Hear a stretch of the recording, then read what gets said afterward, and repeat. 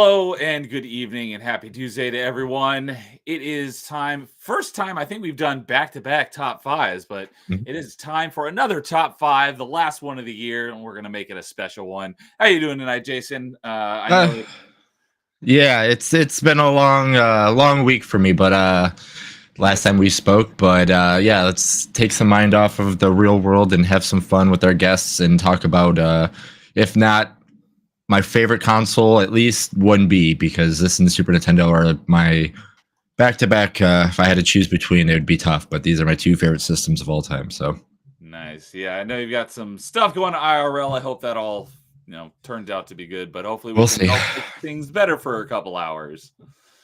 So tonight we are ranking our top 5 favorite PS1 games, which is very fortuitous because when we were talking about what we're going to do for I think it was either end of October, early November, Jason's like, I want to do one for PS1 because I know the PlayStation 1 like birthday is coming up soon, and since it's in December sometime. So I looked at the calendar, it's like, oh, it's on December 3rd. Like, lo and behold, it's a Tuesday when we were already going to have a top 5 anyway. So it just turned out to be perfect. Today is literally the 30th anniversary of the release of the PS1 in Japan. It came out a little bit later in the States, but in Japan it released on December 3rd, was it 1994? So Yeah. that would have been 30 years ago today. So we are celebrating Sony and the PS1 tonight by ranking our top 5 favorite PS1 games. We got a great panel here joining us tonight. We got my achievement hunting co-host, Achievement Chasers, Dude1286, joining us tonight. Good evening. Howdy, howdy. How you doing? This list will give me some good games to go achievement hunting for in a little bit. Retro achievements. Oh, yeah. I'm sure probably everything that's going to get mentioned tonight probably has an achievement set on retro achievements. PS1 has been supported for a while. Exactly. So. And dude here, we've all, or I don't know about James, but I know Jason. Jason told me. Jason was able to tell me before everyone showed up. So he told me in person. All, without us knowing each other, Dude's the only one who knows all of our lists, but not in the order. But we all sent our list to Dude so that he could go scour his library and he could provide visual aids for tonight because he most likely has. I did have to grab 3 games for the N64 because I don't have them for the PS1. Okay, so but they are pretty much the same game on the N64. Yeah, so he'll be providing us the visual aids for all the games we talk about tonight. So lastly, we got my Melee James joining us. What's up, James? Oh my God, I am so excited. Dude is a lovely showgirl like Wheel of Fortune to show all the games off. He'll be our Vanna White tonight. Yeah, the Vanna White. I was trying to think of the name. Vanna White. God damn it, I don't have enough boobs. Big enough boobs for it. We're working on it. Don't worry. But yeah, I'm so excited to be here. I love the PS1. I don't talk about Sony a lot, but it's like the PS1. That's my favorite PlayStation system. This was my childhood system. This is the system that really made me love video games. I played games before, but like this was a whole new world opened up to me. This is the console mate. We can sing. I love to sing. I mean, I'm more of an N64 guy, but this was the first generation that I was actually able we were able to get more than one console for a generation. So the PS1 was the first time we got something that wasn't Nintendo. But so thank you guys for having me here. I love the PS1 so much. This is my childhood in an episode, and I can't wait to share my childhood with all of you guys. So let's do it. And I believe you recently did a PS1 roulette, if I'm not mistaken. Yeah, no, and that was a total coincidence. I was planning that since like September. Were you planning that, or did Kay plan that for you? This was my crazy hobby. This was me. This was me. How do I say this without the Canadian government taking me away? But I got really addicted in my off hours of not streaming, of just putting a lot of games on a certain tiny baby PS1, a little, which for some reason you don't want to play on this one. The tank, even though it looks small as well, but I don't know. It made me so mad that little PS1 only shipped with like 20 games and Crash wasn't even on it. Well, it is now. Was 30 games. Was it 30? Well, it is now. Yeah, it wasn't very many.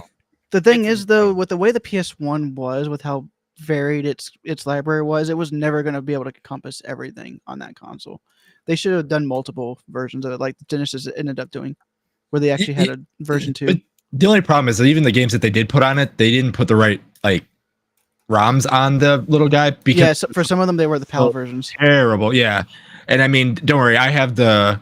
I mean, government can do whatever it wants to me right now, and I don't care. But yeah, I have the same thing. But my my little guy is attached to my. I have a PlayStation interactable that you get in store that you see in stores. I have a PS4 interactable with my PlayStation 1 attached to it, so it's fun to play old PS. All I do is take my game out of my case.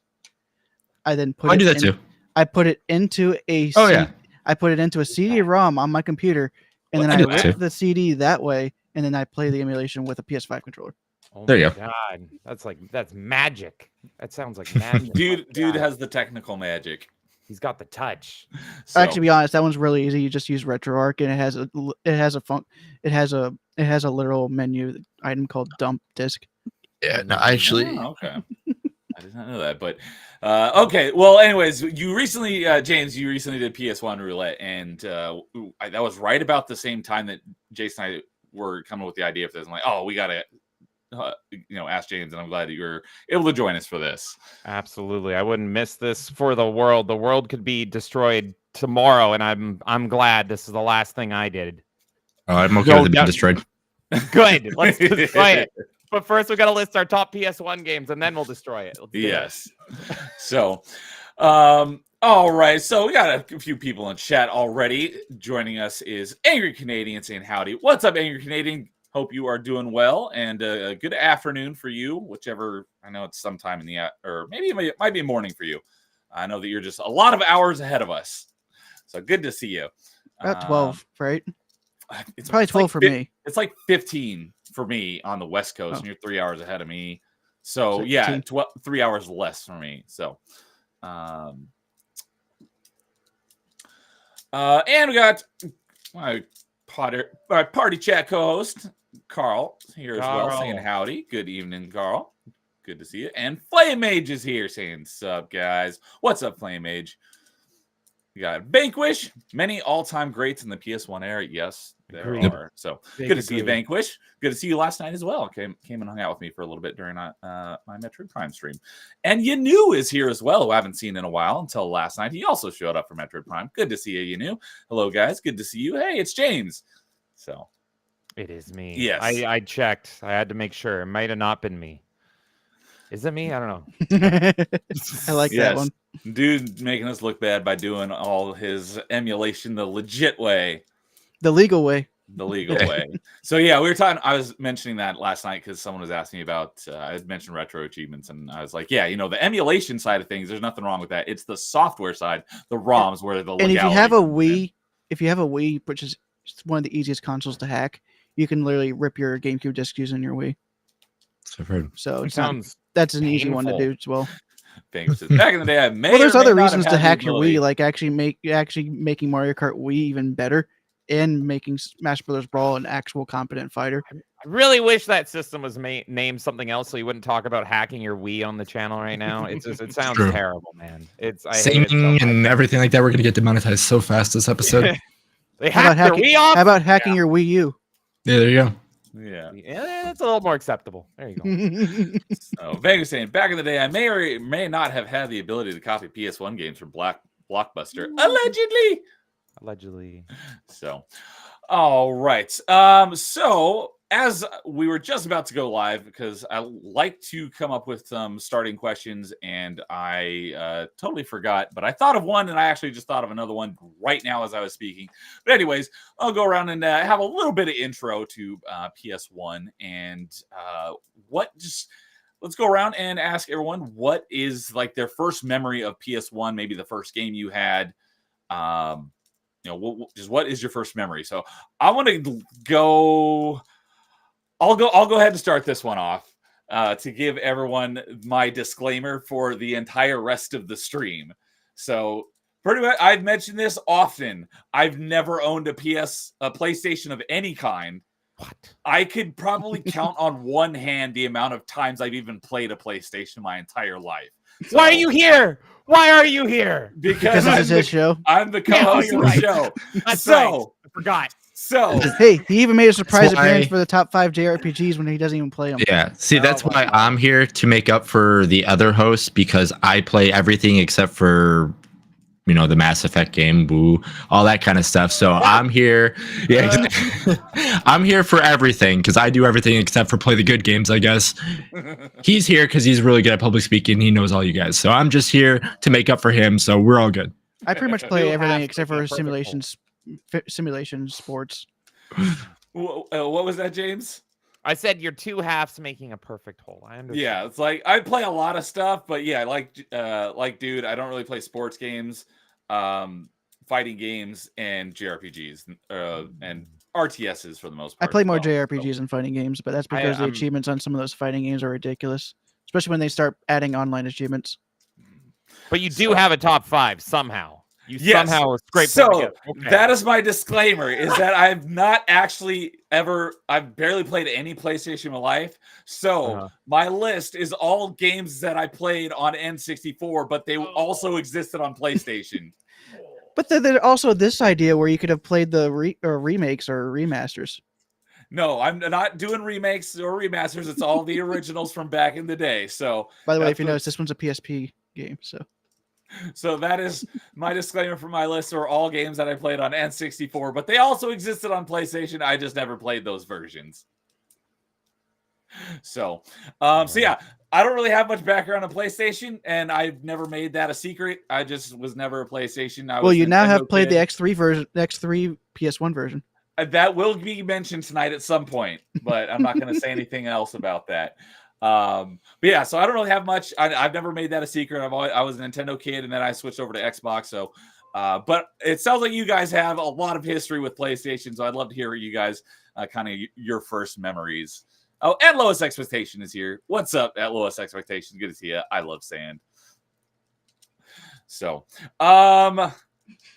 let's go with James. I think I can answer Canadian.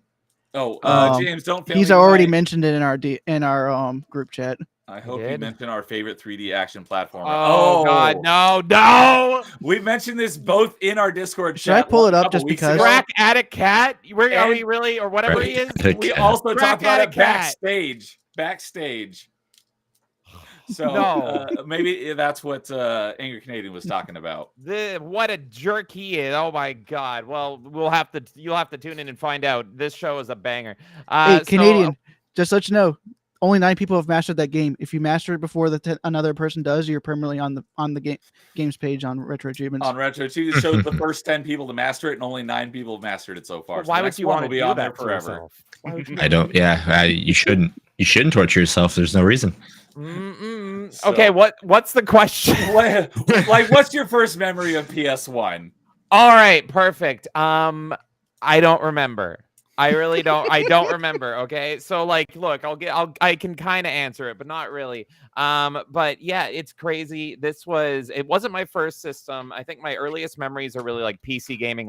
Early PC gaming. I think it was like a Macintosh or something, Atari 2600, and Super Nintendo I had. But Super Nintendo, I only had like maybe 4 or 5 games. But PS1 was really the first system where I had a ton of games. And that was the system where I'm like, oh my God, I love video games. This was my childhood. I don't remember like a first memory. It was just kind of always there. It was just persistent and prevalent in my life. And I think the reason for that is, and I have to skirt around this a little bit, but I didn't actually own any PS1 games as a kid. You just borrowed them. I borrowed them. I permanently borrowed them from my uncle. He would come over and he'd be like, "Here's your latest stack of 30 PS1 games that magically work, and the covers are written in marker." So I don't have like my those instruction booklets got lost pretty easily. I mean, if that's what happens, when you didn't put it back in the case. Yeah, right. What's wrong with you guys? I have all my manuals. Same. So, do you remember the first PS1 game that you played? No. Okay. I do not, because I never got just one. I would get like a stack of 30, and then being a little kid, I'd be like 5 minutes, next one, 5 minutes, next one. Oh, wow, okay. So I played a lot, and that probably dictated kind of, my, warped my brain and everything. But that was kind of probably why, like, my favorite games on the system, I never beat anything because I had just an abundance of them, and I played a lot. I played a lot of PS1 games, but my favorite ones were like the fighting games. They were like the pinball games. They were the sports games, the action-y games. I never played through like a big JRPG, and the PS1 has a lot of incredible JRPGs, a lot of incredible long form games, because being that young and just having an abundance of games, I was just like, it was like every day I'd wake up and I'd be like, put in Tekken for 5 minutes, put in Mortal Kombat for 5 minutes, put in this for 5, and it was just like I was playing everything nonstop. I was very spoiled in that regard with my lack of instruction manuals and shiny covers and things. So I actually every PS1 game I own, it was that's where the stream roulette came from. Kinda, yeah. That could be. I was doing my own little lonely roulettes as a child, but that's kind of my first memories, is a big plunder of everything. But I will say more on this when I introduce my number 5, because I'm gonna explain it. I have a little twist. I have some twists up my sleeve for how I dictated my top 5 here. So you're gonna hear a lot more memories from me. I saw the list that you gave me, so dude, no spoilers, dude. Dude knows it all. Dude's like the overlord. Somehow he's he Oracle. weaseled his way in. Yeah, he's the Oracle. He weaseled his way in, and he's the Oracle now. This is the first time on any one of these episodes where someone knew everyone's answers beforehand. Because thing is, though, I don't know the order, which I'm glad. He doesn't know the order. I took like 10 minutes to shuffle it. I was perfectly honest. I barely remember who chose which mostly, but I know one game that's on everyone's list. Oh, I think I would figure that would be on everyone's list as well. Bubsy. But yeah, you're gonna hear a lot about my memories. Don't worry. We like to be surprised. So there was one time where someone was gonna be on top 5, and they sent me their top 5 list. I'm like, delete it. I don't want to see it. Save it for the episode. He's like, oh, sorry. I was so confused why you said send everything to dude. I'm like, are you sure? Yeah. You really like want to me be to do that and see it, get it all, in real time. Just like because that'd be pain in the butt. So yes, Forking Around is here as well, and you are correct. He says, I love watching Neo pre-read my chats. I saw it, and he said, this is a reference to the party chat from a couple weeks ago, but wait, this isn't top 5 gamer girl juices? No, it is not. It's top 5 PS1 games. I prepped the wrong list. So I had Tifa. I had what's her name? The hot librarian chick from Final Fantasy VIII. Quistis. That's it. I can never say her name. Great visual, horrible sexier name. Than Quistis, though, in my opinion. NK is here as well, saying Tomba was her first PS1 game, and X-Men Mutant Academy. You know what's crazy? For both of those games, I don't have the first one, but I have the sequel. Okay. So, thanks, Ed. But yeah, I have a couple of visual aids here as well for the first time.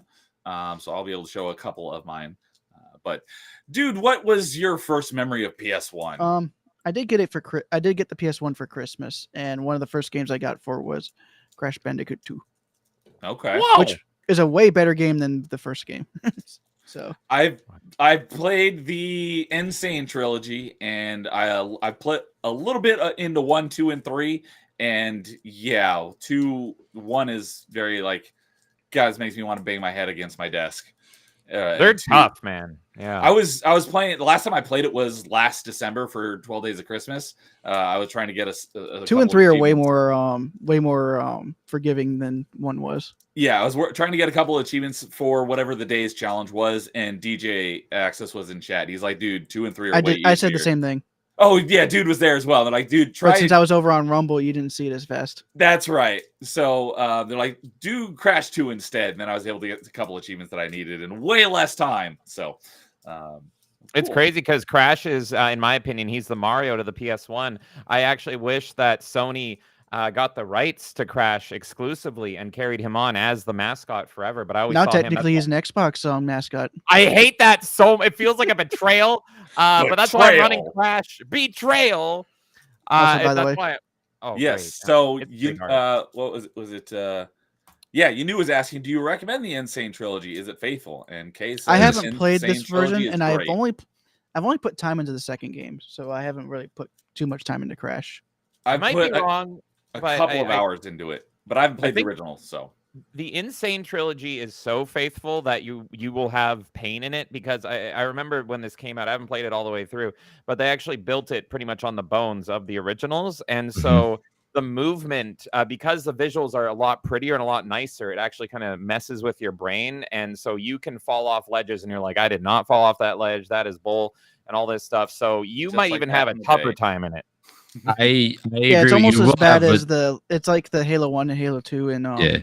with those remasters, because if you go to the old graphics, you see the original geometry, but then you go to new graphics and you don't see Everything's cluttered and clustered, and it's so much worse than a platformer.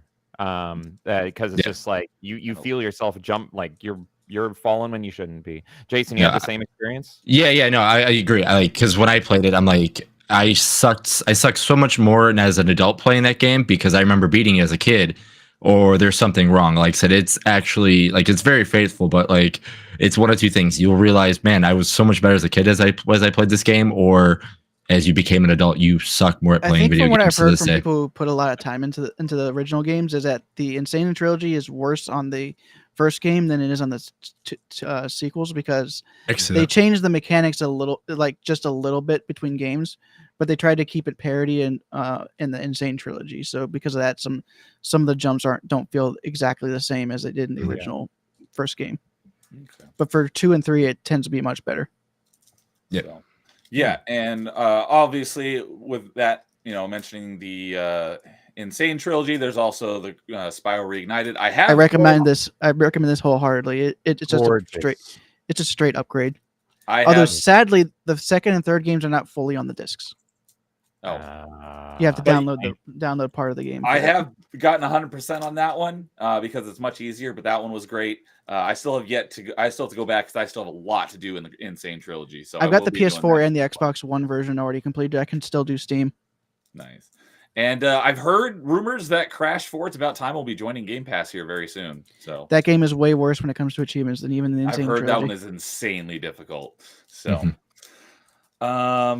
Since we're selling people right now, I will remind everybody that you have until 10 a.m. tomorrow for the Steam sales, and both Crash and the Spyro remakes are on sale right now. Maybe I should pick So up I the just Spyro need- one just so I have another reason to go through again. Yeah, it's 65% off, and I think it's in a bundle with Crash as well. It they is. usually are. Oh, I'm you sure can it get is. you can get a bundle with the Insane trilogy, Spyro Reignited. Oh my god, and Crash 4. It's called the Lucky 7 bundle. So there you go, and that's only until 10 a.m. tomorrow. So PST. So Yep. Well, good shout out. And I believe Crash Team Racing is also joining Game Pass very soon. yes, it is. So that's a great remake too. And Christian Frades is here as well, saying I grew up with the PS2. So yeah, we're doing PS1 tonight, but I'm sure we'll probably do a PS2 top 5 at some point as well. So, and Jason, what about you? What's your first memories of PS1? So my first memories of a PS1 is obviously magazines, reading all about it and realizing, man, this thing is awesome. Also kind of going back and peeling the curtain, like when it was actually called, Nintendo was going to have the PlayStation at the time. So I go back and read the magazines with that kind of stuff when that all fell through. But my first memories having it or holding it and everything like that is at Best Buy, when we used to go there and just have all the interactables and playing all the demos there. My first time getting it at home, I used to rent it at the local video store. I was able to take it home one day, and then that Christmas I ended up getting one. My PlayStation, I usually go by PlayStation. If you owned one, is like, which demo disc did you have? Which disc one did you have? So like my interactable CD was version 3. So when I had volume 3 is when I had mine, and forward and everything like that.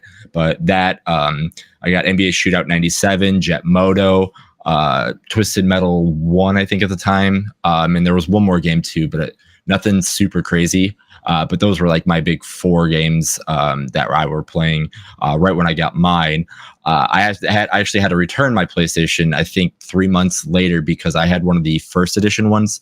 So the ones that actually had the red, white, and yellow cords on the back of it, because a lot of TVs didn't have the thing. So I had the thing to go back to back. But anytime my PlayStation would get warm, all whites would turn pink. So a lot of the times I was playing all my games with In just the wrong pink. It was color. like impossible to read. Yeah, it was. So I mean, when I first started playing Final Fantasy VII, and everything like that, all my text was pink. All the whites were turning pink, and you could barely even see the game. So that's what I had to deal with at first, and then until I got my, till I returned it and got another one, because I never heard any other things like that besides mine, but.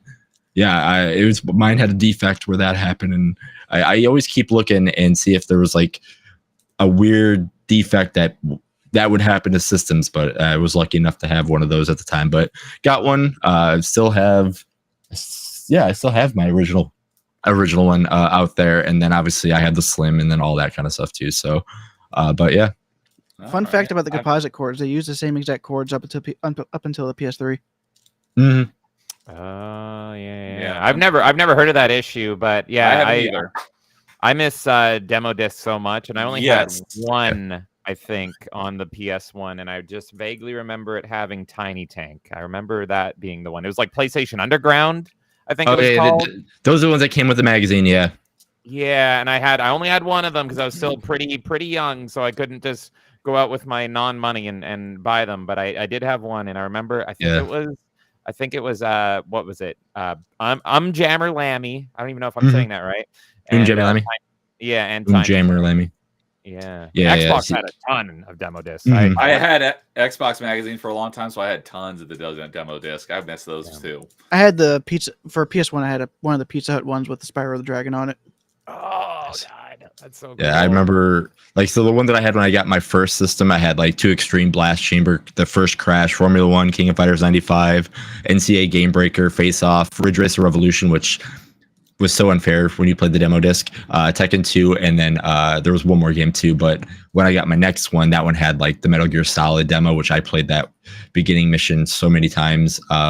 Fighting Force. There was a couple other ones too. I'm just forgetting which ones were on that one.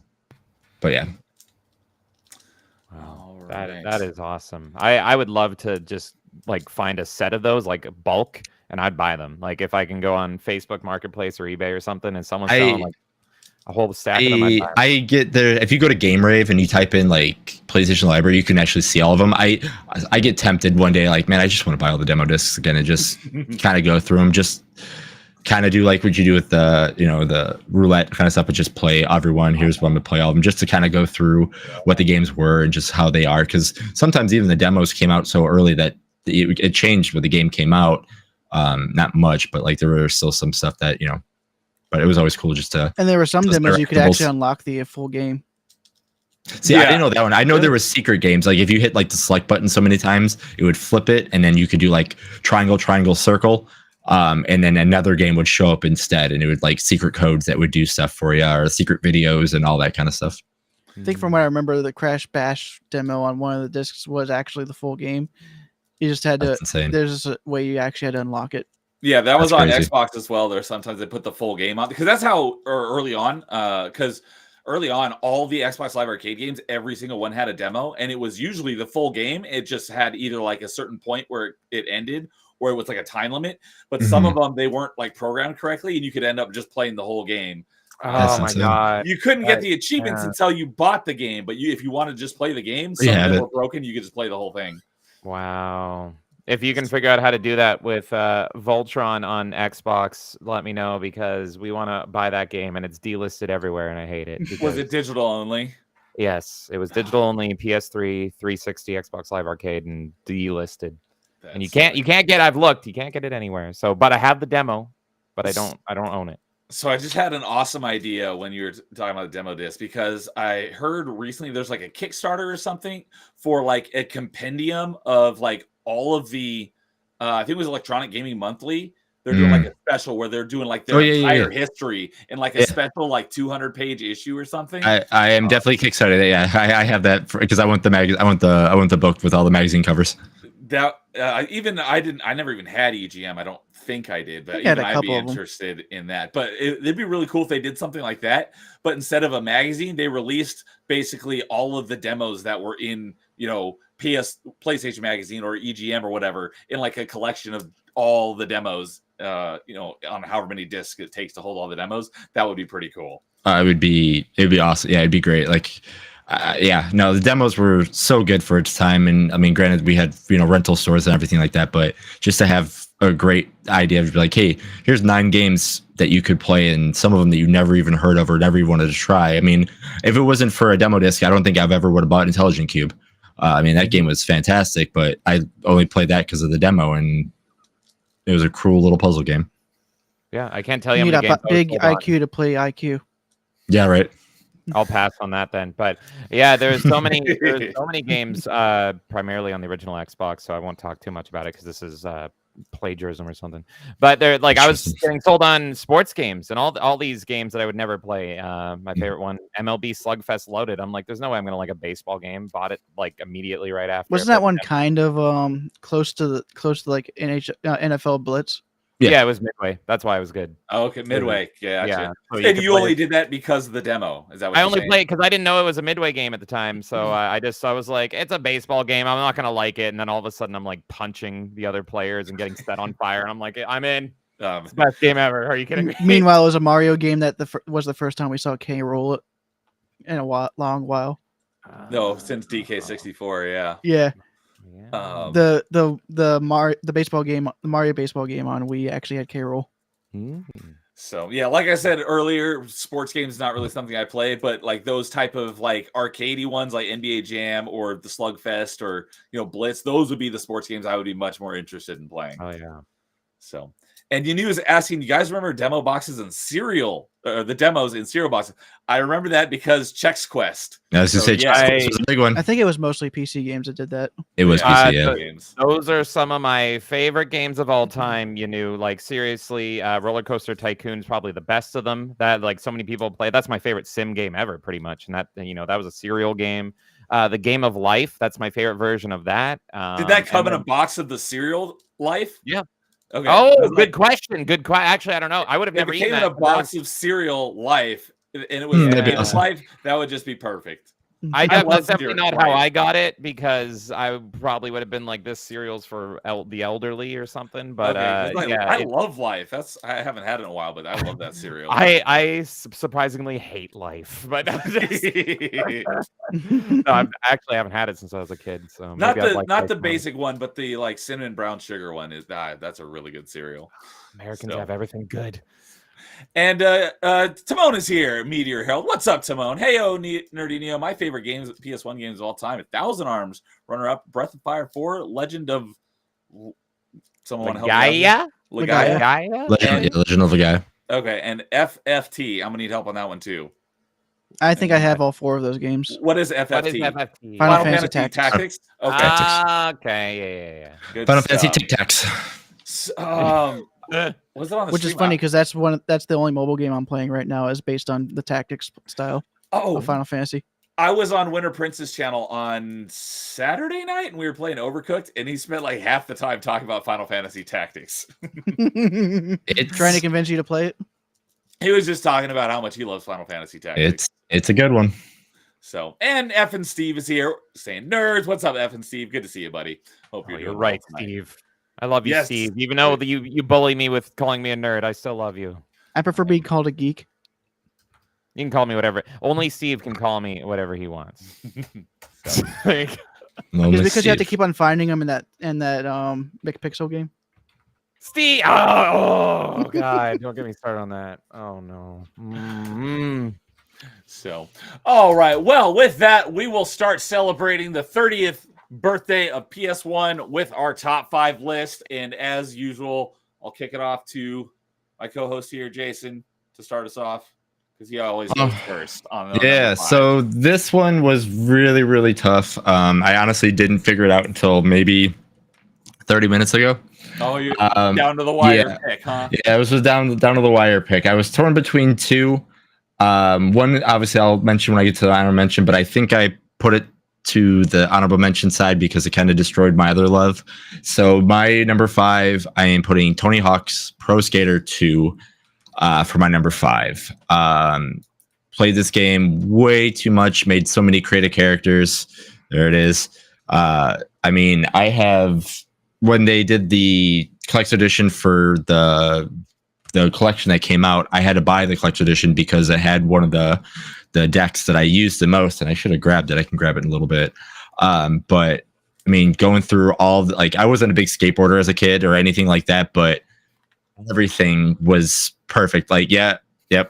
Like, I mean, I loved every skateboard. Like, I knew about Bob Burnquist. The GBA game is surprisingly good for being isometric. That's what I've heard. Actually, I have it on this guy. So I miss my GBA SP. So this isn't one. This actually is an Ambernick. It plays everything. So it's an SP design. So when I bring it with me, it doesn't scratch the screen. But like, I literally play PS1 games on this. Nice. But yes, it's like a perfect recreation of the PS1 N64 game, but in an isometric view. It was great. Yeah. Diablo Tony Hawk. It's quite strange. It is. Playing. That's pretty good. But yeah, I mean, making the character, doing the tricks, learning how all the stages and how you can get the biggest combos, and just high score heaven is pretty much the best way to describe it and what you can do. Yeah, I played that way too much. The soundtrack, super good. Everything. I mean, there's times where you drop into the warehouse and you're like, all right, cool. Pretty much Rage Against the Machine's gonna play, or another one. So it's the warehouse was Tony Hawk 1. Hangar. They really blend together though. Like sometimes, like I look at my memories because I love both Tony Hawk 1 and 2, and I'm like, this song I love, and it's like that's actually from 1. And yeah. No, it's definitely Hangar. Well, then it was a very smart thing that they whenever they did the remake a couple years ago, they did 1 and 2 together, and that was that's an amazing remake. It's fantastic. I would show you my copy, but my copy is at my brother's house because I let him borrow it. Nice. But yeah, you're right, the Hangar, because again, there was a helicopter, and you can, grind on the helicopter for it to fly and crash, and open up the other spot to get the, the other videotapes and all that kind of stuff, which was always interesting that the helicopter flew and then away. Finding all the gaps in the level. Yep. Yeah, I was playing a bunch of Tony Hawk just over this year because it came up on one of my roulette streams like in February, and it got me the itch. So I just went back and I played I probably put 20 or 30 hours into the Tony Hawk 1 and 2 remake this year. Yeah, and then because of retro teams, there's so many other Tony Hawk games you can play through. Yeah, because originally when the Tony Hawk 1 and 2 remake came out, you could play through it once, and then I did that, and then after that was my favorite board too. That's the one that I used as well. I love that one. I wanted to get that one IRL, but I never actually ended up getting into skating, even though I really wanted to. See, I'm not did do it a bit. Yeah, I'm not skating, but when they said the 1 and 2 came with it, I was like, all right, I have to pick this up because, like I said, this was one of the boards that I used the most of. So, but yeah. But I was a 0 kid. If they did 0, I would have definitely got it. But yeah, that board is awesome. Since we're talking about the remake, though, I got to ask, and I want to ask Jason once he's back after grinding and flipping and tricking and all that. Hold on, I got to finish my ollie and then to my. Okay, cool. Oh, okay, there you go. You got your special up. Perfect. Yep. And he had to land that 900 first. Yep. So my favorite remake, which not a lot of people know about, was actually 2X. Jason, did you ever play Tony Hawk Pro Skater 2X? Was on the Xbox? That was on the original Xbox. Original Xbox, yeah. I played that a little bit. The both Tony Hawk 2 I played was on the PlayStation, and then I played it on the Dreamcast because the Dreamcast had really, really nice, like, the characters popped a little bit better and everything like that. But yeah. Okay, yeah.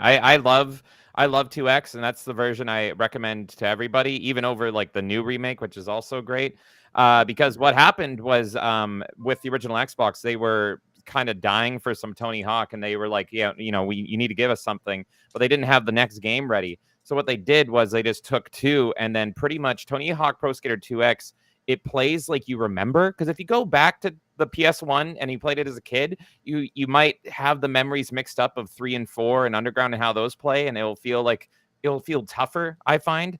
But 2X plays like you remember because it's pretty much Tony Hawk 2 in like the 3 and 4 engine, and it plays more like 3 and 4, but it's got all the levels. It's got the levels of 1 and 2 in one. It's got the soundtracks of 1 and 2 in one of them, and they even brought back Spider-Man, which they didn't do for the new remake. So it's like it's the only version I play anymore. I love it on the PS1. That was my childhood, but it's just like I think I want to relive it. I'm actually amazed that you don't prefer 3 because that one had Boba Fett.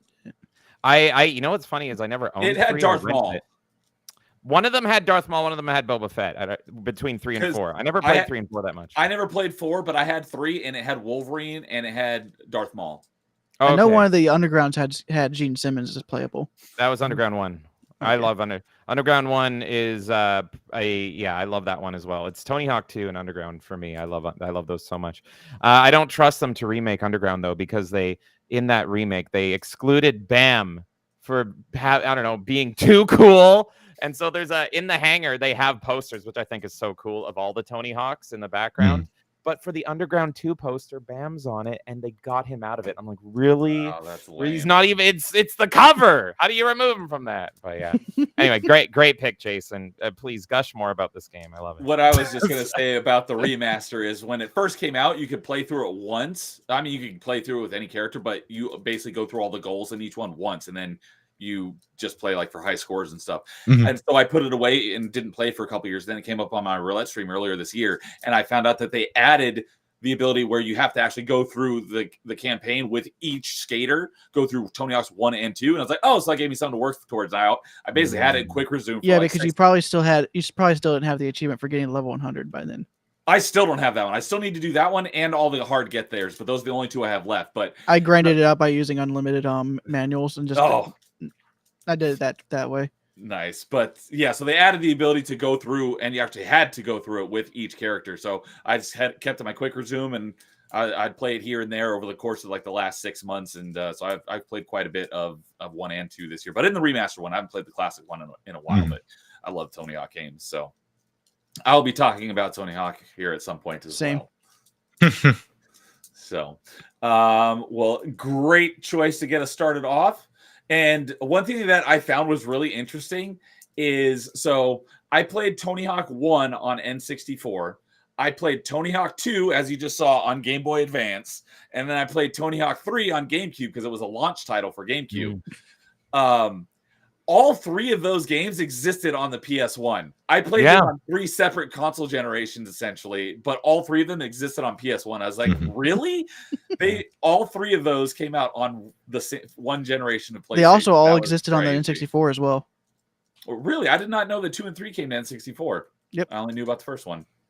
They were so popular, Tony Hawk, and that like just revolutionized skateboarding and made it so popular with kids that they were milking that like crazy, and everyone was playing them on the PS1. So even though it was, it was not the best way to play 3 or 4, you could get 3 and 4 on the PS1, and I'm sure a lot of people did because it's expensive to buy a new console. So there you go. There's more Tony Hawk for all you kids that are stuck on the PS1. And I would say up to American Wasteland, it's a great franchise, and then after that, it just took a nosedive off a cliff. Yeah, that's right. American Wasteland wasn't that good.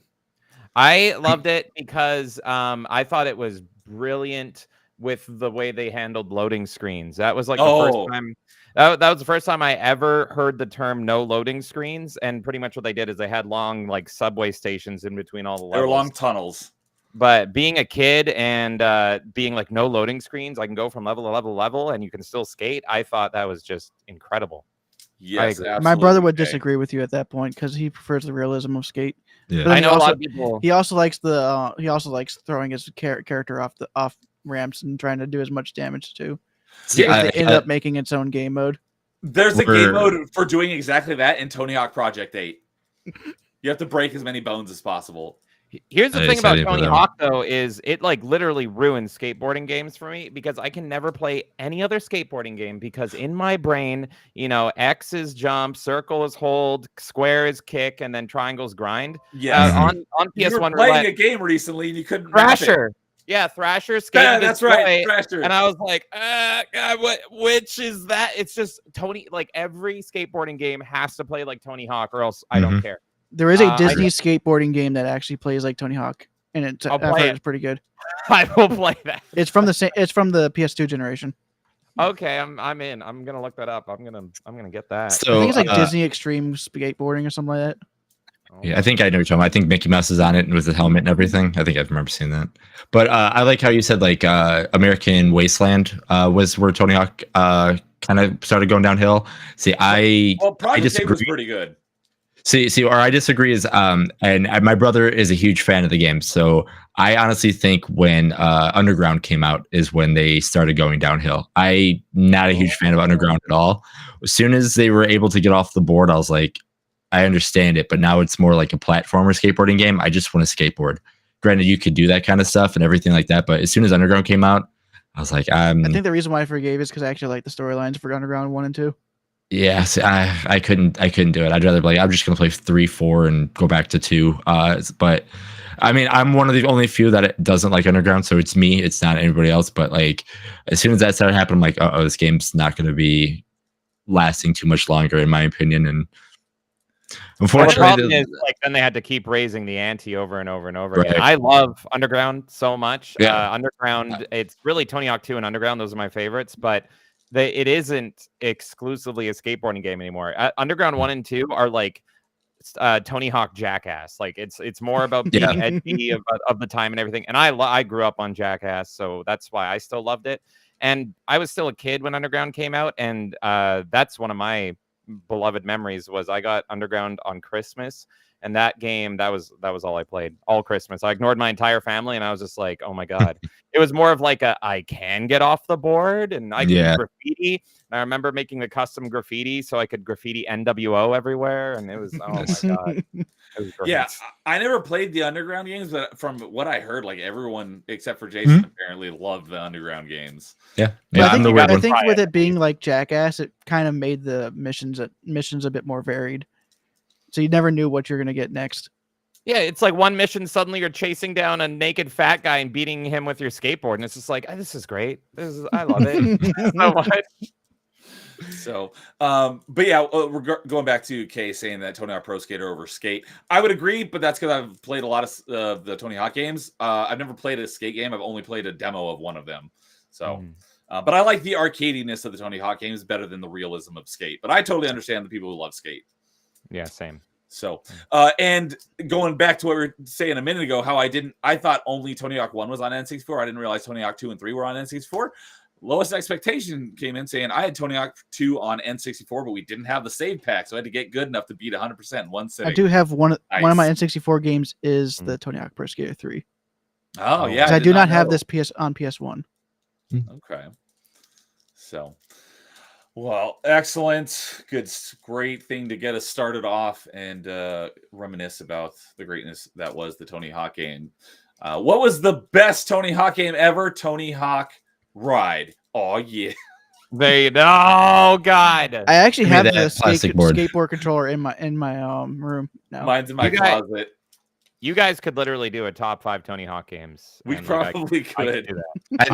I could It absolutely gets do that. probably the same when it gets to 3, 2, and 1. I can, or except for me, but But for you, yeah. except for me, mine would just be 1 through 1, 2, 3, 4, and then the remake. All right, there you go. I'll add it to the list. There you go. So, How about best Tony Hawk Pro Skater levels? yeah, I could do it. That makes more sense, probably. And tricks. To give it a bit more variety. Mhm. So, And also, why is the school one of the worst? which Which one? school? School School 1 one or or School School 2? School 2. Really? I love it. Sure. What is it considered bad? I know. I don't. I just remember trying to wall ride to get all the bells and wanting to. That was School 1. Okay, then it's school 1. Yeah, I want to throw against my controller against the wall. I don't think you could wall ride in 1, so I think that I was didn't 2. see it either. I thought it was 2. Oh, well, that might have been something they added in the remaster because they added all of the future. Yeah, they added all this stuff in things like remaster. wall Yeah, rides and Yeah. reverts. yeah. Wall riding the school, like the bells, sucked.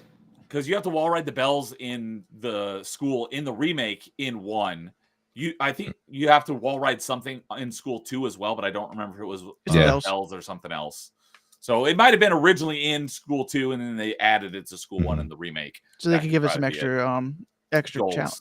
missions. Mhm. I think my trauma is getting run over by the bull when I'm trying to get the high Oh, score. 'cause, at yeah, the last level? That's the rage-inducing one. It's just like this freaking. Most of my bull rage inducing constantly. from those first 2 games is because of the remakes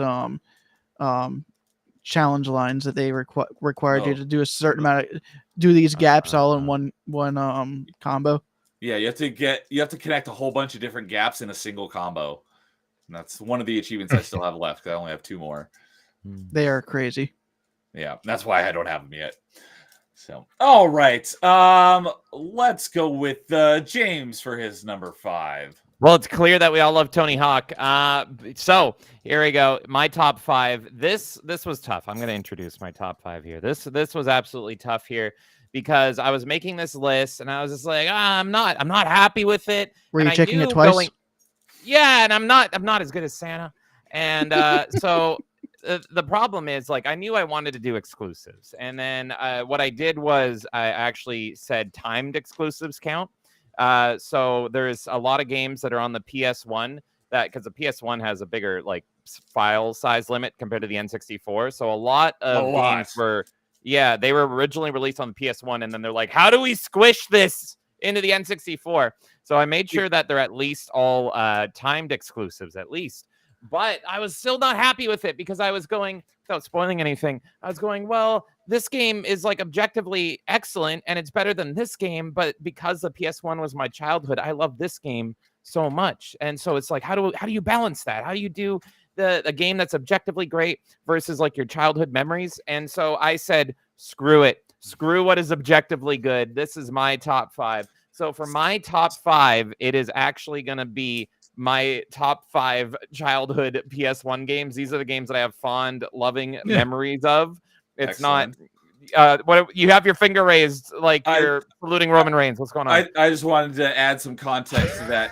The PS1, since it was on a disc at the time, that had the standard disc space, which was 660 megabytes, and the N64 cartridge had 64 megabytes. So they had to really scale it down for the N64.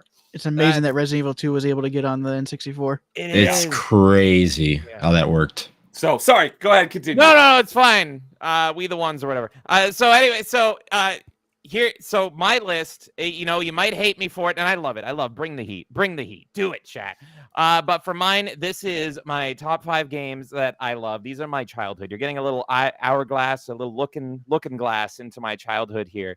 And for all of mine, let's see here. So if you're 87, this is 30th anniversary. That would have made you a slow learner. A young little 57-year-old James. I'm a very slow learner. I didn't peak for a while there. So here you go. You asked me about my first PS1 memories. I'm going to give you memories for all 5 of these. And then my honorable mentions is crazy, as dude already knows. All right, so number 5 on my top 5 PS1 games, now that I've given the full context. Here we go. Here is the Crash representation. We have what might be the best kart racer ever. It is Crash Team Racing, baby. Ooh. Oh, my God. Number 5, Crash Team Racing. I love this. I constantly defend this game as my favorite kart racer. Look at it in its beauty. I love that cover, the checkered flag in the background. It's just excellent. This game I was going back to again and again and again, and I didn't stop playing this game until I moved on to the next system. Loved it so much. I love the open world. There's a lot of great kart racers in this era. It's going up against Mario Kart. It's going up against Diddy Kong Racing. But the thing about Crash and what I loved about the PS1 and what I went on to love about the Xbox was the edginess. And so Crash was the edgy one. That was the attitude one. That was the rough and tumble one. And that's why I loved PlayStation of this era. As it felt Crash like was the insane one, not the edgy one. Well, they go hand in hand, really. And obligatory. You can't be a calm, insane person. Sonic is closer to the edgy one. I guess, obligatory but Sonic Racing mention for Diddy Kong Racing supremacy. I know. She loves the monkeys, but I love the bandicoots, whatever the hell they are. Was CTR your favorite kart racer? Yes, I absolutely. And I played other kart racers. I rented, Super Mario Kart on the SNES. But what'd you think of the remake? I love the remake. It did have I'm a very picky with my censorship. It had mild censorship. They made my Bandicoot girls slightly less sexy, and they were a big contributor to my they make them playable, though? They made them playable, and they're still gorgeous. They're just covered up. So I'm just saying, that's my one little complaint. But apart from that, the remake is incredible. Highly recommend it. But yeah, I love this. My main was Tiny. I loved him. Something again about my childhood is my favorite characters are always like the Bizarro characters. And so for Godzilla, I loved Mecha Godzilla. For Pikachu, I loved Raichu. And for Crash Team Racing, I considered Tiny to be like the Bizarro Crash. He's the big, how dare you, Kay? There it is. He's the big, roided up, angrier, more aggressive, more I support big Melee tooth Carl. Crash. So I love Crash Team Racing. It's big, it's bombastic, it's edgy. I think I don't know, my favorite level might be Ruse Tubes. I love underwater levels in kart racers because like the water is out there and you're in here, and So you must love so Mario cool. Kart 8. There's a level like that. Yes, I do. Episode 1 I do. racer And Mario that Kart you go 7. underwater. I think Mario Kart 8 is the best Mario Kart, and I get a lot of heat for that too. But You're not wrong. it's got so much content. It's there's so much. But yes, anyway, so that is my number 5 is Crash Team Racing. It's Edgy Boys wet dream here. I highly recommend it. I would also have to agree with Melee Carl, but I've never played CTR, so that's why. No, But Diddy Kong Racing wins. Yeah, no, the nice thing about CTR is like because it had to compete against so many kart racing games that it was a kart racing game, but it also affected more of it racing. It was more of a racing game that was just on karts where it was not competing with like a Mario Kart. Like it was because what you're doing, but like when you played it, you're like, oh, cool, this is actually feel like I'm racing as, you know, something instead of, you know, like more of a party game and all that stuff. It was a racing game that had kart effects instead of a kart racing that had party effects that try to win everything like that. That's the one thing I liked about CTR over the other ones. Granted, I'm a huge I like Mario Kart better than CTR, but like I respected that I could play both games and have a different feel for both games and feel like I'm playing, you know, two different games like I should be, you know, instead of just being like, oh, cool, I'm playing, you know, Mario Kart 64, then I play Diddy Kong. It's like, cool, I'm playing the same thing, but I can actually have a, you know, a plane, or I can actually do this kind of stuff. But yeah, no, I agree with how different, you know, Mario Kart to me and CTR kind of felt in the same way. Absolutely. Oh, and James reminded me of something because he said his main was Tiny. I meant to ask you, Jason, when we were talking about Tony Hawk, who was your main? In Tony Hawk, Bob Burnquist. Bob Burnquist, okay.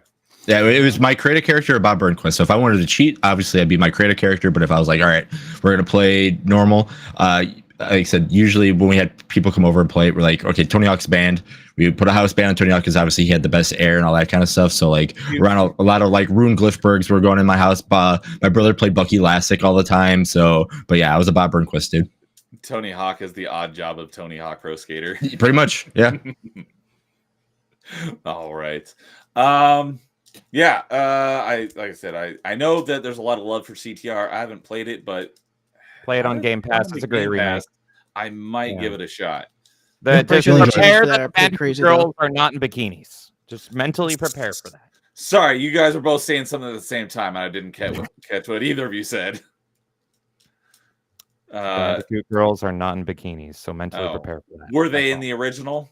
Yes. Oh, okay. Big part of my childhood. Huge.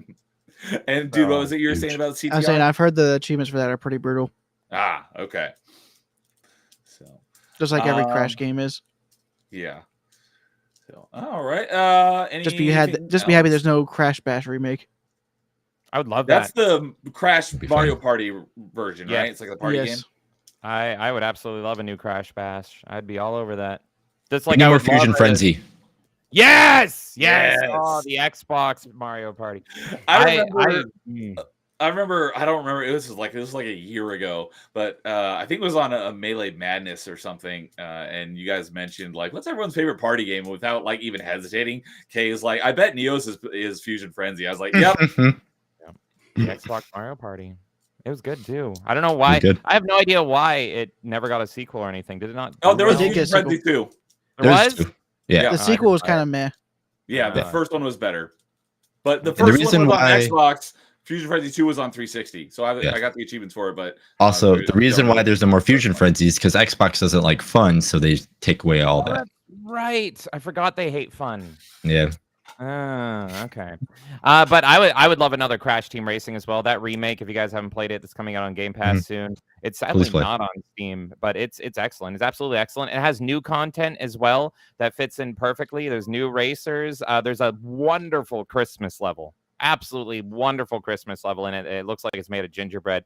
I would want a sequel to it, but Activision also hates fun. And similar to Tony Hawk 1 and 2, they are like, oh, we have a remake that actually did well and everyone liked it. Better never do that again. So what's wrong with you? Oh, so Crash Team Racing Nitro Fueled comes to Game Pass tomorrow. There you go. Go play it.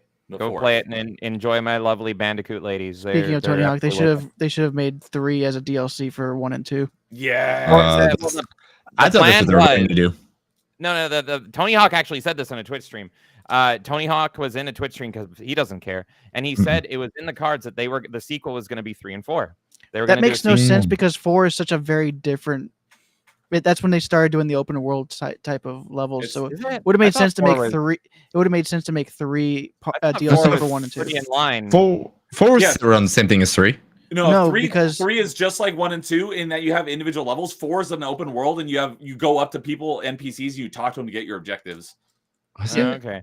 Well, he So- said in his Twitch stream, it would make sense to have 4 in both undergrounds in the same collection, Mm. And then have add 3 3 of the added DLC to 1 1 and 2. Yeah. Well, apparently That he would've been said perfect. the plan was 3 and 4 were going to be in a remake, but Activision hates money and fun. And so here is the stupid thing: is they took, if I'm trying to remember this, they took the team that made that, and even though it was a success, they merged them into Blizzard to work on like the upcoming Diablo 4 at the time.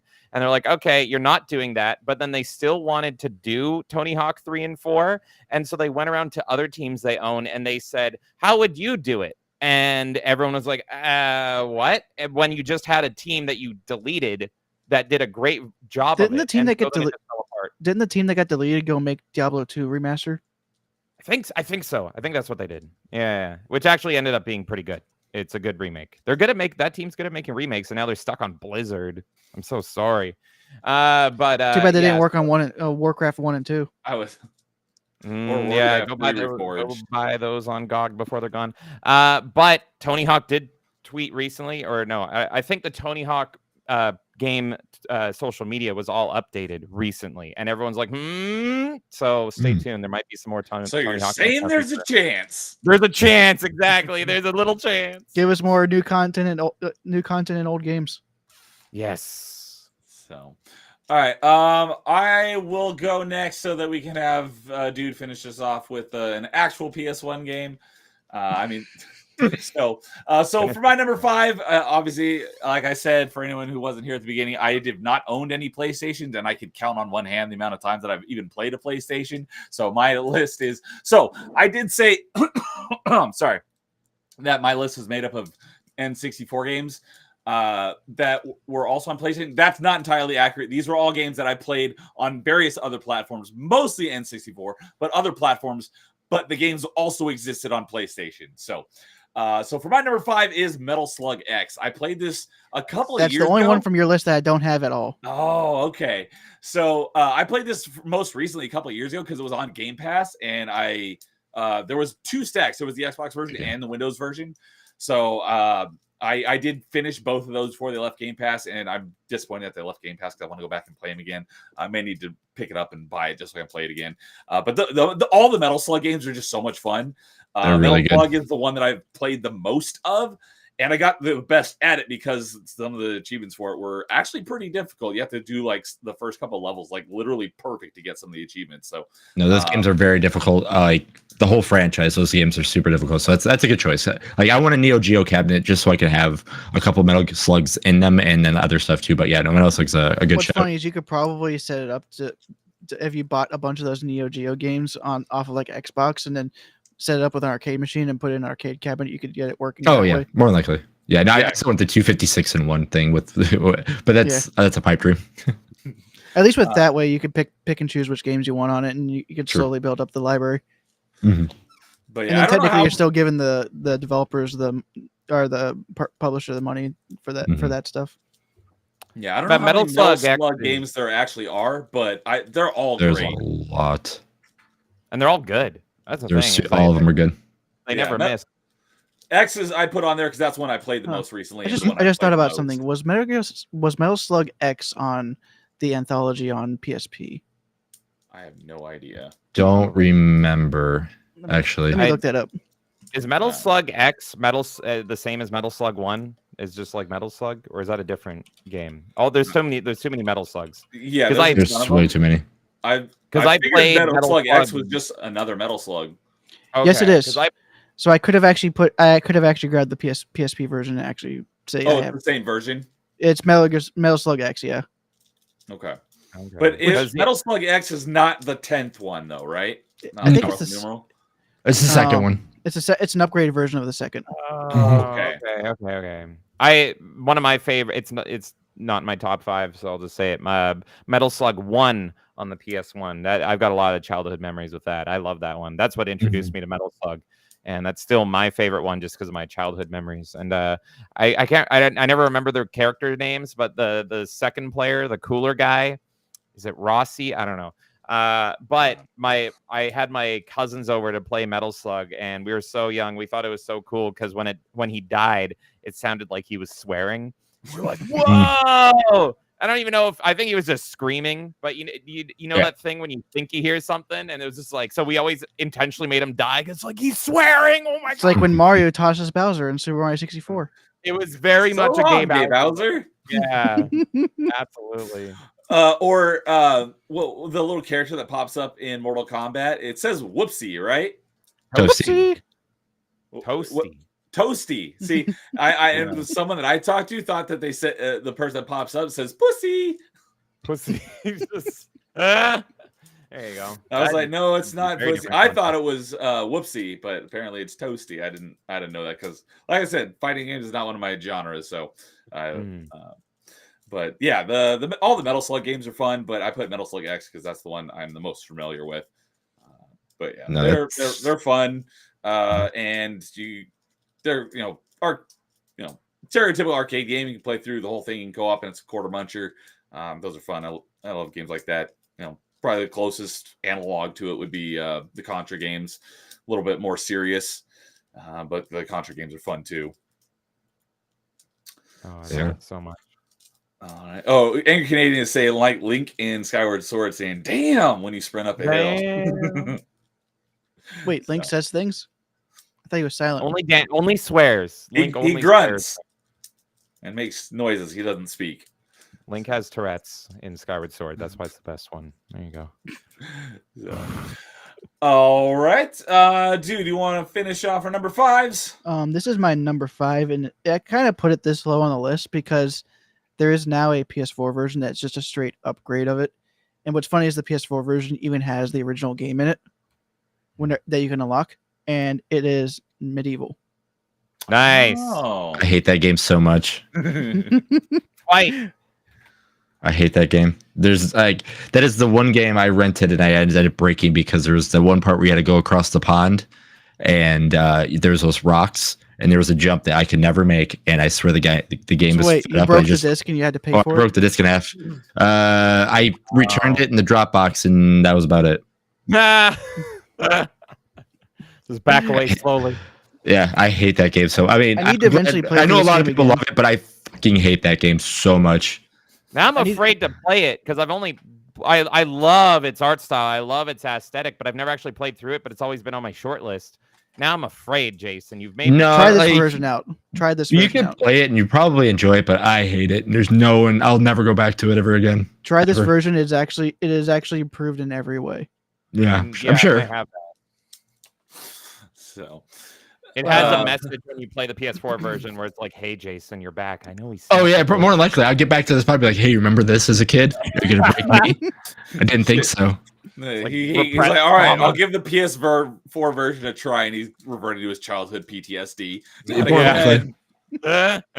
But I love the aesthetic. The goth aesthetic to it, and I love the humor. It's a very dark humor, and I just like how different it is on an action adventure, and because of that, I just really enjoy playing it. Mm-hmm. And I need to go back and play through the PS1 version again because I did play the PS1 version a while ago, but then I played the PS4 version for trophies, and I need to do the same thing for retro achievements now eventually.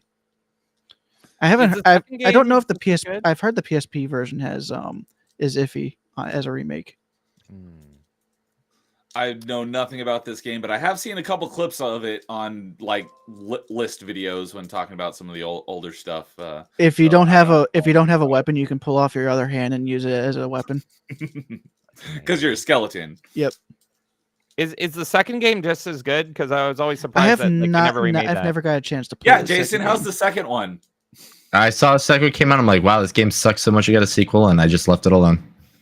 Usually I have a comment like, oh yeah, it was okay, but anytime I see that franchise, I'm like, I feel so sorry for people who like that game. Sounds Sorry, like a dude. skill issue. It is. Again, I hear people love the game. I'm like, that's fine. It's all me. I know it is. It's the whole thing when I say like about Tony Hawk's Underground. Like, it's not the people who like the game. It's definitely me that just for some odd reason it just didn't click, and then that game just Medieval. Since it's been so many years, maybe you could try it again and see if it clicks again. I probably could. I probably could. So what I'm curious from Jason, because he hates it so much. I've always really wanted to play this game just because it's the aesthetic. I would try it and just prove me wrong. That's what I would say. If anybody hasn't played it before, play it and then be like, when you get to that area, like I said, it's the part that I got stuck on as a kid is like there's just gigantic pond and you just literally have to jump rock to rock to rock. Mm-hmm. And I got to a spot where every rock you would jump to, you would jump on it and then you would just slide off every time. I don't remember that. Yeah, it doesn't matter what rock you jump to. Even if I went backwards, I would jump on the rock and just slide off. And then you would just automatically die because you're drowning in the water kind of thing. Because, water in PlayStation 1 games, you can't just take damage. You just die. You are a skeleton in armor. It's true, too. And that makes a bit more sense. I totally see that because, platforming on that style on the PS1 tends to suck. So I can totally see that sucking. What I'm curious from you is in October, we streamed a spiritual sequel made by like one indie dev called Pumpkin Jack. And I loved it. And it's very much a spiritual sequel. Oh, so you'll like the game then. I'd be curious if you like Pumpkin Jack. I'd be curious to see you try that and be like, what if it's like, oh, this is what they should have done. This is what it should have been. Like, dang it. I don't know. I'm very curious if you ever played Pumpkin Jack, what your opinion would be. But Pumpkin Jack was excellent. I absolutely loved it. I had never heard of it, and it's funny. I didn't watch that stream, but I saw it in my feed that you were playing it, and literally like the next day, it was free on GOG through Prime Gaming. So I added it to my GOG collection of games. I haven't played it, but I do have access to it. It's now one of my number one Halloween games because it's literally medieval, except instead of a skeleton, you're playing like a jack-o'-lantern type guy, like pretty much like a pumpkin king. But apart from that, it's very much in the same vein. But yeah, I can't wait to play it, and I'm gonna take Dude's advice and play the PS4 version because I think it looks gorgeous as well. So, and like I said, there is an added quest in here that you don't have to do for the main game, but if you do that added quest, you actually unlock the original game. And I love that. I love that little touch in there. That's pretty cool. Jason gets double the trauma for one price. I'll do it. You play the remake with improved controls, and then you unlock the original and see if the trauma was real. Double the game, twice the trauma. Yeah. I would say when we made this list, I'm like, somebody's gonna put the game on the list because, like I said, it's a game that people love, and I completely understand. And as soon as they bring it up, I'm like, I'm gonna have to try to not defend myself, but I'm gonna have to just relive trauma over and over. And again, it's me. It's me. Like again, chat. Watch, you were actually going the wrong way. I don't know how. I mean, there's only one way across. Because I don't remember having a hard time with jumping across rocks. Oh man. I'm so serious to try it now. Oh my god! Yeah, like I said, I must have found a soft lock somewhere, and then just been like, "Hey, I guess you can't do anything now." It's actually super easy, and he just hit a glitch. Well, maybe. No, platforming on the PS1 sucks. I'll just say it. I know I'm on a We Love PS1 stream, but I'll say it. The platforming on PS1 tends to suck. But I'm curious, does Medieval on the PS1, because the PS1 didn't launch with analog. At what point did Medieval come out? Because every game had to work analog control compatible. Okay. Yeah. So I was the first analog game.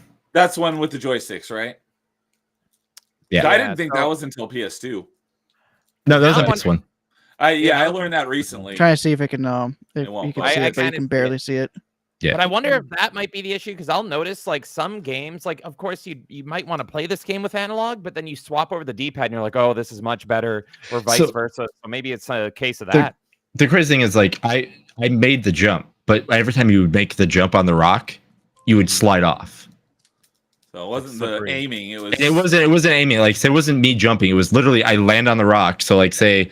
Here's me as Sir. I can't remember his last name, but anyway, thank you. I knew that one. Yeah. I'm here. I jump, and next you know it, then I'm like, okay, maybe I don't go that way, so I'll go backwards. And you played this on? Oh yeah, you rented it. You played it on original hardware. Yep. On CRT as well. Because Mhm. yeah, another thing I learned in doing this little hobby here is that the PS1 is like how the games run are very carefully Mhm. tied to their frame rate, and so if you mess with the frame rate even a little bit, it can just break the game. Yeah. It's supposed No. to run at what it runs at. Yeah. So No, this is me renting at my video store, Video Villa, way back in the day. Yep. Nope. It was definitely the original game, and I just. you made me terrified, Jason. Now I've always I- been looking forward to playing this, and now I'm terrified. Don't worry, James. It's just a skill I issue. want you to play it, and it's like I'll be have no there, skill. and I want you to see it. I just want to be like, all right, there it is. Good luck, and then just be like, all right, cool. You did it just fine. No. I don't have no skill. I have no grace. So I'm definitely gonna get stuck. But I'm so curious. But do you have a funny face? Oh, you know I do. Darn. I was like, well, maybe it's on Steam and you can gift it to him and he'll have to play it on gift. No, it is Hour, actually a but it's not on PlayStation known. Steam. It's a PlayStation known I franchise. own it digitally on PS4, and I also got it on. If I want the old school edition, I got it over there. So yeah, I'm looking forward to it. Good stuff. So, But all right. because of the remake, that's the reason why it's number 5. Because the remake just completely blows it out of the water. Makes it way better in every way. Yeah. Yep, even control wise. Yeah, Kay agrees. Yeah, PS4 version felt significantly better to me, and very pretty too. So, all right. Before we get on to our number 4s, I saw a couple other friendly faces show up in chat. Someone who I've not seen on one of our panel streams before, but I usually see. I believe it's a her in my Dude Soul streams. Basically has no name, so I affectionately named her No Name. So good to see you, as I affectionately call you No Name. Good to see you. What do you want to be called? Do you want to be called Anakin? What do you want to be called? I'm calling Anakin you doesn't eat Anakin. He hates sand. Anakin doesn't eat sand. It's the Tusken Raiders that ate sand after he dealt with them. Oh, there you go. Good to see you, No Name. Thanks for joining us for our top 5 PS1 games. And Snapple Rai is here as well, saying, "Yo, what's up, everyone? Good to see you, Snapple." And Nerd Takes is here as well, saying, "Hey, everyone." And he's asking, has Twisted Metal 2 been said yet? No, Twisted Metal has not been said. So far, we've only done our number 5s. And we got Metal Slug, Tony Hawk 2, Medieval, and Crash Team Racing. That's the 4 for number 5 so far. So you haven't missed much. So, all right. That will bring us into our number 4s. So I think I should go ahead and say my number 4 because we've said a lot about it already. Tony Hawk 2. Hey, Tony Hawk 2. All right. We don't have to talk much more about that one. We've talked. I love it. Talked its ear off. I love it. There you go. Well, we're gonna be talking about more Tony Hawk when it gets to me at some point. So if you got more to add, definitely. I love talking. I can keep talking about Tony Hawk. So as I asked Jason, who was your main on Tony Hawk? I think I mostly just used Tony Hawk himself or a custom creator. Okay. Oh, and what was your favorite level? I think I was a big fan of that last unlockable level in Tony Hawk 2. Was it Skater Heaven or something like that? Oh, Skate Heaven. Okay. Or is it Heaven or Haven? It's one of the two, but I know exactly what you're talking about. Yeah. Moon was 3, right? Moon. I played 3 is the one I've played the most of, and I don't remember the Moon being in 3. And then yes, Kay, you did Blackout. You did because he did say it's number 5. Yes. Yeah, apparently Kay blacked out. Mine was Metal Slug. Yeah. That was my number 5. So yeah, James came in there with the Metal Slug X. So and Sal saying, not gonna lie, Tony Hawk influenced my music taste. It introduced me to different bands. Same here. I got introduced to a lot. Yep. A lot of my music came from Tony Hawk and Rock Band / Guitar Hero. My dad was already into rock music, so I already have a very similar taste to him. Yeah. I always thought that was great how video games can kind of form musical tastes and everything. One that's not going to come up, like Vice City, was a big game that got me into music, man. So yeah, if it wasn't for my dad already being a huge music buff, like that, I mean, that's why a lot of my games that I love are music driven and everything like that. But yeah, no, if it wasn't for my dad not already liking it, but I hate Grand Theft Auto with a passion, but I love Vice City because of the radio station. I mean, I have the CD collection because of that. I could just literally could just be in a car and just mess with the radio stations and be just totally fine with the game. I only bought V-Rock, but honestly, I love the 80s. I could listen to it all. Love Funnily it. enough, Best decade of music, 80s. it is. It Up is. there. Absolutely. What's funny? I'm more of a Jason, 2000 simp. I love that What's wrong too. with that? Well, but I'm more specific than the 80s is the only decade where I can listen to any music. Everything. That's it's I'd agree with like that. even rap. Like I can listen to like Run Mhm. DMC. I can't say Oh, that about yeah.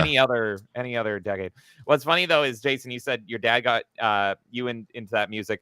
My dad walked in on me playing Vice City, and I was big metalhead listening to this listening to V-Rock and listening to 2 Minutes from Midnight from Iron Maiden, and he came in right as Bruce Dickinson says to kill the unborn in the womb, and he was like, "You're not allowed to listen to that band," and I'm like, that makes it so much cooler.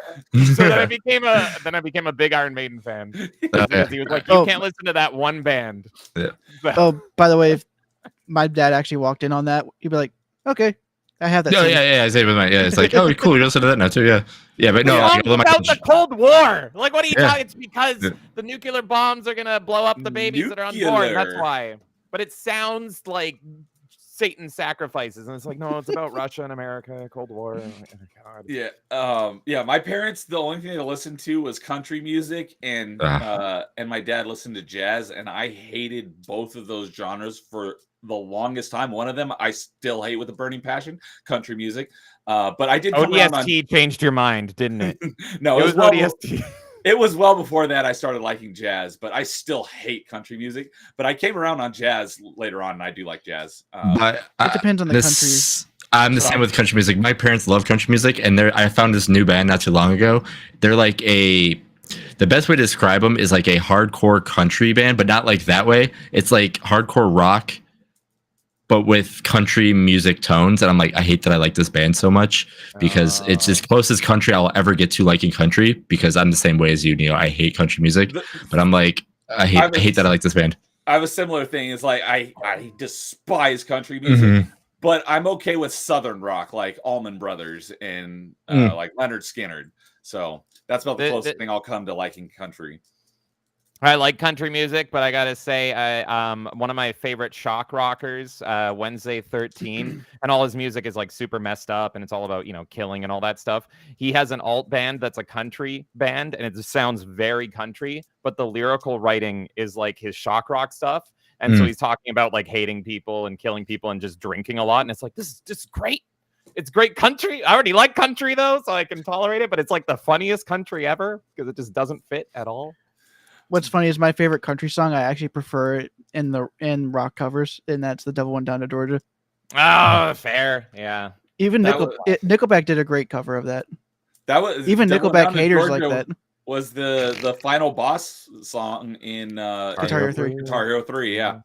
But yeah, my parents were kind of the same way about music. Like I wasn't allowed to listen to a lot of the stuff until I discovered it through things like Guitar Hero, because I had this mental image. Probably the most the epitome of like my mental image versus like what they actually are was Kiss. I thought they were like this super heavy hardcore like screaming death metal band, and then I actually heard them in Guitar Hero. I'm like, this isn't what I thought they were like at all. And so I started. I remember they're from like the like 60s or 60s and 70s, late 60s, early 70s. And there is no band that more, and I freaking love AC/DC. There's no band more than Kiss that doesn't match their visual style, and it's just like it's all they match the visual style from the era. Well, it's like they were visually shocking, but then you listen to it and it's like, oh, I can go to the disco and swing to this here. But if you're into that, go listen to Ghost, because Ghost looks like they're death metal and everything. And then the best description for Ghost is, this is just Scooby-Doo chase music, but they look like Satanists, but it's all like, you know what I mean? No, that is actually pretty funny to say that. Yeah, because I do agree with you. So yeah, I same thing with like, music. Yeah, same thing with like Alice Cooper. Like you see all his stuff, and the next he's like the nicest, kindest guy you can ever meet. Like literally, if you've seen Wayne's World, that is how Alice Cooper is outside of him not performing. But yeah, I wasn't allowed to listen to these bands until I was older, and I discovered I'm like, these are not what I thought they sound like at all. I love this. So yeah, a lot of that came from like Tony Hawk and Guitar Hero. So Oh, and I will go ahead and slightly spoil something I was going to save for later when I get to my Tony Hawk pick. But Flame Age is asking any Rodney Mullen enjoyers or just me. Rodney Mullen was my main too, so I'm right there with you, Flame Age. Rodney Mullen's my favorite. Of course, when it comes to music from Tony Hawk, the only one I can think of that I probably wouldn't have been introduced by any other thing was probably that song, "The Worlds Collide." Power Man 5000, baby. Power Man 5000, yeah. Rob Zombie's little brother, actually, and it's like it makes so much sense. It sounds just like him. So,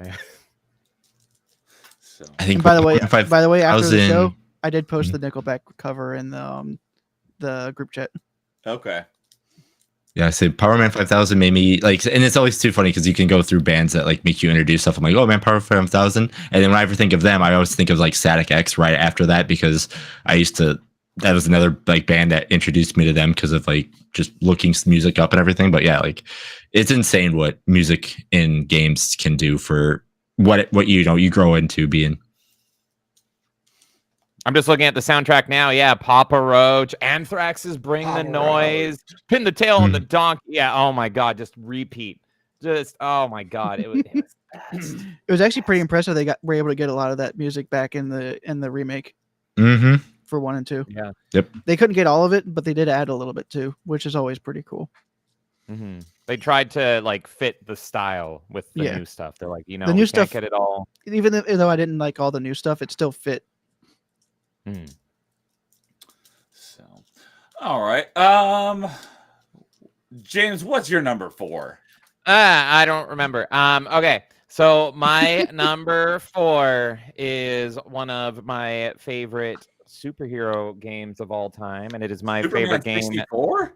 Superman 64, baby. Shit, wrong stream. Dude already knows it. He's already prepped. He is already prepped and ready to go. Yeah, this is my favorite game. There's not many superhero games in this pile. I'm wondering if Batman and Robin. Yeah. Batman and Robin. There you go. I'm trying to figure out if it's the first one or the second one. That's the only thing I'm trying to. Oh, for me, it's the first. Okay, that's what I figured. To me. There it is. It is Spider-Man by my beloved.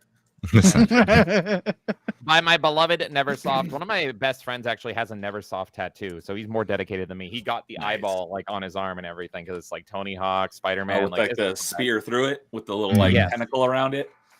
I didn't actually know that was Neversoft that did the PS1 games. Yep. That's why Spider-Man was in the Tony Hawk game. But what's funny is that the next generation, it was done by Treyarch. Yeah. The PS2 GameCube games were done by Treyarch. Yep. Oh, yes. But yeah, I love this game so much. This game was a big part of my childhood. And what I love about this game, looking back on it, is this is before not only Disney slop, but just like superhero slop in general. This was before. I love the Sam Raimi so much. I think they're a perfect trilogy.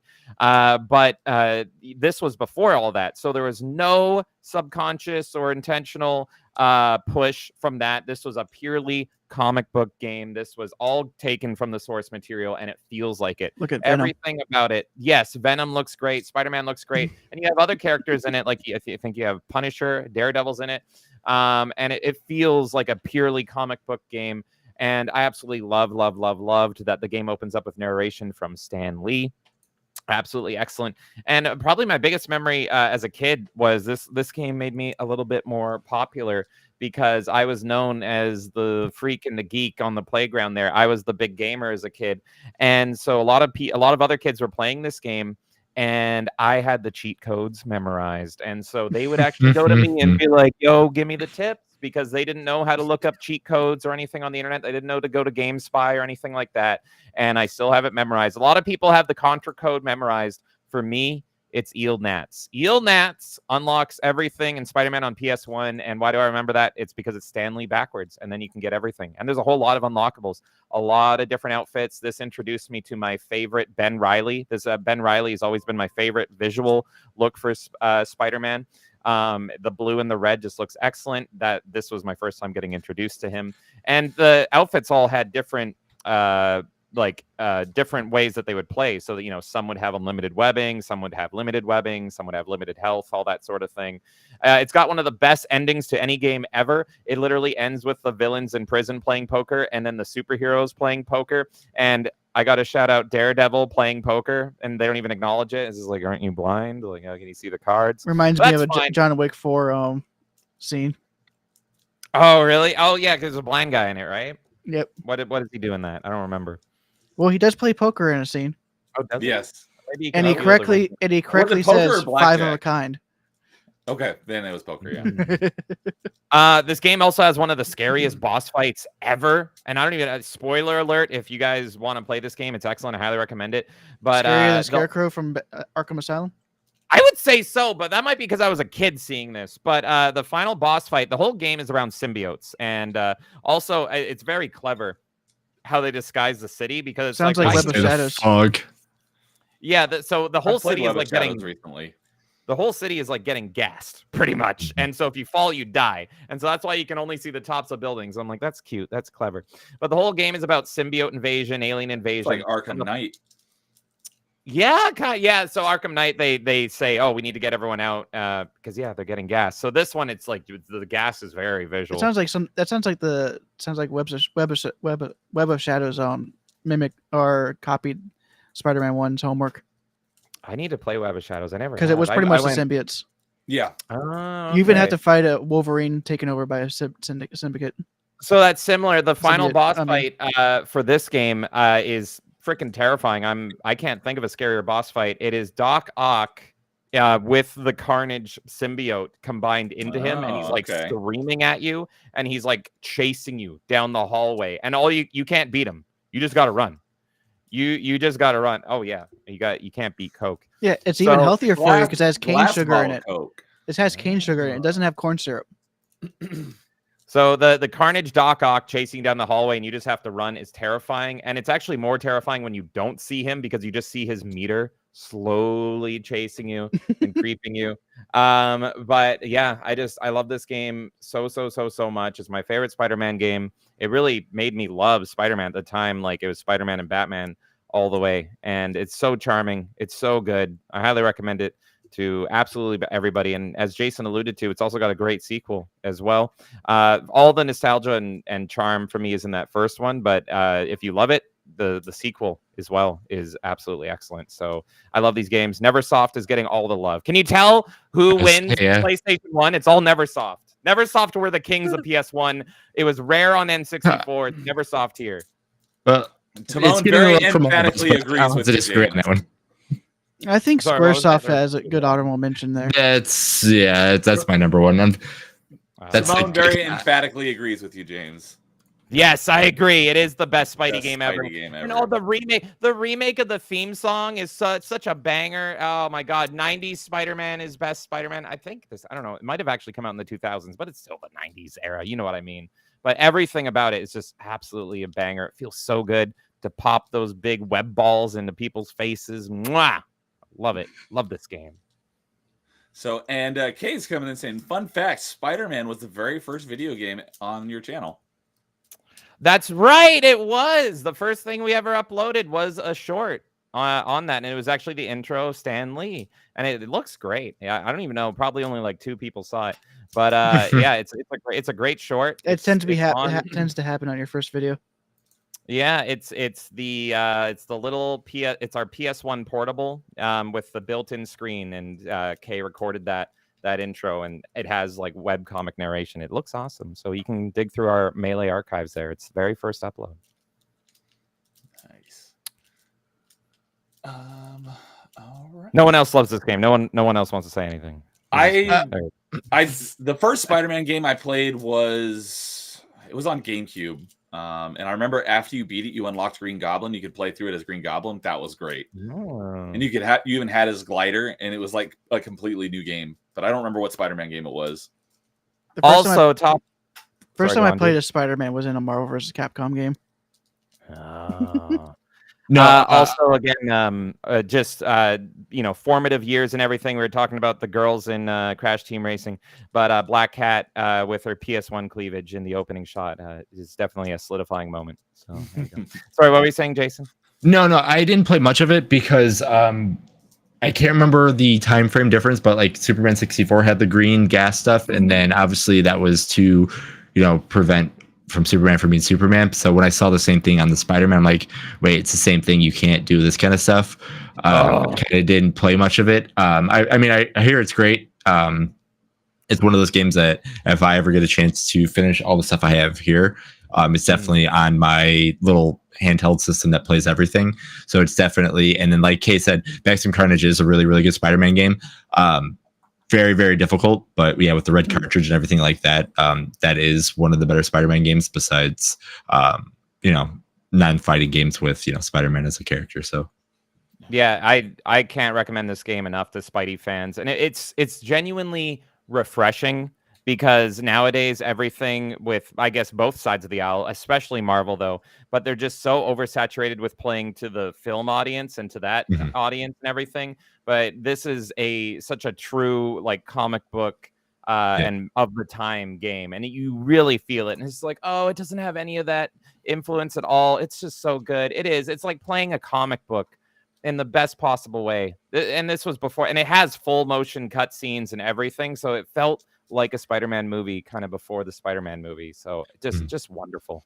Okay, so I pulled it up here on Retro Achievements because it does have a Retro Achievement set, and it released on August 30th, 2000. So, but the one I was thinking of was Spider-Man the movie, the game on GameCube. Yeah, which was by Treyarch, and that came out in 2002. So same name, but it's a completely different game. Yeah. So I've not played the one that you are referring to. The only Sam I think Raimi the only game was great too. I think the only Spider-Man game, like actual Spider-Man game I played is Web of Shadows, but that was a really good one. Yeah, I've played a little bit of it, and that's one that I'm planning on. I might play through that one this month finally. But cool. And then Sample Rai, yes, it is the red cart like Doom. Yep. I think I have both of those. So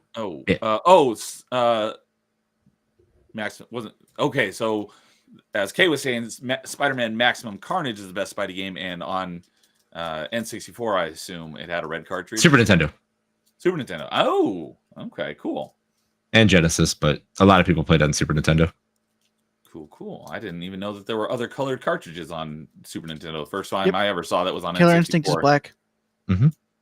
Okay, cool. So I think those are the three that are the most famous when it comes to those are the most ones. Yeah.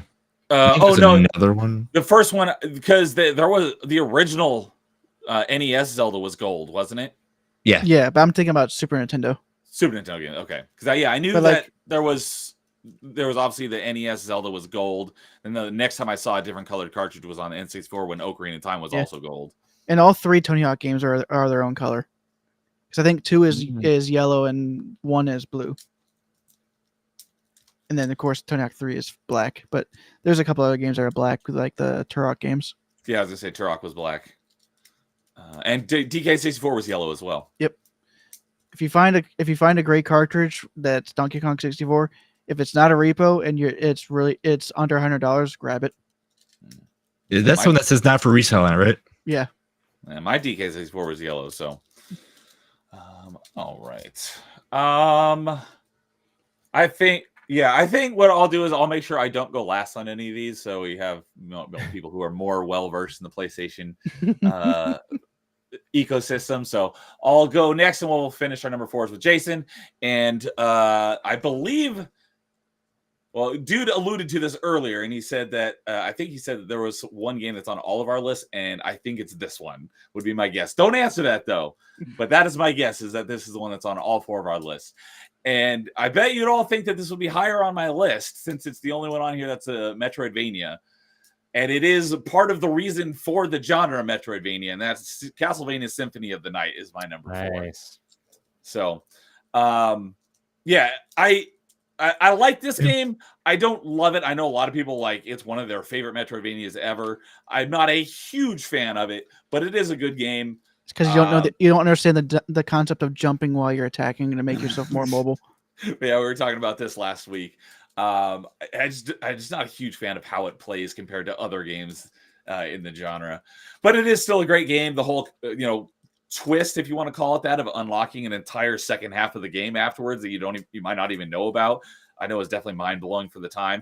I didn't play this back in the day. My first time actually playing it was on Xbox Live Arcade in about 2016, so I didn't play it back in the day, but it was basically the same version as the PlayStation 1 game. There's also a PS4 re-release as well Okay. that I think comes with one of the versions of Rondo of Blood. Okay. But yeah, it's it had to be on my list because it's one of the most highly well-regarded Metroidvanias of all time, and it's just not one of my personal favorites. But for this list, I didn't have a whole lot to pick from since, as you guys know, I didn't play a lot of PS1 games, but I did have to make my list. That's why it's a little bit lower on my list, because these other ones on my list I actually like more than this one.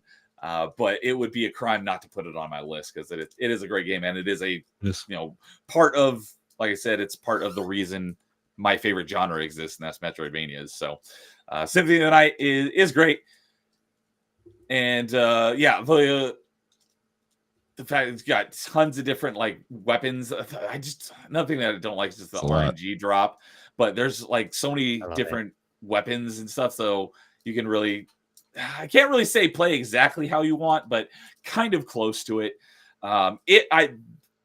I don't think I ever got it the first time I played it, but I've heard about it a lot on top 5 video, or not top 5, but just list videos since. And next time I go back and play through it again, I got to get that because I think it'll really change my enjoyment of the game in a positive manner. And that's the Chrysogrim, because apparently it's super overpowered. And my main issue with this game is that you can't move and attack at the same time. That's my main issue with it, and that's also my main issue with Bloodstained Ritual of the Night, and that's why I didn't like Ritual of the Night at first. Also, but they are both great games. That's interesting. Get over my personal issues with it, but yeah, that's super interesting, and I feel like maybe we can have a sharing of the minds here, because a similar game, at least it was easily inspired by this, is Rogue Legacy, which is a roguelike. Okay, but I can't people stream it.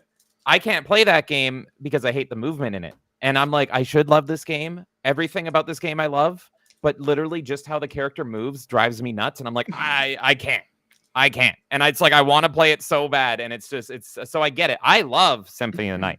I think Symphony of the Night is one of the best games ever made. It might be my favorite Metroidvania ever. It's probably my favorite Castlevania ever. But I find it interesting because I've never heard that movement complaint. And that triggered my brain to be oh, so you might understand why I can't play this other game that I love. And it's different pretty much in Rogue Legacy. It's you don't turn on a dime. So if you're trying to... Yeah, it's if you're attacking one way and you need to quickly snap and tack this way, you will keep attacking this way, but then you'll be moving back, and it drives me nuts. It drives me nuts. I know exactly what you're talking about. I've played other games that are like that. It almost feels like 2D motion sickness. So I kind of get. I did not have any problems with Symphony of the Night, but I kind of can respect what you're saying. Even though I think Symphony of the Night's kind of a perfect game. I love this game. I'll speak about Symphony of the Night later because it's higher on my list. Yeah, I figured it's probably going to be on definitely your list, if not everyone's, and it'd probably be higher. But yeah, it's a great game. It's just I don't love it as much as I love other stuff, but I definitely had to put it on my list. So that is my number 4. So and it's so good that I'm surprised that we've never gotten a direct sequel. You think Konami would want to do Symphony of the Night 2 starring Alucard or something. Well, a bunch of the GBA games are similar sequels because they are Metroidvanias. Well, after this game was so huge that it pretty much all became Metroidvanias after that. Yeah, after this game, every single game from more or less is in this style, in this vein. There's actually, no direct the N64 games are still more action platformers, and so are the PS2 games. Oh yes, we don't talk about Castlevania 64.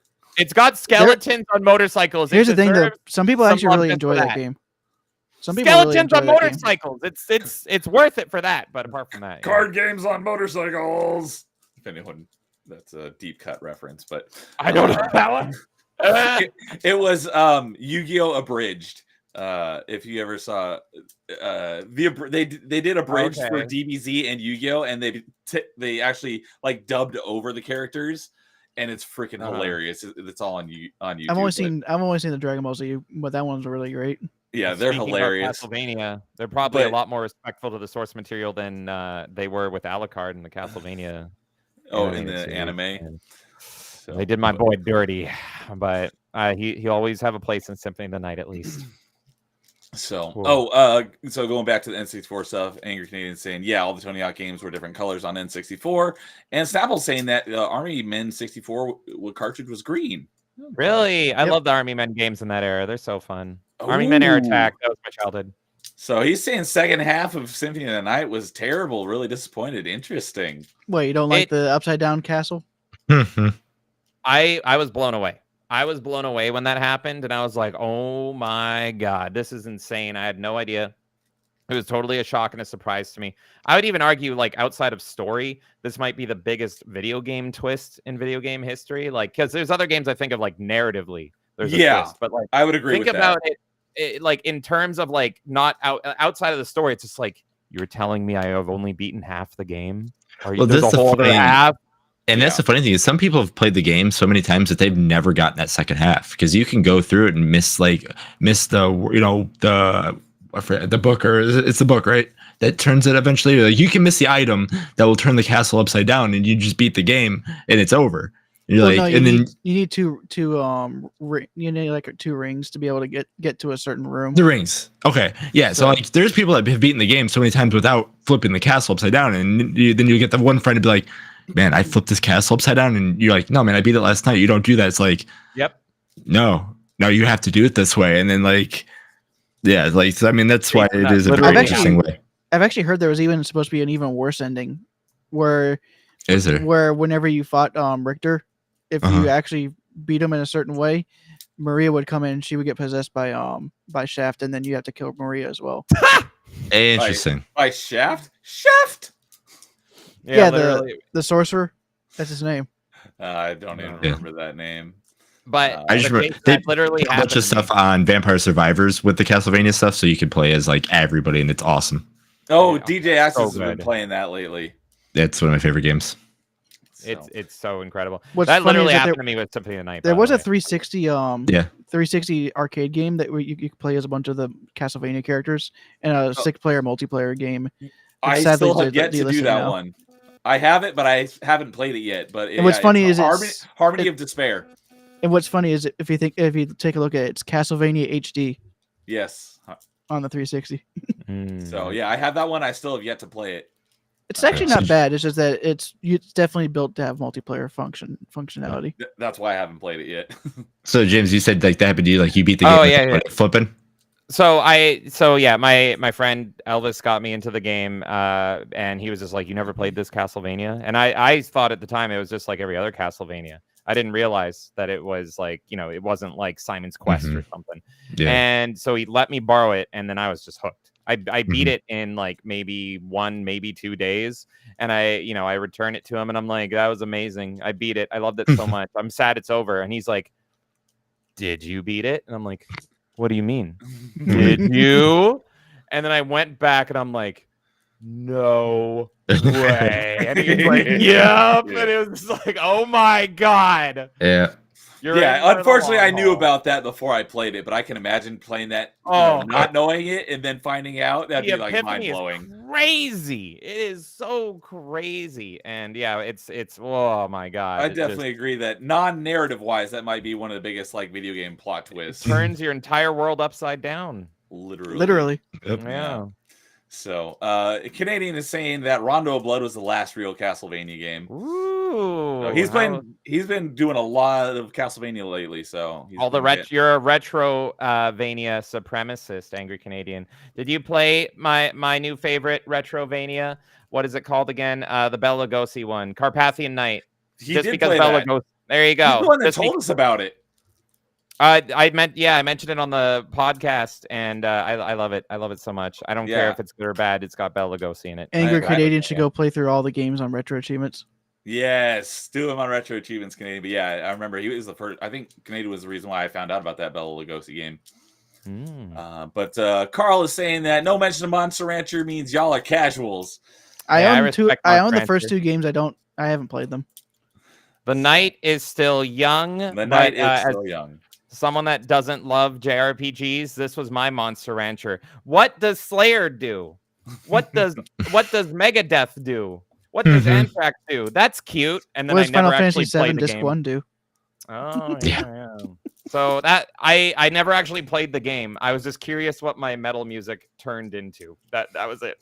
It was fun. And Kay is sad that you're hating on Rogue Legacy. I need a mod to fix the fucking movement, and I'll love it. I want to like it. I'm not even hating on it. I want to love it. I feel like I'm disabled. I want to play this game, but I hate how it moves. It feels, speaking about PS1, it reminds me of like Mortal Kombat Mythology Sub-Zero. Like that's what the you just played that too on PS1. Sorry. Yeah, it feels like that bad to me. The people that can speedrun that game are like magicians in my brain. How do you do it? I don't know. It's like this is coming from someone that's beaten the game, and like the last level when you're climbing up everything and trying to get all the stuff, like to do the elevator level at the end. Yeah. That game are you feels like talking about Rogue Legacy? surgery. No, Mortal Kombat Mythologies. Okay, Mortal Kombat. Yeah, I don't know. It moves fine, you dingo. No, it does not. No, it does not. So Kay is saying Karibo, yeah, because that's the YouTube channel is Little Karibo. Neo is cultured. I love Yu-Gi-Oh! Bridge. Me too. It's hilarious. And Snapple saying the smooth jazz and symphony stood out to him. It's such a good soundtrack. Unique. What's everyone's favorite track from that? It's Dracula's Castle for me. As soon as you pop in and Dracula's Castle hits, I'm like, oh, that beats Bloody Tears for me. Ooh. And it's also I'm a big fan of the boss music. Yeah. The game is also responsible for one of the most well-known quotes in gaming. What is a man? What is a man? I know, I love it. I'm sure we'll talk more about this as we continue. Yep. So, all right, Jason, what is your number 4? So my number 4, this one was actually kind of easy to put there. Like it's. I remember getting this again. I talked about it when I was talking about the demos. I played the demo so many times that I was like, man, what is this kind of thing? I'm not used to sneaking around and, banging on doors and trying to get my, path to stuff. But I put Metal Gear Solid as my number 4. Has probably one of my favorite boss fights of all time. Just because like Psycho Mantis is just the coolest. Having the controller that rumbles and it knowing it reads your mind by reading your memory card, but not thinking that the whole time. It's like, how does it know? How did it know that I played Symphony of the Night? How does it know it can move my control forward? Like how is Kojima doing this to me? All that kind of stuff. I mean, I think I talked a little bit about Otacon last week. But like, how did that nerd have a chance with Sniper Wolf? Anything like that. All that, what that game brought, smashing the X button so many times because, you have to use ketchup to make yourself bleed. So it looks like that you die in the prison cell instead of just, being tortured so many times and, not dying and everything like that. The multiple endings on, do you get Meryl? Do you get Otacon? All that kind of stuff. So, I mean, I put Metal Gear Solid as 4. It's still fun to play today. Yeah, right. It's still fun to play this day. I'm one of the weird ones, and again, we did this on the top 5 before. I still play the Twin Snakes a few more times just because I like how the game looks more on there. But again, I do have the where I can play actually Metal Gear Solid on my Dreamcast, and it looks really, really good too because I have one of the Twin Snakes is supported on Retro Achievements. It probably is. I can see that. But playing yes, it is. blowing my friends. Even the special disc is supported. Oh, really? As its own set. Yeah. But when I had the Bleemcast disc, I still do, and I would show my friend like, "Hey man, I got the new Dreamcast Metal Gear Solid game," and blowing people's minds because you could just put your PS1 game in your Dreamcast, and as long as you had the disc, it would keep reading everything like that, and it just make things look nice. It was awesome, but yeah. Yeah, I'm surprised that you didn't have Psycho Mantis on your top 5 bosses when you did top 5 bosses. Yeah, I thought I did, but I looked past. I think I put an honorable mention because I was trying to think of all the other ones. I got to go double check and see why I didn't put them on there. But yeah, it might have been in your honorable mentions because I don't write those down, but it wasn't in your top 5. Yeah, the reason why I didn't is because after you learn that trick by putting it in second controller, it becomes super, super easy. It's not like a challenge or anything like that because, again, the only thing you hear is like, why can't I read your mind? And that's the only thing the fight becomes is you running around and shooting him and dodging furniture. So if I didn't put it there, that's the only reason why. But if it was like the setup to doing that or, just like if you didn't know you had to do that, it's like, okay, cool. You know, you get the crazy Hideo video screen thinking your TV's all jacked up or anything like that. It really messes with you. But yeah, I mean, I didn't even talk about what I was like, man, forgetting names. Ninja Grey Wolf. Grey No. Wolf, yeah. Yeah, I'm starting thinking names right now, but yeah, thinking of like how cool the Cybernetic Ninja is, and knowing that you have a past with him, and then just that's Raiden. yeah, that eventually becomes Raiden, that becomes Raiden becomes cool then. But yeah, there's so many really awesome things that game does, and like I don't know, Metal Gear Solid still to me is one of the most expensive games when it came out that I bought because I was like one of those $80 games at the time, but definitely worth it. I knew that was going to be on somebody's list. That's why I put him on the thumbnail. Mm-hmm. What was your like? I'm not personally big into stealth games, so. See, I'm not either, but like the way they did the stealth to me, it wasn't too stealthy, because you could just run through and, you know, I mean, obviously there's crit paths for everything, but like there's ways you could do that. Like the hardest part is when you know, like it's like when you get to the key card and you have to get it warm, cold, and normal, and just making sure you don't get stuck from when you go back all the way to the beginning of disc 2 to get it warm and getting stuck, you know, where the wolves are in the ice area to try to get back to the thing. So that's like one of the only times, or when you have to use the Nikita to travel all the way around so you can blow up the gas from the one area to do a bunch of stuff. So like there's so many like random really cool things. I mean, I think I have played through it once, but that was a long time ago. Mm-hmm. James is a fellow stealth game respecter. I love them. That's all I play is stealth games. I'm the only stealth respecter because I love stealth games. But if, like I said, I've never had PlayStation, I would have loved the Metal Gear games if I had a PlayStation. Yeah. I absolutely would have loved them. Well, you know what's funny was there is the HD collection that's on 360 that you can play most of them. I think I have that, or a couple of them. What was funny was Kay was watching me play Arkham City recently, and she's like, "Don't you hate stealth games?" I'm like, "Yeah, but it's Batman. It doesn't count. It's Batman." I was curious, Jason, what was your like childhood response to seeing Psycho Mantis reading your memory card there? Were you like feeling like you were getting doxxed or something? It was like, how does he know I'm here? No, honestly, I'm sitting there like, because I was playing it, my dad was on the couch, I'm sitting on the floor, you know, cross-legged, and my brother was sitting next to me, and I'm like, he remembers it very vividly. Oh yeah, absolutely, dude. I mean, it's just one of those crazy things. And it's like, because it says like, put your control on the floor, I can make it move, and I'm like, and it's like, oh, I can read your mind. I can see the games that you'd like to play. It's like, oh, you like action adventure. I see you did this, and you know, Castlevania Symphony of the Night. I'm like, how does he know? Not thinking, I'm like, oh, that's a Konami game, and this has a rumble feature. I'm like, how's he doing this? And then next, you know, when the TV messes up and it says Hideo, not video, because again, you have to go to the video screen. I'm like, reading it as video. I'm like, did he mess up our game? Like, what's going on? I mean, like, because I'm into the thing, and I was like, you know, whatever the thing like that. And then also going back before you meet Meryl, it's like, oh, look at the back of your case to find. Just gonna ask you. Look at the back of your case to find out what you have to do next. I'm like, okay, did I find a case? Where's the game case? I need the game case and look behind the game case. Where's the game case? Game case is sitting in front of me. I'm like, okay, I got to run around everywhere and find this game case. Next time I pick it up and I see Meryl codec 149.70, I think it is. There's 140.15. Okay, I'm close. But anyway, it's back there. I'm like, you got to be shitting me. I'm like, you know, one of those things is like, it's right in front of me the whole time. And I'm sitting there running everywhere around the location to find it. There were a lot of NES games that did that because they wanted to curtail the rental market.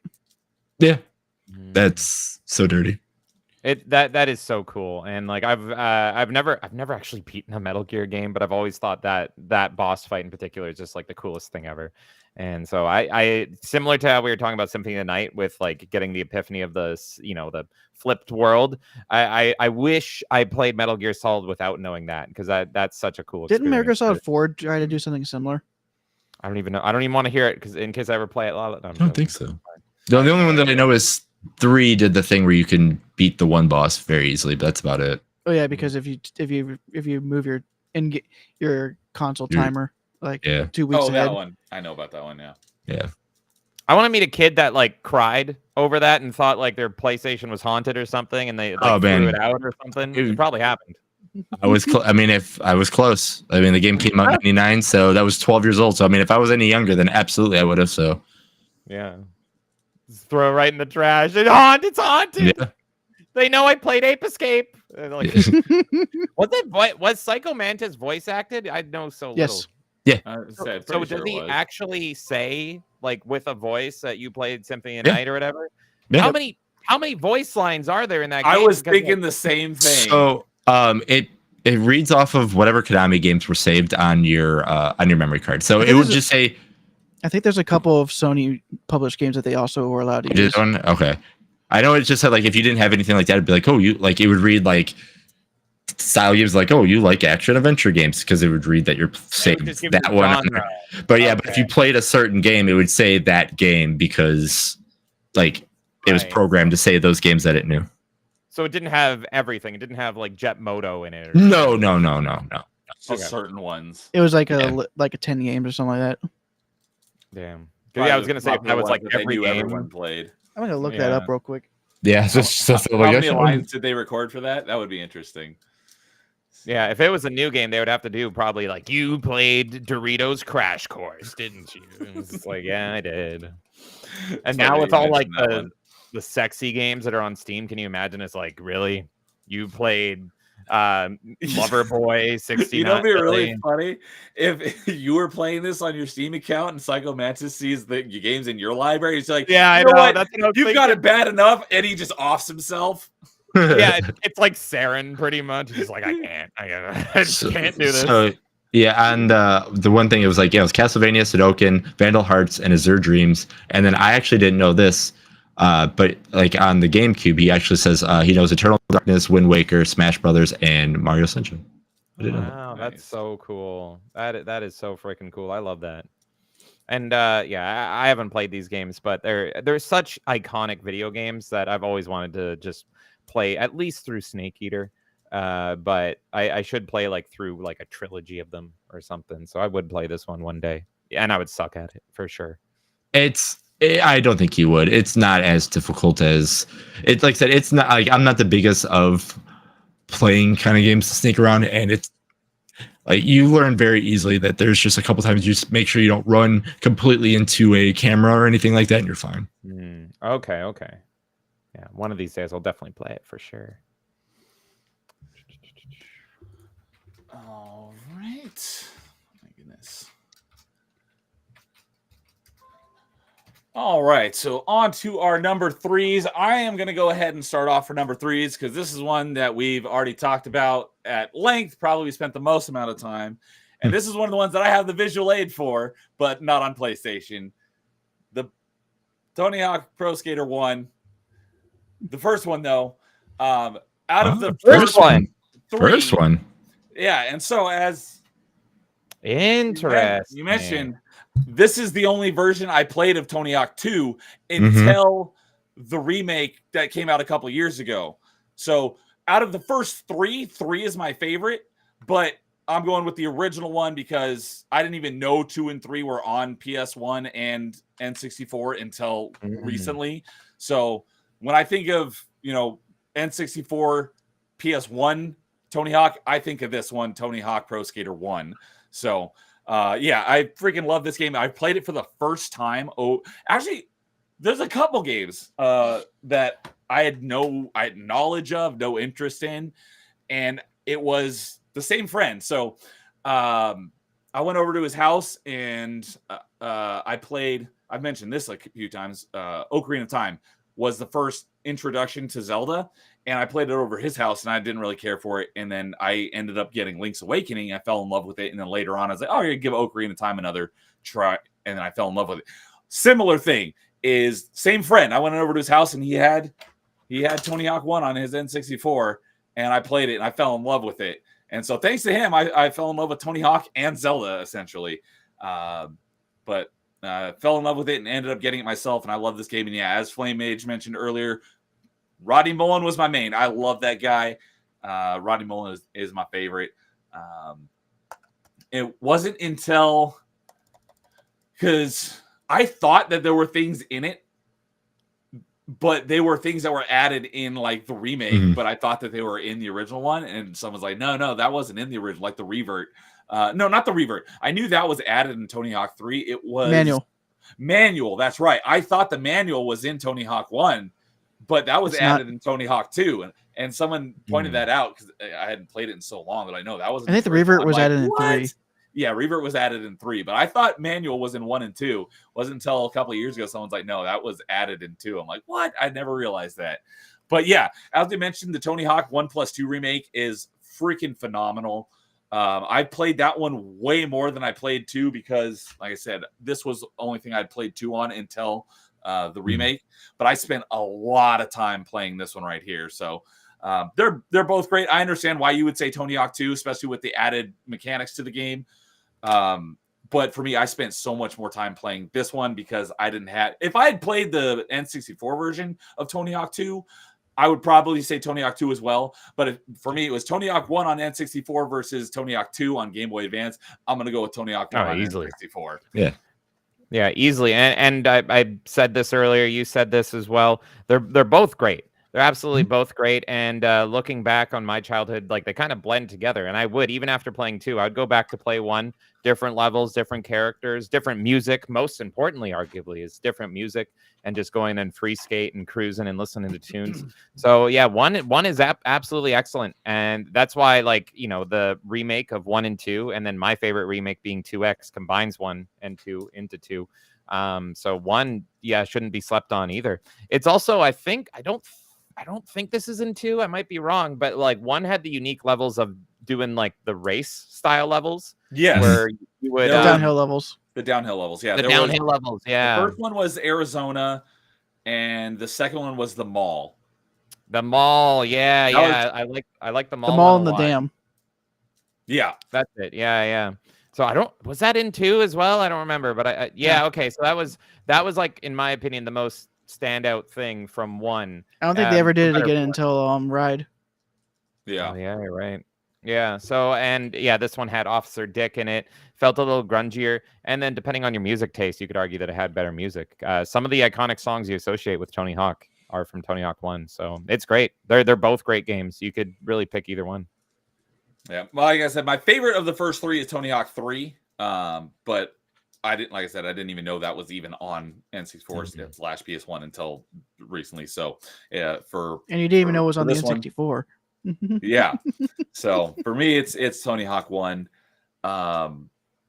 But yeah, the music that stands out to me the most was Tony Hawk 3, because I played that on GameCube, and just the it was generational leap compared to the N64 version, because like I said earlier, the cartridges have only 64 megabytes of storage space, so like the music quality, just the sound quality isn't that great. Yeah, I think they skimped on the music because they were trying to make sure the gameplay was right. Yeah. So I was gonna mention something else, but I don't remember what. And there takes it coming in saying, I love stealth games. Yeah, for stealth games. And Flame Age just so happened to have been playing the Tony Hawk remake this week. So yeah, it's great. It is fantastic. It is excellent. Oh, that's what I was going to mention, is that in Tony Hawk 1, as you'd said, there's Officer Dick. He's just Officer Dick. But in the remake, he's actually, his character model is Jack Black, and he's voiced by Jack Black as well. Oh, really? And I totally forgot about that. That was before people started hating on Jack. He's been overused. Yeah. It's been a slow decline for Jack Black there.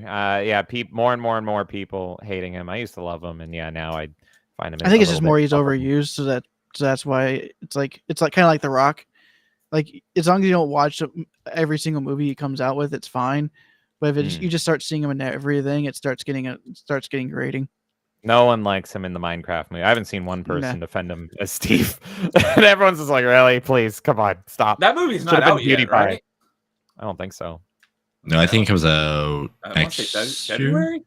Yeah, I wonder if they're panicking based on like the feedback, like similar to a Sonic situation, because like April comes out in April. April. So, all right. I can pass it to James to go next. Yes. All right. Well, mine has been talked about to death, but I love this game. It is my number 3. This is Tony Hawk's Pro Skater 2. I love 1 as well, but mine is 2. And it's I played 1. Everyone had 2 on the list except me. I had number 1. You're the one person that's gonna screw it up from being from the top here. But I love Tony Hawk's Pro Skater 2 too much. This is one of my favorite games of I think all since time. we always keep on saying both of them kind of skew in our minds, we could always just put them together. Oh yeah, you could. I have a feeling it's going to be up pretty high at the group. Oh, it's going to be pretty high. Yeah, it'll still be high. But yeah, I love this game so much as a kid. This blew me away. I had zero interest in skateboarding before this game. I got a skateboard because of this game, and I rode it for about 5 minutes, and I got hurt, and I said, screw this. And I went back to playing Tony Hawk because real skateboarding is incredibly painful, and I hate it. But in this game, I absolutely love it. And I was blown away when Spider-Man, because of the Neversoft association, ended up in this game. And so playing as Spider-Man and going through all the levels and just there's so many wacky things in this game. There's what is it called? The God level in it is just incredible. But yeah, this game. That's what we were talking about earlier, Skate Heaven? Skate Heaven. Skate Heaven, that's it. Skate Heaven. Yes, Skate Heaven. Ollie the Bum in Venice. Oh yes, Ollie over the bump. Yeah. So I mean, what hasn't? And later he actually got his name changed to being Ollie. Oh, I remember when Ollie the Bum. It took me forever to freaking find all. His actual name is Ollie in game now. Oh, I didn't know that, but yeah, it's just perfect. This game is the PS1, and I had to check because I almost didn't include this. This was a timed exclusive because they had to figure out how to fit it onto the N64. So I was like, am I really not going to include Tony Hawk Pro Skater 2? And nope, luckily this was a limited time exclusive, like a lot of PS1 games were, and Spider-Man, which I mentioned previously, was as well. But yeah, this game, I also have a huge love for Underground, but this game does just by a very little bit beat it, and it was just such a perfect time. And it was really like this was a 90s, and I think it came out in like early 2000s, but it feels like 90s. It's a very 90s zeitgeist game. Like this was the attitude, this was the edge, this was the music, this is what was cool. Running from the cops on your skateboard, grinding where you're not supposed to be.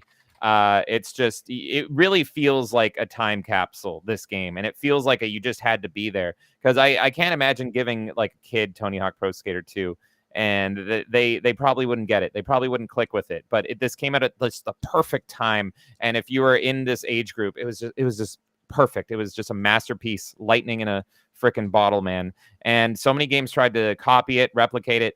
I see Angry Canadian saying with Dave Mirra BMX. Yeah, there was a whole lot of games that tried to capture the coolness of Tony Hawk. I was waiting for Nero to pull it up because there is an infamous game that was supposed to be a Dave Mirra BMX game. Yep, Triple X. BMX Triple X. It was supposed to be a Dave Mirra game. He took his name off of it. Yeah. Yep. He was like, no, I don't want my name on that.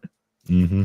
Too bad for him. It's the best bike game ever. But yeah, so I don't know. We're gonna keep talking about Tony Hawk, and it's just the king. I think it's arguably one of the kings of the PS1, one of the best, one of the most iconic. It deserves it. It deserves to be in the top 5. And the funny thing about that game too is I forget who was on the show when I did it, but when I was doing my shovelware game, I had a PlayStation or I had the best rated games of all time, and actually Tony Hawk 2 is one of the best rated games on the PlayStation. So it's kind of crazy to think that too. The Metacritic score for PlayStation 1 of all the games that are there, Tony Hawk 2 is, if I'm not mistaken, if it is the best or it's the like one of the best on the system. It's wild how it changed the perspective of people that the perspective of people had on skateboarding, because it really feels like before Tony Hawk, nobody cared at all about skateboarding except for the edgy kids that were doing it. And then suddenly this game comes out and everyone wants a skateboard. It's like a super huge fad and craze, and it's solely because of this video game. Yep. So it's absolutely incredible. This game series, but really it peaked with the second one, kind of changed the culture at the time. It's just incredible. Tony Hawk 2 on PlayStation came out September 19th, 2000. There you go, early 2000s, yeah. So, besides Spider-Man, who was your main? My main, apart from Spider-Man, because it was absolutely character. difficult to unlock him, was Jamie Thomas for a number of reasons. But they all had different names. Yeah, Jamie Thomas, he was the cool kid. He was the edgy kid, and he had Zero. And so if I'm going based on aesthetics, I always like dark, edgy, broody. Zero was all black, skulls, right? Covered in blood, all that stuff. So I had to do it. I loved Birdhouse as well. Like, how could you Oh yeah, not? But I Birdhouse was is the like, best. I had to Wait. be the alternative one, right? So I had to Mhm. do something other than the main one. So I'm like, where do I go? And it's like, well, Zero. It's all skulls and shit. Yeah. What- So what's- that's where I went. With Zero, what are you talking? What is that? That was the It's the name of skateboarding the brand. Yeah. Board So brand. Oh, the So- board brand. the Okay. board brand. So yeah, his outfit was like a black hoodie and like black jeans with the Zero logo, which was Okay. the skateboard. I was And like, so is it- that like another secret character? It's like, what was that? Hmm. Okay. And his special was my favorite because it was called the Dark Slide because it was a Star Dark Wars Slide, yeah. fan. Oh, And I thought grinding was the most fun, and so he would like flip his board over mid-air, kick flip it, and then grind on the opposite end of it, and then kick it Yeah. back to get off. And I thought that was Yeah. just cool. that was always my favorite. Destroy grind the as grip well. tape. He would just grind on the grip tape. Yeah. So yeah, that is cool. All different mains, but yeah, Jamie Thomas representing. Yeah, Kay is saying Tony Hawk changed the entire generation. Absolutely. Did yeah, absolutely. By the way, this is the game I was referencing what? What? What's this? that is on everyone's list. Oh, Tony yeah. Hawk is the one that's on Yeah, everybody's yeah. list. Okay. I had a feeling that was the case. Because Nia, whenever you sent me your list, you said Tony Hawk 1 through 3. Yeah. This is why I sent him 25 games to throw him off the scent. But it was in the 25. So yeah, I did put 1 through 3 because I love all three of them. But for this purposes, I picked 1 because that's what I think of for PS1 and N64 era. Yeah. But yeah, all three of them. It's are hard not to go with fantastic. 2, just like if you played at the time, because it's the same, just better. And it's got Yeah. Spider-Man. It's got like, how can you argue? You can play as Spider-Man. It was at the time that was mind blowing.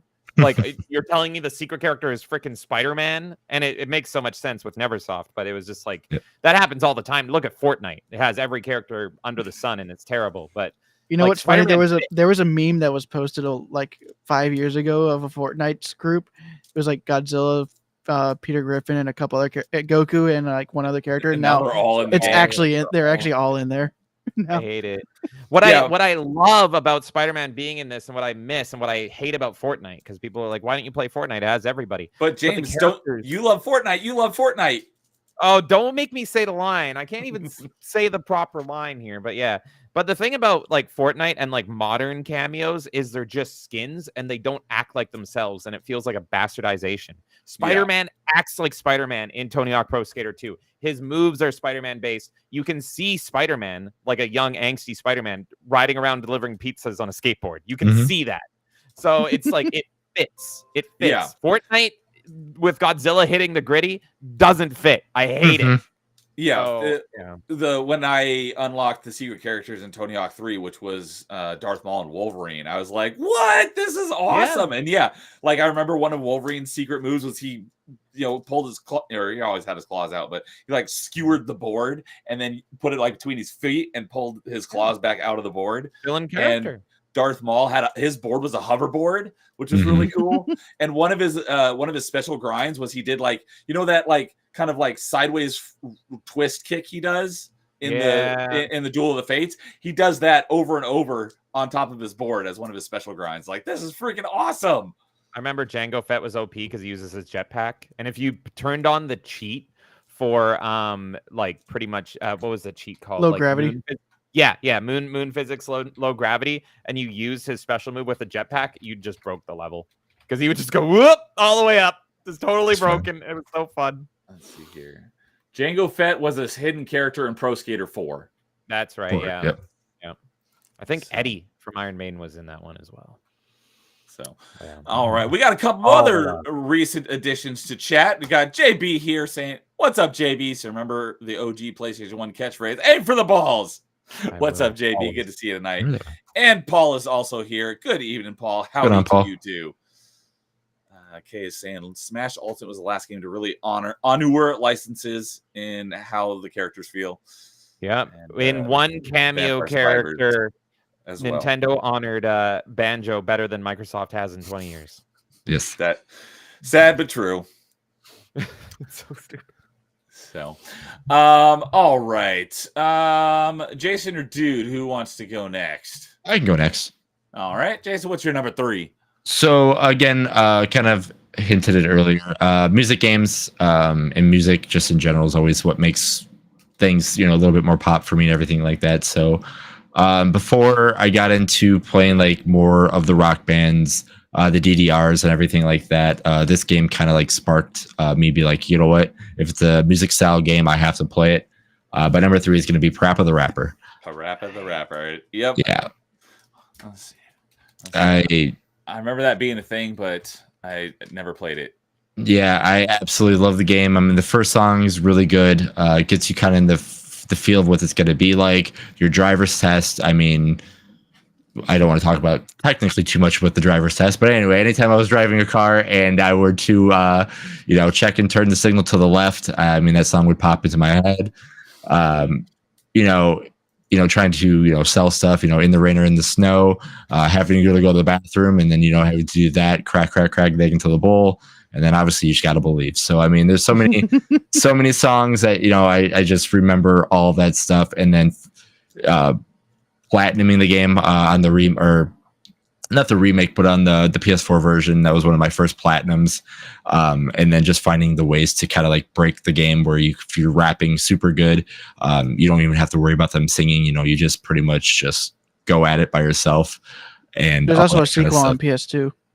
Yeah, I have that one too. Yeah, that's where he's working in the burger, cutting the lettuce and all that kind of stuff. So yeah, no, I pretty much any Parappa the Rapper game. Anytime I see Parappa, I hope we see him again one day, but even if it's a smaller game or anything like that, because it'd be an easy $20-$30 game that I think Sony could do. But when I saw him in Astrobot, I'm like, man, that's fine. I was just gonna ask, did he show up in Astrobot? He did. Yeah. He did. Yeah, I think he's actually a skin as well, so you can just LARP and play as him for the whole game and pretend it's a Parappa Rapper game. Yeah. But I hate modern Sony so much because it's like this IP is so good and so unique and so fun, and it's like, where are the Parappa Rapper games? Where's the Jammer Lammy game? Like, what are you doing, Sony? Like, here's unique, quality, great games that are so funky and fresh, and they're just nowhere. No, like everyone would eat this up. A new Parappa. It's so what was good. that other one that I saw? I'd never heard of, but I saw you play Space Station. Oh, Space Channel 5. Space Channel With 5. Ooh La La. Yeah. Oh my God. Literal wife material. She is. Oh yeah. So very similar games. This one is funky, whereas Space Channel. Who was 5 remembered is like, better, Ooh La La or Parappa? Good question. Ooh, that's a good question. What's the question? Who's remembered better? Who's more remember iconic? right. Well, I never even heard of Space Station 5, so I would say Space Channel 5. I think Parappa, at least in the West, I would say Parappa, sorry. Because I know Parappa was in PlayStation All Stars. Yeah, he was there too. He's a dog, right? Sonic All-Star Racing. Yeah. But yeah. He's a dog. Man, that's tough. I bet you, because all Sega games have such a crazy following. So I mean, if you ask more of a Sega kid, they're gonna say Jamie Lammy, or not Jamie Lammy. Sorry, Ooh La La. Ooh La La. Sorry, that was close. Well, we do have one in the chat. Yeah. So, man, yeah, it's tough. Here's a game idea. Combine them. That's your next game. Do Space Channel 5 meets Parappa the Rapper meets Jammer Lammy, and they all fight aliens in space. That's what I want. And you could make it a multiplayer game, like 3-player, and battle with aliens. One. Yeah, like that would be so good. What's interesting about Parappa the Rapper is I recently learned like this is the game of why frame rate matters so much on the PS1. Yes. Sony exactly don't have. I know it's so stupid. It's like it's just like Kathleen Kennedy. We have no IP to pull from. He said that right after they released Astrobot, which shows that they have hundreds. And a like month before, a month before they posted that one video that they just posted like they yesterday or something like that. Or they focus on Horizon and then Crash gets like a little snippet. Oh my God. But so this game, Parappa the Rapper, this is what showed to me that it's so important frame rate, because I tried playing it recently because I've always wanted to play through this game. I never got to. I'm gonna have to play the remake because I was failing like on things where I'm like, no, I hit that makes no sense. This is like busted. What's going on? We're using original hardware. No. So and here's the thing. So Was it it's all in emulation? the frame rate. Apparently, the original Parappa the Rapper is very specifically made for Mhm. CRT TVs. So if you're not playing Parappa the Rapper on original hardware and on top of that on a CRT TV, so even if you have the disc and everything and you play it on an HD TV, it's busted. Like the timing's off and everything. It's very much designed for a CRT tube TV and original stuff. So and I discovered that very like just in the past month. I'm like, oh, that's crazy.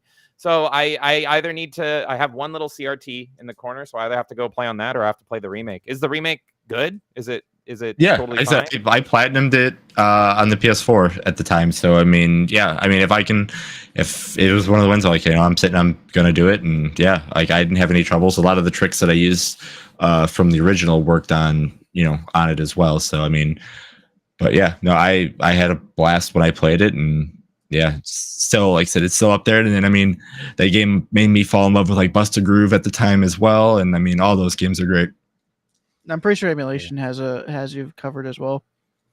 Yeah, I was gonna say that I wouldn't doubt you because you know these sorts of things, but I know with rhythm-based games, it might not be because of that. It could just be because it's out of sync. And I know like the Rock Band games, you have to adjust your either plus or minus a few milliseconds to make sure that it's synced correctly. So Yeah, I that don't think there's might be any like part of it. I don't think there's any like syncing settings in the original Parappa on PS1. There There's isn't, probably but not. there isn't. But it actually looks fantastic on the portable screen. Was there a Parappa the Rapper on Oh, PSP? Yeah, I think yeah. there was. Actually, I have my sealed copy right up there. Or I guess you can't really see it. Preppa's chilling on the wall. I see Cat. Ah, I see Yeah, Cat. Yeah, there's Cat.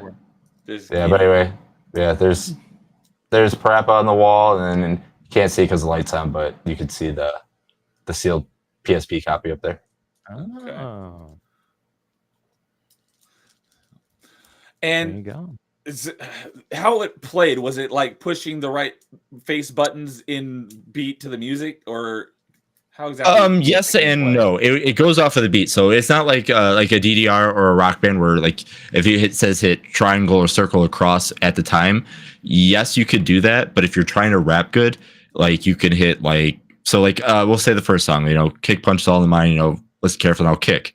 You don't want to just go kick. You want to try to match the kick button or the kick lyric to the thing. So you can just do like kick, kick, kick, kick, because that's how the beat is. And it will give you more points because you're rapping to the beat, not just to the thing. It's just telling you these are the ones that you have to use, but make sure you get to the beat. So if you just do once, you're not going to rap really well because you're not rapping. You're just saying a word to the thing. So that's where it becomes kind of how do you rap to what's going on and everything like that. And it was all played on a controller. It didn't have like a microphone, so you're not actually like Nope. rapping yourself, Nope. right? It's all No, face buttons. Yeah. Yeah, that's why, like I said, the auction level is when you find out for sure that's what you're supposed to do because everything's so close together. So like it's like in the rain or in the snow, I got the funky flow. Like it goes circle, circle, circle, circle, circle. And so you're literally just tapping circle the whole time, and you just have to make sure you know how to stop, and then boom, boom. So like you'll learn how to do it, and like eventually when you get to the third level, you're like, oh, it is just off a rhythm, and you can kind of tell yourself when you're going to mess up. But then, like I said, to me, the hardest level is when you are making the cake, and it's like which the crack the egg into the bowl because it's so timing is so weird and everything like that. And then obviously the bathroom stage is pretty easy, and then you got to believe as long as you just survive a couple things, you're good. So Okay. Yeah, I know how much you love that, so I figured it'd probably be. Parappa the Rapper is supported on Retro Achievements. I don't play much, but I should try that. Because like I said, that was like when I first saw it, I'm like, I usually don't worry about achievements very much, but as soon as I'm like, I can get a platinum in Parappa, I'm like, I got to be one of the very few that I have to do it. So I went for it. Nice. So, all right, dude, what is your number 3? I'm gonna go with a platformer, Spyro 2. Nice. Okay. I always try to think of which the Spyros I think is the best one. I tend to go between all three because they're all really good games. But I just really like the way that Spyro 2 kind of streamlined some of the things and from 1 and didn't try to add too much that like they did in 3. Like with all the added playable characters in 3. A couple of them were fun, but some of them are not as fun in that original release. They were fixed up a bit better in the remake. But the second one it's just right. Okay. This is the only one I had as a kid. This is the one I love as well, Spyro 2. And I loved it. I thought it was so beautiful and charming. All the characters are wonderful. I think it ages better actually than the Crash games. These games still play great and they just play wonderfully. And the remakes are obviously absolutely excellent. And some of the prettiest games I've ever seen is those 3 remakes.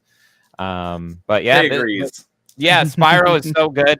And the thing about Spyro was like this was the PlayStation's identity to me. Is it was kind of Crash and Spyro were like the 2 pillars, in my opinion.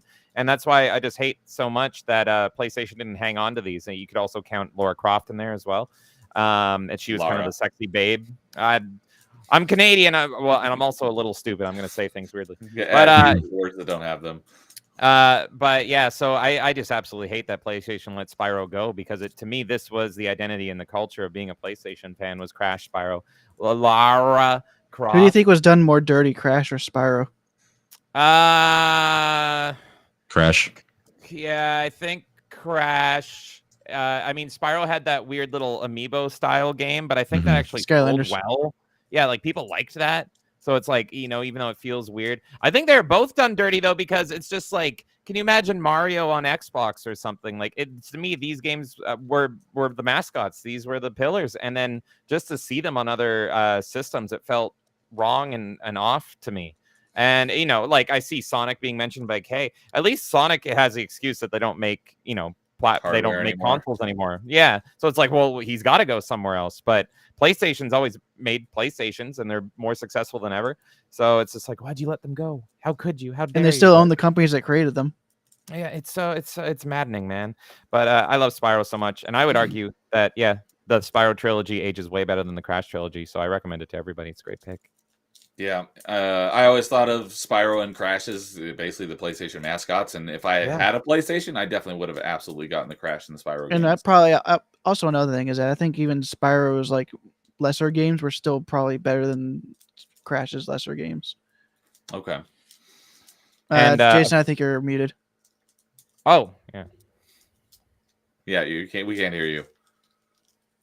But yeah, while he's doing that, I'm going to quickly say that because Astrobot is so amazing, and Astrobot is really, it feels like being a PlayStation fan while there's no reason to be a PlayStation fan, but Astrobot's great. The thing that's great about the Spyro bot in Astrobot is it's the only bot that you can collect that it's not an Astrobot, it's just Spyro. You literally just get Spyro. It's one of the few that's like that, yeah. Yeah, and it's just like, oh, he's flying around, he sets you on fire, whereas all the other ones are like costumes, so they're not actually the Ape Escape monkeys. They're the little Astrobots in little monkey outfits pretending to love bananas. But it's like, oh, that's straight up Spyro's just in the game, which is excellent. And he's flying around, and it's just like, and he looks great. He looks like super charming and adorable. He looks like how Spyro should look. It doesn't look like weirdly edgy or anything like that. It's adorable, and I love it. Yeah, so you're back. I just heard you. Yeah, so but given that I didn't have it, my first actual playing of Spyro and Crash was both the Insane trilogy and the Reignited, and they are excellent remakes, and finally got a chance to play those games that I always wanted to back then but never did. Definitely. So, what were you trying to say when you were so I would say where Kay says better be forgotten than botched. I kind of disagree. Where Crash was forgotten for the very longest time, where like I said, I think Crash got dirty because of that. Where Spyro, he got that redesigned and more edgy and more 2010-ish kind of style. But the Legend of Spyro games. Yeah, all them. But at least he had people still playing his games, though how bad they were. Where Crash was like, all right, yep, he's this, and he has these really kind of some games on the PS2 that no one cared for, but after that, I've actually heard that Twin Sanity was actually pretty fun if you just went for the insanity. I think I played the demo and I thought it wasn't bad, but it just didn't hook me at all. So I don't even know. Are the Crash and Spyro games in the PS2 and PS3 era, are they actually bad, or are they just mediocre compared to like our nostalgia for them? I think Because they for never. a Hero's Tale, which are the Spyro 4. No, Enter Dragonfly was 4. For that one, it was just because it was rushed development, so they didn't Okay. have nearly as much time to get everything working. But I did go through that game for during the PS2 event for retro achievements, and I actually enjoyed that game for what it was. It's just you can tell it was rushed. Okay. Wrath of Cortex, I think, had a similar case, but it didn't age as well as Enter the Dragonfly, which kind of mimics the PS1 games as well. Yeah, the only one I can speak on is the I love, because again, my number 5 was Crash Team Racing. Crash Team Racing 2 is garbage, and I hated it, and I was so miserable and depressed. I was so excited for it. I think it's called Nitro Fueled. It was on the Xbox PS2, and I was so hype, and it's just awful. It lost all of its charm and luster and everything. And I was I've just heard the like, tag team oh. game was really broken because you could actually attach yourself to a bot, and the bot would always drive better than you could. Was that in that one? Oh my god, I think it was the third game. The tag team racing or whatever. Yeah. Oh, I missed that entirely. Huh. For better. Apparently, Yeah, the best thing about probably. that game was some of the overworld stuff that was done as a platformer. Okay. Because you could kill Crash in the open world in funny ways. Well, yeah. Well, on the topic of Spyro, again, that Reignited trilogy was so good. Hopefully we get what I think Spyro. There could be a new game from Xbox or something. Hopefully it's in the vein. But hopefully, of the Toys for remake. Bob is getting it because they did a good job Yeah. with the remake. Yeah, And from what I heard, they did a good job with Crash 4. Oh, they did Crash 4 as well? Yes. Okay. I know there's some issues like with the character design, but I think the gameplay was considered okay for Crash 4. But I never played it at all, so I just remember there being some. At least with Tana, I think she was That was she was an alternate reality version of her. So yeah, they made her like quirked up pretty much, something like that. They didn't make her sexy. They just made her all like modern age quirky, and it's like, I want sexy furry girls. I think they made Dingo Dial an actual like friendly character. Oh, really? Oh, and you could play as him in the game. Hmm. He was one of the playable characters. One of these days, I'll give it a shot. All right. And before we move on here, Devastator's here saying, howdy, everyone. Good to see you, Devastator. Hope you're doing well tonight. Oh, and Kay, yeah, I know she loves Toys for Bob. Toys for Bob is independent now, but their next project is in partnership with Microsoft, apparently. So very likely that it could be Spyro. It just means that I think for that it just means that they have more freedom to do what they want, like which project they choose. It's just that they with the partnership they have access to the IPs. Don't mess this up, Microsoft. Please, like, do what Sony refused to do. Give us good Spyro again, damn it. Let's hope. Well, here's the thing, though, is Activision. Activision constantly gave us Spyro. Yeah, that's true. Good. Because you had the two Spyro games on PS2, the Enter Dragonfly and A Hero's Tale. You had the Legend of Spyro trilogy. Then you had Skylanders. So Spyro on console was constantly there. And I'd say the GBA games, besides the one with Crash, were all pretty good too. They were isometric platformers. One of them was even a Metroidvania. Oh, what? Metroidvania, you say? I think I told you this, when I played it I think earlier this year. And Achievement Chasers? Yeah. Okay. You have to remind me which one that was. I think it was Attack of the Rhinox. Okay. I'll look into that. So, all right. Well, that wraps it up for our number 3s. So we are going to move on to our number 2s now. Jason, what is your number 2? Oh, man, this was so hard for me. 2 and 1 were like figuring out which child I liked the best. I'm looking at my 2 and 1, and even looking at it, I'm like, I don't even know if this is correct, because I can easily say it out loud and be like, no, it's not right. But then I can also be like, yeah, it is. Like, the best way I can always say for my 2 and 1 is if you don't you have to go back into like a different kind of category. So like if you have a favorite movie and you have a favorite TV show, obviously you're watching something and there can be the same, but they're different. So when I do my number 2, my number 1, it's like, what's my favorite show and what's my favorite movie? So because I said it that way, I chose what's my favorite show analogy. So I put Resident Evil 2 as my number 2. And that was still very hard for me to do. Yeah, I've played that game so much. I mean, there was times where I could speed run that game in an hour 10 because I knew how everything was. Finding out second scenario was a thing, finding out that tofu was a thing, finding out all these extra things were in the game, and just be like, oh wow, there's technically 5 different games in this. Also another game that has a remake, a modern one. Yeah, that was good too. And people actually say it's really good, so it is really good. Again, I don't dislike tank controls like some people. People are like, oh, this game's not great because tank controls. I'm like, it depends on if the game's designed for it. Exactly. And I mean, like, it's really good. The puzzles are easy to understand. Story is fine. There's some very interesting characters. That cat that you see sleeping right there is named after one. I mean, there's so much in that game. Yeah, there's so much in that game that I absolutely love. And I just remember, like, even playing the first one and then playing the first one because I had the demo, and I played the second one and just being blown out of my mind. Like, you dropped into this area, you're running for your life to get to the police station, and next thing you know it, you have this canvas to do what you need to do. And the next thing you know, you see this liquor and this FMV, and it scares the living daylights out of you. And then you keep going, and the next thing you know, there's these hands that come out and grab you out in the police station, and you throw the controller and you reset the game. You're like, I'm done. But then you just play it again, and you just go from there and just learn all the little secrets of it.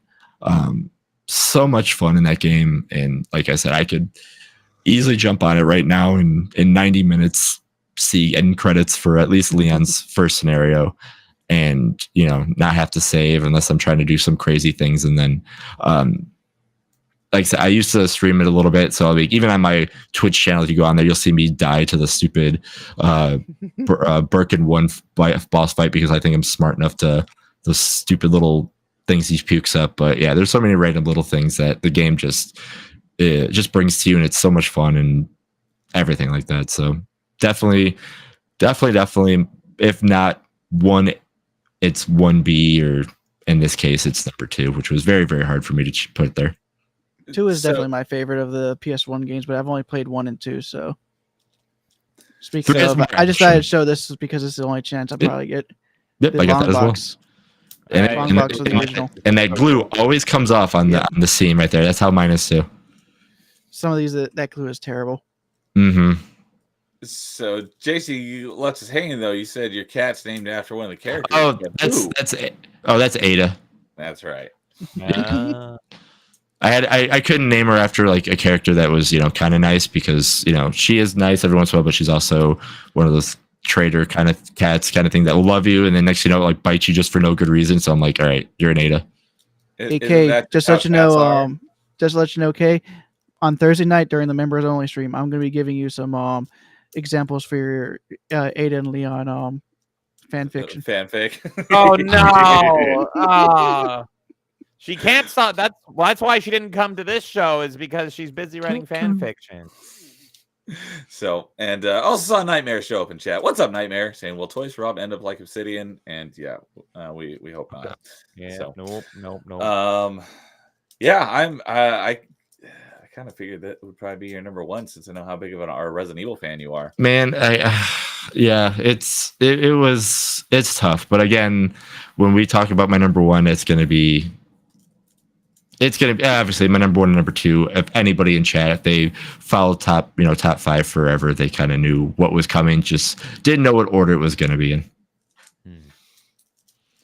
I've always loved, obviously I'm not a fan of playing them, but I've always loved Resident Evil's like story and atmosphere, and that's why I hate that I wrestle and struggle with playing them so much, is because I've always wanted to experience the stories, because I love those characters so much, and I think like just the world they build. I think you'd actually enjoy 5 and 6. Knowing your, I know. Same here. I would. You like won't enjoy 6. I can't even finish 6. And I love Five actually- is the one I've had the most fun. I in. have the original completion of 6 on 360. I I'm- still need to get the I pity multiplayer you. achievements though. And 6 Yeah. is giraffe blowjob, right? Yes. Okay. Yeah. That's all I know about it. That is literally all I know about it. I did rent 5, and I did quite like it. I really liked playing. I Obviously. never beat it, but yeah, I had a lot of 5 fun. is the best to play with a friend. Exactly. But I know that like the peak is the PS1 era and 4, of course. So I've always wanted to like see if I could struggle my way through them because I know they're so good. I know they are. You can play That's them all actually- on GameCube. That is actually Ooh. one of the better Resident Evils. Like Resident Evil Remake is like the best survival horror game I think made. This is the Wow. this is the version that's on Xbox One and PS4. Mhm. They just Okay. they just updated it to HD. They updated a lot of things on that. And that to I me, don't if you're think looking I've for ever tried those. if you're looking for a survival horror game, that is the best. And I still that- think 2 is my favorite, but that is if you're looking at something not super actiony, but you're like, oh, I need to watch my ammo. I need to make sure this is happening. That's the game you play. And the one that you just showed, dude, that one is it still GameCube. has tank controls though, right? Yes. It does. Okay.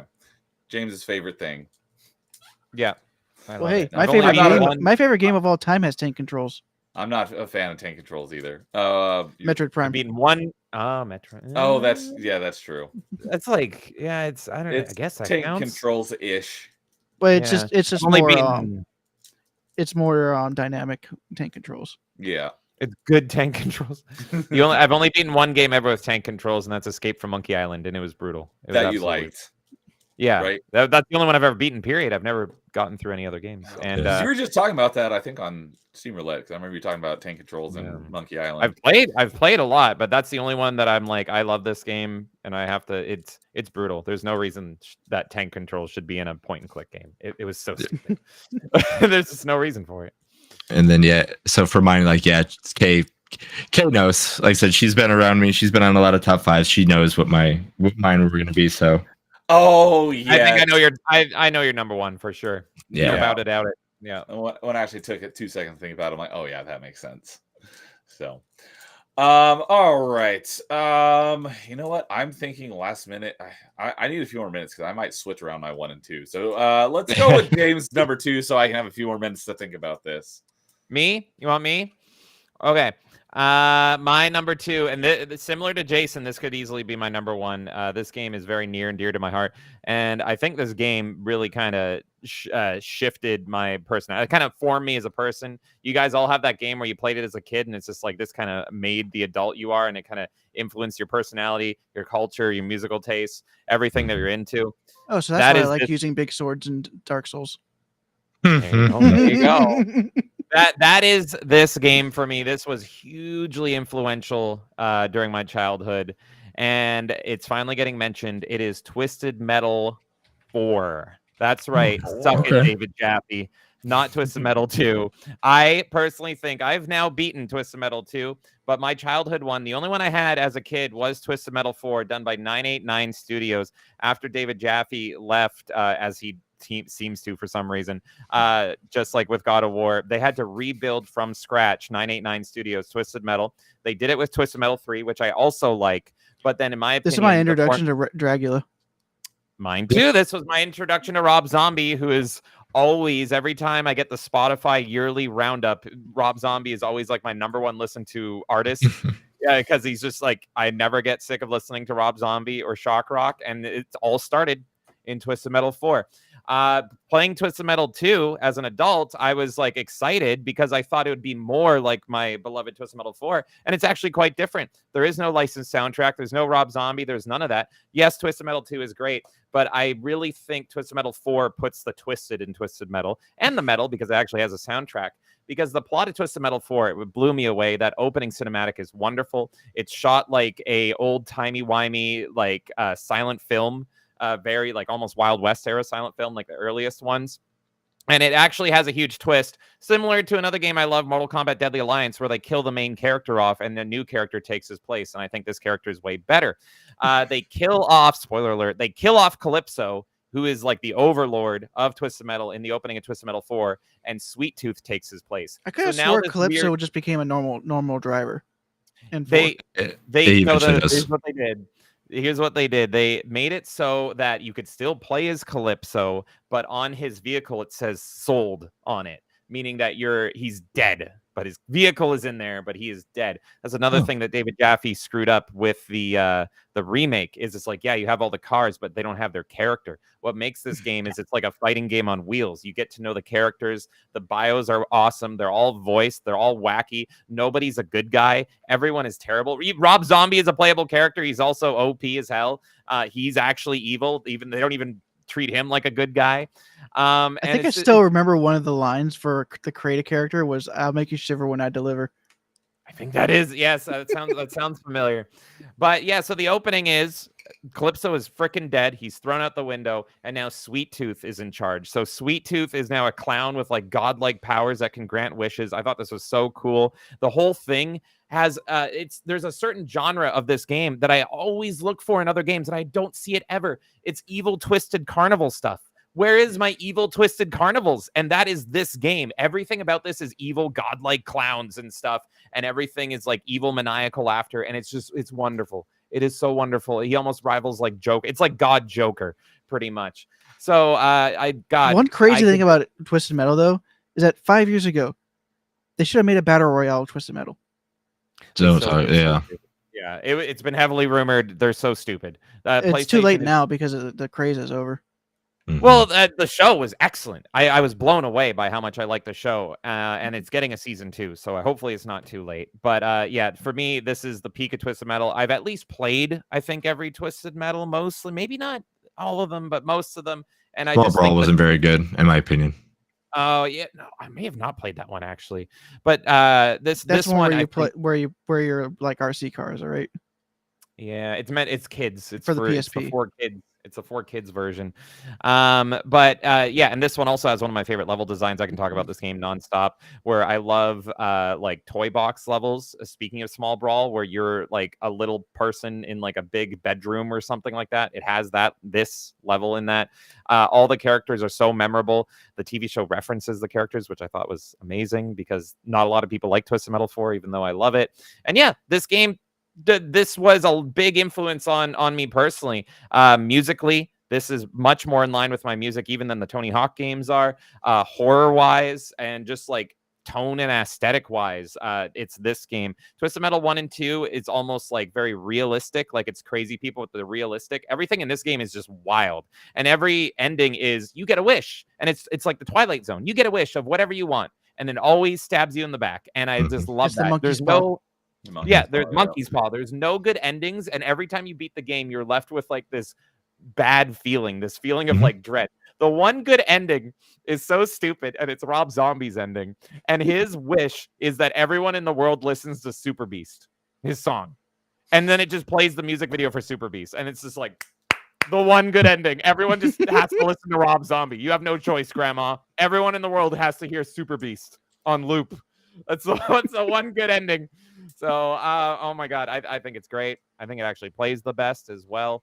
And it does play different from 1 and 2. So there you have it. I really wish more games felt like Twisted Metal 4 specifically. I wish more movies, more media in general had this style and atmosphere to it. Anytime I get a little semblance of this aesthetic in anything, I'm immediately in love. For example, I recently watched Blair Witch 2, and it's considered a bad movie, but it feels like Twisted Metal 4. It's got like that soundtrack. It's got Manson. It's early 2000s of the time. It's that special small window of edge that was very much encapsulated in the late 90s and early 2000 year. And it's wonderful. If you're like me and you're like an edgy kid in that era, you owe it to yourself to play Twisted Metal 4. So that's why you like Marvel Ultimate Alliance. Yes, I love it. Wait, how does that relate? Hold on. There's a carnival level. Oh, there is. Yeah, and that's actually unlocked my favorite character, Blade. You unlock him by going into the claw. Oh my God, you're right. I forgot about that. Yeah, Evil Carnivals. Did you ever play the arcade game Carnival when it was out? No, and I know of it, and I know I would love it. And I was gonna say you would absolutely love it. And I can't even emulate it because it's a light gun game, right? So I need to play it like in an arcade, and I've never seen it in person. I've only seen images. Wow. And It's really good. Oh, I know. I think Dark Legacy also has an Evil Carnival level. Late in the game. God. I would like blind buy a Carnival like arcade cabinet because I know I would freaking love that game, man. Mm-hmm. Oh, and on that note, I don't know if anyone, if you love Twisted Metal like me, I know it's been garbage forever. I 100% agree with you. What I was looking forward to the one that came out on the PS3 at the time, and then you're right, they took any like personality out of it and just completely destroyed it. Because yeah, you're right. Like when you chose a car, you chose the character. You didn't choose like I want to play the ice cream truck because I want to be, you know, anybody else in the ice cream truck. You know, I chose Sweet Tooth because I want to be Sweet Tooth, and it just so happened to be an ice cream truck. You know, I chose Mr. Grimm not just because he's on a motorcycle. I chose Mr. Grimm because everything Mr. Grimm did. And, you know, like Spectre was the race car, Thumper was this. You know, all these cars had these characters, had these personalities that you'd want to do it. Like even if their story was a little different, but their cars and their story, like the character that was in there was their story, and it was almost the same through everything. You know, Axel had his, you know, his thing. You know, everybody that had these cars were the characters that you wanted to be, not just because I just want to be this and I want to be this car. So I 100% agree with you. And then my other thing too is like, is Twisted Metal 4 your favorite out of the whole franchise? Because I still like, I mean, though the game's hard as hell, I still like the endings to Black a lot. Hard. It is. Oh my God. It's very hard, but the endings like are well deserved in Black, and I think Black has some fun things too. I got a lot to say. Oh my God, I'm gonna keep you here forever. So first of all, I bought because I know Jason also understands what I'm saying here. I bought my PS3 for Twisted Metal. I didn't care about God of War. I didn't care about Resistance. I think I actually would like Killzone. I've never played it. But I was an Xbox fanboy. I was a 360 fanboy. You want to know something funny? Comes back. I bought my PS3 for Final Fantasy Versus 13. Oh my gosh. It came out as Final Fantasy 15. Oh, brutal. But I bought my PS3 just for Twisted Metal, and that solidified it for me. I think Twisted Metal is best without David Jaffe. Twisted Metal 3 and 4, those are the ones without him, and those are my favorite ones. And that's the ones like people think Twisted Metal Rob Zombie. That's the ones without David Jaffe. It's crazy. Mm-hmm. Like that's the 989 Studios. I love 989 Studios. I think they were super underrated, but they made a ton of PS1 games. And then on Black's got a very different aesthetic. So different. They all have different. Yeah, it's like dark, edgy. Like it's very dark, hyper realistic, like serial killers, and it's black on black, and so it's like bleak and depressing. But I appreciated it going in a different route. I want fun, scary god clowns, but it seems like they're not even in the same like. Oh no! They're so different. No, like Black, they show the insane asylum, and they're like, oh, it makes sense why these characters want to do all this kind of stuff, and they already kind of twisted in the area and kind of go like this. But like, everybody has a tragic story in Black, where you're right, in 3 and 4, it's like, oh, it's a little uplifting, but they're doing crazy things, so it's even weirder that way. And I think the reason why I did that too is because they're in car combat. Like Vigilante 8 was coming out, Rogue Trip was out, so everything was a little bit more welcoming, even though it was like a kind of like a mature idea in a way, but it was more of a way to get everyone to. Yeah, I remember this was still only T rating on the PS1. Yeah, that's crazy. And and I actually was, as a kid, when I first started playing it, it was terrifying because that's a T rating. That's crazy because when you kill someone in Twisted Metal, they're screaming bloody murder. And I remember the first time I got a kill in Twisted Metal, I was like, oh my God, I feel terrible. Like they really scream. Yeah. So wow, yeah, I love this series so much. I actually thought the gameplay in 2012 was good, but it had no semblance, it had no soul to it. Yeah, and it was so stupid. It was, oh my God. So I don't know, and I don't know if Jason, if you watched it, but any Twisted Metal fans, I highly recommend the TV series. It's surprisingly excellent. And season 2, if they deliver, like based on the little teases, because it ends with like, this could be what's in season 2. It's just like, whoa, season 2 is gonna blow it out of the water, because season 2 sounds like it's more of the stuff that I like. But yeah, Jason, did you end up watching the Twisted? I watched a couple episodes, and then I unfortunately got busy doing other stuff. Yeah. But I mean, hopefully, it starts off not great, and then it Yeah, builds up. and I'm like, oh, it's like I'm getting into it. I'm like, cool, like some of the characters that they're talking, like it's like, oh, they said the name, kind of thing like that. That's kind of how I was. But yeah, no, I eventually, I eventually have to get to it because again, when season 2 comes out, I definitely want to watch that because again, I've heard the same things you did. Like season 1 was just like, again, when you go back and you play the first Twisted Metal game, you're like, okay, game looks like garbage, you're on the rooftop and you're ready to go, but then when second one comes out, you're like, okay, cool, this is what they wanted to do. I have a feeling that's what they're going to do with like the seasons. Just like, okay, cool, like you're ready to see what we could actually do, and this is what it is. And Samoa Joe being Sweet Tooth like was a perfect, like he looks that part too, and granted I know it's not his voice, but still like that imposing feature as that thing is like that's cool. I wasn't sold at first because I thought it was so weird because Will Arnett's doing the voice of Sweet Tooth, but it's Samoa Joe's body. But he went, I don't want to spoil it for you, but yeah, he wins you over. It ends up being really good. I believe it. Like when I heard the voice, I was like, okay, like I can be with that. And then like I said, with how Samoa Joe is, I'm like, that's a pretty big imposing voice. As I can never remember his name, but I know it's Kane Hatter. Am I right? Kane Hodder. Yeah. Yeah. Okay. For Jason, right? You're saying? No. Yeah. No, I'm trying to remember what Sweet Tooth's real name was. I know it's Kane something. Oh God, I thought. Okay, yeah. I don't remember. No, I could be wrong. But anyway, you sound right though. Yeah, but I'm like that. He looks like that person, so I was like, that's cool. Mm-hmm. And another thing on Twisted Metal 4, which makes it so weird and creepy. A lot of people actually say this is a bad thing, but I think it's a cool thing. Is Sweet Tooth has a gang of midget clowns, almost like the Joker has a gang of themed clowns, but his gang are all midget clowns. And what made him actually scary is that he doesn't talk in the game. The whole time, all you hear is him laugh. But his midget clown posse actually speaks for him. So even when you win, there's a little midget clown that's saying like, "Sweet Tooth, we'll see you now. And what is your wish?" And Sweet Tooth just stands there with like a big grin, just staring at you. And it's like, people were saying, "Oh, that's budget," and they couldn't. And I'm like, no, it's scary. It's weird. Like the guy who's like a god clown overlord has his little midget guys talking for him, and he just stands there staring at you, but he has all the power. Crazy, absolutely crazy. But if you play as the Calypso card where he's dead, that ending is maybe the best ending. All the endings are so good. Like I recommend everyone just watch like on YouTube. That's right. Just watch all I forgot. endings, That's the one that Pizza Boy was in too.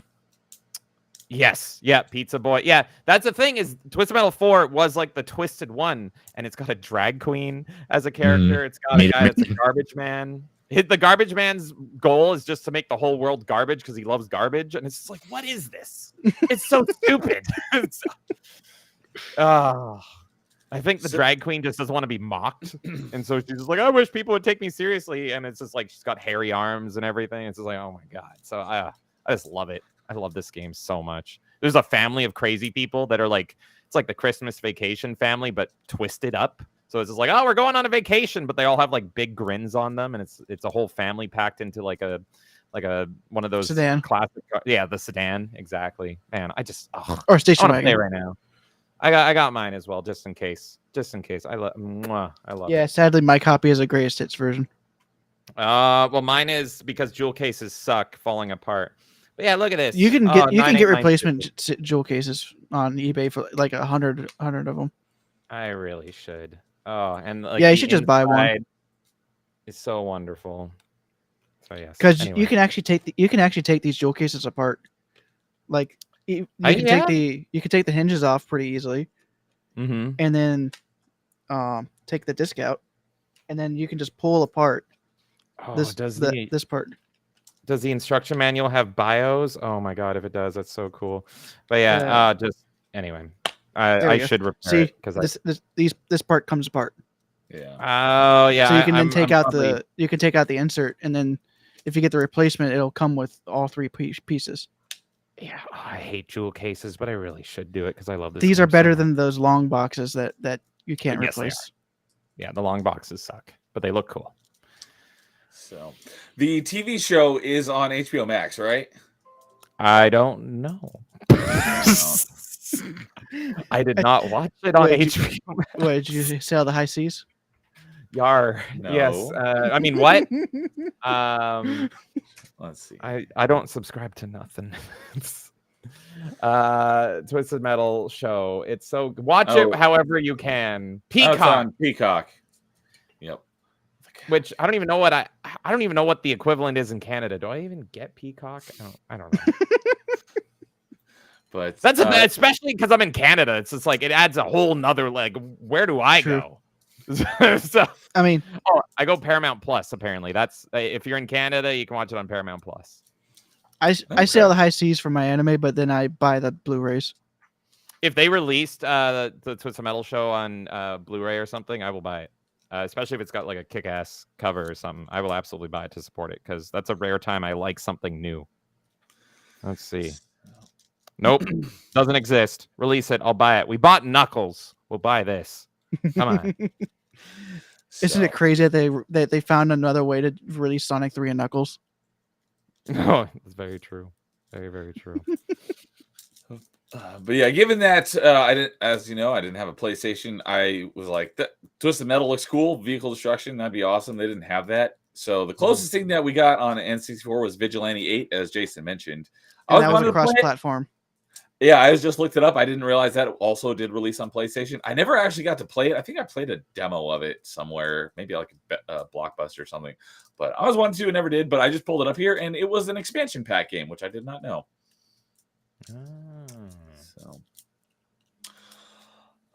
okay. Saying for Canada, we have to mostly go to Disney Plus or Paramount Plus for those American exclusives because it's a mess.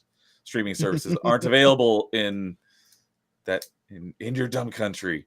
And there is a third option. Well, the third option is now easier. That's the problem. It really is. So it made sense when you had when it was like just Netflix and Hulu, because like Netflix was like the movies and then Hulu was mostly the TV shows. I've always hated Netflix because I like old stuff, and I remember when Netflix first came out, I have a list that I've been making since high school of all the movies to watch, and I sat down, went through Netflix, and I'm like, nope, because it's always fixated on new, and I'm like, can you add like the stuff from the 50s and 60s, please? And there's not really anything for that. Too bad Turner Classic Movies doesn't have a streaming service then. That would be smart. Is there no streaming service for like old movies like that? I think the rights are the problem. So many, like Hollywood just sucks, man. But I was always interested in Shudder as a horror fan, but even I almost got it, and then they started doing dumb stuff as well, and then it was all focused on new as well, and I'm like, no, I want like old Italian horror from the 60s and Japanese horror. Like what is this? So. Oh geez, Casey, and you guys don't even have Hulu there. You have to use Disney Plus. Yeah. So. I just don't. Understandable. So, all right. So then I will go next. So that we have dude finish our number 2. Have an actual PS1 game be the final number 2. Exactly. So yeah, you know what? I had my 1 and 2s, but I did decide I'm going to go ahead and flip them. So for my number 2. As I mentioned, it was not something I played on PlayStation 1. I played it on PC. So, early, at the beginning, I was like, I played all these games on N64. This game wasn't on N64. So, it was games I played on other platforms, but they were also on PlayStation. So, and this was the beginning of my favorite series of Star Wars games. And the main character here became my number 2 favorite Star Wars character of all time. That is Kyle Katarn. And the original Dark Forces was on PlayStation. It was. I played it on PC, but it was on PlayStation. So for my list, it counts. I freaking love this game. I haven't played it in forever, which is why I decided to move it down my number 2. It was my number 1, but I was like, my number 1, I've played a lot more times more recently, so I switched them around. But I do love this game, and it started my love for Kyle Katarn, and that is my favorite series of Star Wars games: Dark Forces, Jedi Knight, Jedi Outcast, Jedi Academy, and it has the real stealing of the Death Star plans. That was the first mission in Dark Forces, not this Jyn Erso crap from whatever fake made up Disney Star Wars planet. And it's perfect time to go play it because it is on Retro Achievements. Yeah, it is on Retro Achievements. I've been waiting for the remake because the remake came out earlier, or remaster came out earlier this year. It had the because as you guys know, if it's on Xbox, that's where I want to play it. And I'm patient and frugal. It is the most it's gone on sale on Xbox is only like 30%, and I usually wait till 50% or more. So I haven't bought it yet, but I will once it goes on a steeper sale. But I'm very much looking forward to playing the remaster. I will probably go and play the PlayStation 1 version for Retro Achievements as well because I do love this game. And I played I've mentioned this a few times before because I had a demo disc. It's in my I almost ripped out my headphones, but that tower right there has my demo disc of it, which I played the crap out of, which only had the first 3 levels. It wasn't until many years later I finally got the full version and played through the whole game. But I played that demo so many freaking times. And there's one level where I don't remember exactly why. I assume you get captured because you lose all of your equipment. Oh yeah, and you have to fight a Kell Dragon with your bare hands. You fit, yeah, and that's an achievement in the new version. Yeah, you get an achievement for fisting the dragon. Yeah, the remaster is excellent. I streamed through it all. It is if you guys, yeah, the night dive. It's perfect. It's absolutely perfect. It's definitely the way to play it. It's currently on sale on Steam for 40% off for the next 12 hours. I highly recommend it. Loved every second of it. And yeah, this game's excellent. It's what if we combine Star Wars and Doom together? Yep. And it's this far was from my Doom. Yeah, it's far from my favorite in the series, even though I think Doom is like a perfect game. But I like the other games better for a whole ton of reasons that we don't have to get into. But Dark Forces, if you love Doom, it's Star Wars Doom, and it's so freaking good. The and Night Dive remaster is excellent. Yes, yeah, and man, I knew it was on PS1. I would never play the PS1 version. I mostly hate I love shooters. I mostly hate shooters on the PS1 because they did not figure out how to do them properly. Even though they have dual analog, of course, it had to be optional. I think that's part of the reason. They play terribly. I remember playing Duke Nukem 3D on the PS1, and I couldn't get past level 1. It's terrible because you use L1 and R1 to aim up, and it's just like, it's so bad. But yeah, this is a great pick, even though I would never play it on the PS1. It's such a great game. When I played it, I don't think I played it on PC, but I don't think I think I played it entirely with the keyboard, no mouse. So whoa, okay. Basically like playing it with a controller. Yeah, kinda. Wow. And yeah, you know what? You were mentioning Rogue One, and I'm kind of happy that Disney has completely ignored Kyle Katarn because he's too good for them. I don't want him. I don't want Disney to do anything anymore. I don't want them to touch my beloved video game characters, so they can stay away from it. Yeah, you go make your Jyn Erso and all that. Cassian Andor and Jyn Ors is Jyn Erso. They basically just swapped him around and but butchered it.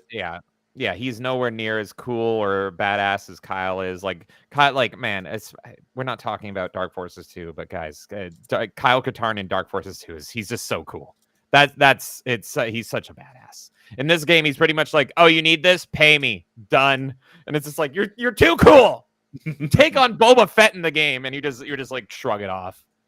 He's like a Duke Nukem in the first Dark Forces. It's crazy. Yeah, he's a bounty hunter. He takes he's still not like aligned with the Rebel Alliance, but he takes all his jobs for the Rebel Alliance. And then he eventually becomes a Jedi later on down the line. But great game. I love it. Was probably my introduction to first-person shooters. I can't think of anything that I played before it.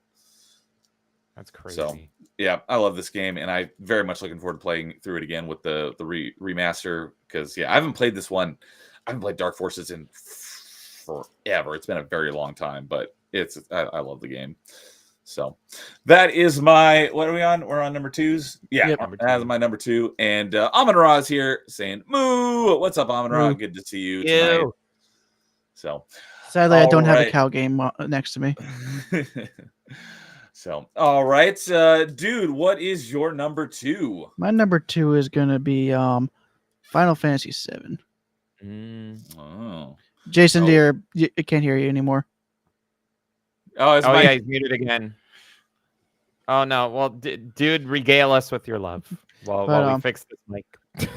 I mean, this is my introduction to JRPGs in Final Fantasy. So, it's for a lot of people, I think their favorite is usually the one that they got introduced to the series for. So for me, it was 7.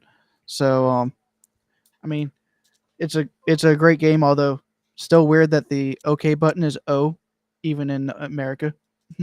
Oh, I guess they just didn't bother changing it. Yep. Just didn't swap it over. Okay. Huh. Rather But, than X. Yeah, and X is canceled. So, but that's something they've changed in later That's revisions. Mhm. But and I haven't played the remake because I know they make changes to the story, and I love the original story because and for Can't hear you yet. No. Well, I know that I know Kay loves. I heard first you in my one. head right there. I heard Yeah. it too. Kay loves the first remake despite the changes, and I know Jason loves both of them. But then I know there's other fans that hate them. So I feel like I would probably like their first one, but because it doesn't make as many changes. they're gorgeous. But I I'm didn't pretty like yeah. it, but they're absolutely Yeah. beautiful. But like from what I've heard, Aerith is a bit more, for some people, is a bit more grating in the remake, but in the original she was actually an enjoyable character. Oh, So the spoiler is actually hits harder for the people who play the original. And for anyone who actually cares about the character and knows what's going to happen, just hearing her sound, her theme can get you emotional. What's crazy for me was because I don't have any nostalgia or anything. I haven't played the original. It's a bucket list game just because it's so iconic. But playing that first remake as a not fan, because I didn't like it, and I know Kay or Jason should be talking, but my favorite character was Jessie. And I thought Jessie was like the runaway character. And I thought that was great. And then it was Kay that told me, it's like, she's barely in the original game. And I'm like, she's the best part of this whole thing, and she's not even in it. So yeah, I mean, I can spoil Jesse's fate in the original game. She dies pretty early on. She's effectively a nothing NPC. But I actually like the idea that the original game, that original remake was actually fleshing out Midgar section, because it could allow those characters that were in Avalanche that died pretty early on to get fleshed out more, so their deaths actually meant more. Right. Yeah. Well, you should play it. There you go. I hear you. Jason. It gives everybody like in Midgar more of a life, because again, when you play it, like, man, this is a city. This is like everything that, this is a place that's being lived and forgotten and all that kind of stuff. So when something tragic happens in the original, you're like, okay, that's fine. But when the remake, you're like, oh shit, that's a lot of people that just had this issue and everything just happened to them, kind of thing. So, but yeah, no, I'm a fan of the remake just as much as I am the original. Not to say this game might not be talked about a little bit, but anyway, but yeah. Yeah, definitely. One thing I would like to say that's not Final Fantasy VII related is that this was a weird generation for Square, because this is whenever they first started re-releasing their older games as well. So you could actually play almost every Final Fantasy game on the PS1 at the time, because they released 1 and 2, and this is the first time 2 came out in America, and that was the Origins pack, and then 4 got packaged with Chrono Trigger, so they didn't release 3. But that was a great pack as well. And then 5 and 6, which was the first time 5 came out, also did that. And each one of those actually had added FMV sequences for each of the games. And 7's your favorite? 7 is definitely my favorite. Okay. That's always the one people love. I think it's the most beloved one. And if you don't like the remake, you can actually play this version on Xbox One and PS4, because it is available digitally. Yeah. On those and platforms. Switch and everything. Yep. I Actually, always hear that you can actually get the Switch version physically. Mm-hmm. With 8 as well. Yep. I always hear that people don't like the remake or the ports or whatever the hell they are. They like change stuff that isn't good. I'm trying to see right now. Okay, it is on sale on Steam here. Yeah, okay, it's also on sale. The original version that we're of course talking about, the PS1 version, 60% off, $6 Canadian until tomorrow. But yeah, I always hear issues like with these. They're not even remakes or something. They like change some of the textures, but not all of them in the newer versions, and so people I actually don't prefer remember playing many on PS1. differences in the Xbox One version when I played it. It's just that the Xbox One, the newer version, actually allows you to do cheats like turning off random encounters and stuff like that. 2 I'm times seeing people speed. say- Yeah, Yeah, So- people are saying emulation's literally better than this port. All that stuff. So. that might So- just be PC. That might be a PC issue because, like I said, I didn't have Maybe. many issues on Xbox One. Yeah. Well, Kay has a question that I know Dude can answer because we talked about this on Achievement. Yes, I've gone Chasers, through the first 4 games in that, and they play pretty well. the pixel remastered. I didn't play them, but I've heard there's not much. There's just 3 pixel remastered kind of things. Yeah. Are they like the ones that were on the mobile? I think it was like phone and all that stuff, and Yeah, iPad and everything. Yeah, they're exactly the same. Okay. Pixel remasters, but Which were good. So yeah, I would just prefer that they would have gone with the best versions of the games, because Makes sense. for Final Fantasy 1 and 2 and 4, they were all released on PSP, and that had all the content from the GBA versions, and they were really that sprite work was really good. So I would like to see those ones come back for those older games, and also the PSP version of 4 also is the only release of the after years outside of a phone, which is a sequel to 4.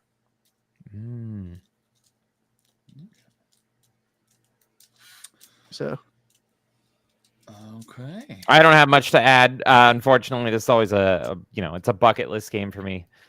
So I'll play it one day. I have more interest in playing the original than I do. it would actually be funny continuing if on you with actually end up liking Aerith in this version. Maybe, yeah. It's quite possible because a lot of people think like I hate turn-based games, so I won't like it. But it's more like I will never love a game that's turn-based based on its gameplay. So if the story and the characters and everything are excellent, then I'll love it on that standpoint. You know what I mean? So it's like it's not like KOTOR. I will. Yeah, exactly. Yeah, I mean, I'm not gonna judge a game just because it's turn-based. It's just like I'm never gonna be like, dude, I took my turn. It's like it's never excited. The gameplay is not exciting. So the story's when it comes to the Final Fantasies after the NES ones, they definitely take a more active type of turn-based because of the way they use the ATB system where you just have to wait for the meter to go full, and then that character can move at that point. I have a feeling that one day I will, with confidence, say Dirge of Cerberus is my favorite Final Fantasy, and I will be crucified. So, I think that game would have been better if it had some improvements to the Chuck, the gameplay. I hear you're still here, Jason. I hear you. I'm hearing noises. I'm sorry, I forgot to mute myself. Don't worry. Gotcha. So I said I came in on Melee Madness once, or not Melee Madness, but Melee Town Square, saying Final Fantasy Dirge of Cerberus. It's probably Jesus the Christ. gameplay wise I'm gonna like the best, and the No, you character design is edgy. But yeah, I know even the gameplay. Crisis Core is definitely more action oriented, so you could always play that one too. Okay, I think And that one has just as emotional of an ending, even if when you know what's coming. Man, that game. What they did to some of the content creators with that game was so awesome and so trolly at the same time. Where they said the context, like just said don't open this before until you beat the game. So good, so good. But anyway, I won't say anything about this game because this may or may not be talked about in the next 10 minutes. Definitely not. Probably not 10 minutes, because before we get to our number one, Oh yeah, we have got our 25 honorable mentions. This may be Yeah, talked about in the next half hour. I bet there's going to be a lot of them. So with that, we'll get into our honorable mentions before we get into our number ones. So I'll go ahead and go first because, as I've mentioned, I didn't have a lot of PS1 experience. So some games that I did play and I liked that were also on PlayStation. SimCity 2000, I played that on PC. I don't have any of your honorable mentions because you guys only gave me your top 5s. Yeah. But I love the SimCity. I probably have James's because he gave me such a large list. I gave him 25. I actually had a pretty long list of honorable mentions, but I do have SimCity 2000 though. Okay. But yeah, I played the original SimCity and like Sim Earth and Sim Ant and Sim Coster. So SimCity 2000 was my favorite of the SimCity games. My favorite Sim game was Sim Copter. I love that one. But SimCity 2000 was great. a game I should have grabbed it. So I forgot to show this while I was talking about Final Fantasy VII. Okay. What a great cover. I forgot to grab it when I was getting my games for show and tell tonight. But I do have this one back there, and was a movie-based game that I really liked, of a movie that was popular at the time. That was, and I just found out it was also on PlayStation. So I was like, oh, I'll put that on my honorable mentions. That was the Mission Impossible game. I've always wanted to play that. Yeah, it was. I can't remember if I have that for PS1, but I know I have it for N64. Yeah, I've got it for N64. It followed the movie very loosely, but it had some of the big set pieces, like the going down through the laser room, and it had the face. You had a device that you could, you had to like copy people and then put their face on so you could sneak around. It wasn't a great game, but I liked that game. And I'm going to go back, and it is on my list of retro achievements to play, since it has a retro achievement set on N64. A racing game that was exclusive to PlayStation that I played a couple times, probably just at the demo station, but was really cool and I really liked it. But I never actually played the full Ridge Racer version. No, high-speed hover cars in the future. Wipeout. Oh, Wipeout. Yeah. I have that one too, but I didn't pick it up because nobody said anything. So that was a cool one. I like the little bit of time I spent playing it. But my favorite racing game of the era, I played on N64, and I did not know until just recently that it was also on PS1. But I have another show and tell because I have it. Let's see here, Rush. San Francisco Rush. Which one? Because there was two of them. This is the original one. This is the first one. And my grandparents got me a steering wheel for my N64. So this was the first racing game I played with a steering wheel. It was so cool. And I played the heck out of this game. I'll probably my steering play wheel this doesn't work anymore for my N64. I don't have my N64 wheel anymore. But I'll be playing. I'm planning on playing this one for retro achievements as well. I played the heck out of it. This is probably like my first racing game. I don't think I had any on Super Nintendo. I played a couple, but I don't think I owned any. So this is like my first racing game, and I love this game. And then a shout out to the reason why it's on my honorable mentions and not in my top 5 is my favorite Mega Man game. Mega Man X3 was on PlayStation, and I played it for the first time this year, the PlayStation version, because I found out it's because I played the Mega Man X collection on GameCube. But on this collection, it doesn't have the Super Nintendo version of Mega Man X3. It has the PlayStation version of Mega Man X3, and the PlayStation version of Mega Man X3 is terrible compared to the Super Nintendo version of Mega Man X3. The gameplay is all still the same, but they changed all the music and the sound effects, and they are awful compared to the original. So everything else is exactly the same except for the sound, and it just drives me nuts. So that's like it was still great to play because the gameplay is still the same, but the music just took it down for me. So that's why it was relegated to my honorable mentions. If it was untouched from the Super Nintendo version, it would absolutely be on my top 5. But because for some reason I was thinking you're going to say Mega Man Legends.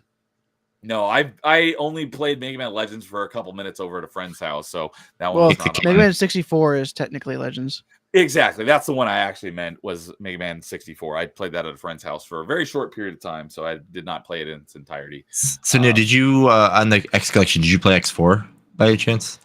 Yeah, I played Mega Man X.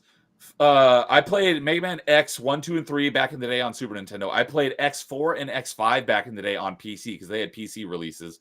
I bought the Mega Man X Legacy Collection when it came out on Xbox in 2018. I played that as X1 through 8. Mm-hmm. And so that was the first time I played X7 and X8 was on the X Legacy Collection on Xbox. And then I played Mega Man X Collection. Don't forget to burn it to the ground. On GameCube this year for the retro achievement launch. So I played through 1 and the Mega Man X collection on GameCube has Mega Man X's 1 through 6.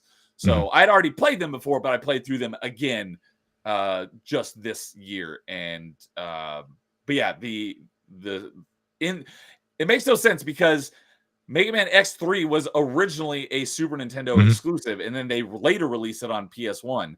So you would think since it was a Super Nintendo exclusive, they would have the Super Nintendo version on the GameCube version of Mega Man X collection. But no, they put the PS1 version in the GameCube collection. It's because the PS1 is stronger than the Super Nintendo, so they thought better console, better version. Yeah, it must be better. Yeah. It's not better. So because of the sound, Mega Man X3 PS1 is in my honorable mentions and not in my top 5. So those are my honorable mentions. Oh yeah, and Timon is saying, what about Mega Man Legends? That's the one Mega Man franchise I've not actually played. I've played them all because I love Mega Man so much. Oh my god, Mega Man! I love Mega Man. I love him because he's blue. I love because he's blue. Yeah. Yeah. Yeah. Timon saying I played San Francisco Rush Arcade. That was a slightly different version, but it was based on this game right here. It's this San Francisco Rush. And yeah, JB saying most times I've heard X in one day since Elon bought Twitter. I love Mega Man X.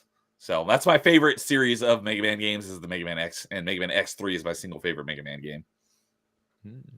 So, all right. James, you have a lot of honorable mentions, it sounds like. Oh, you want me to go? All right, let's do this. Okay, everybody. Well, like I said, I ranked my childhood for you, but I had to think, and I was like, I didn't want to leave any childhood game unturned. So I didn't just bring 5 games. I actually ranked 27. I actually added 2 while Nerdy Neo was talking because I thought of another 2. So it was originally going to be 25, and then I added 2 more. So I won't have those. That's fine. Maybe you own them. But here we go. Also, there's a special honorable mention that I have to do. This was the game that was giving me so much trouble and made me decide, screw it. I'm just ranking my childhood, and that is Symphony of the Night. Castlevania Symphony of the Night. I did not play this as a kid. My friend Elvis lent it to me as an adult. That was my first time ever playing it, and I absolutely loved it. In my opinion, if I was being objective, I kind of think Castlevania Symphony of the Night is like the best PlayStation 1 game ever. So it's just like, how do I not put this as number 1? It's pretty much number 1. But I didn't play it as a kid, and it was confusing funny because the North American branch of PlayStation was like, we don't want this because it's 2D. Yeah, and so they're like, fine, here's some flying books in 3D. Go screw yourselves. Done. And then it turned out to be, if anyone said, hey, I can only buy one PlayStation 1 game, I'd probably say Symphony of the Night. So I do think this should be number 1, but it's not even on my list. So it's a special honorable mention. Now for my childhood, let's go 27 all the way to 5 here. Starting off at 27, I'll go super quick. Number 27, Resident Evil 3. Oh my God, of course I suck at this game, but I love Resident Evil 3's aesthetic. I love Jill Valentine so much. She's wife material, and Nemesis scared the absolute crap out of me. Oh my God. And I hate how it's tank controls and you have to turn while he's chasing you, just booking you down. I've always wanted to play through Resident Evil 3 just because it's my childhood. Quick turn, then run. That's all you have to do. Quick turn and run. I'm too stupid for it, but I do. One of these days, I'm going to play through it because I do love this game. I just suck at it. Here's a funny honorable mention. Austin Powers Pinball at number 26. I love pinball, and I loved Austin Powers. Oh, don't buy it.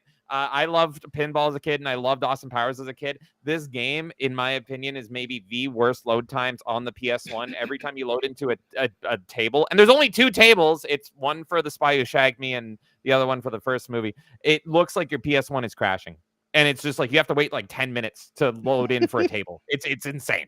After that, I've got Pong, the next level. They made games for Breakout and Pong on the PS1. There it is. And it's not just any Pong. This was like, how do we make Pong for the new age? And it was super cool. And it was in 3D. And there was all these different variants in it. Kind of like what they do with Pac-Man now. It was so cool. Talking about cool. At number 24, we got Future Cop LAPD, a game that I wish EA would bring back. Oh my God, it's so good. Future Cop LAPD. It's pretty much like RoboCop meets Transformers. You're in like dirty, kind of like a Chicago style city.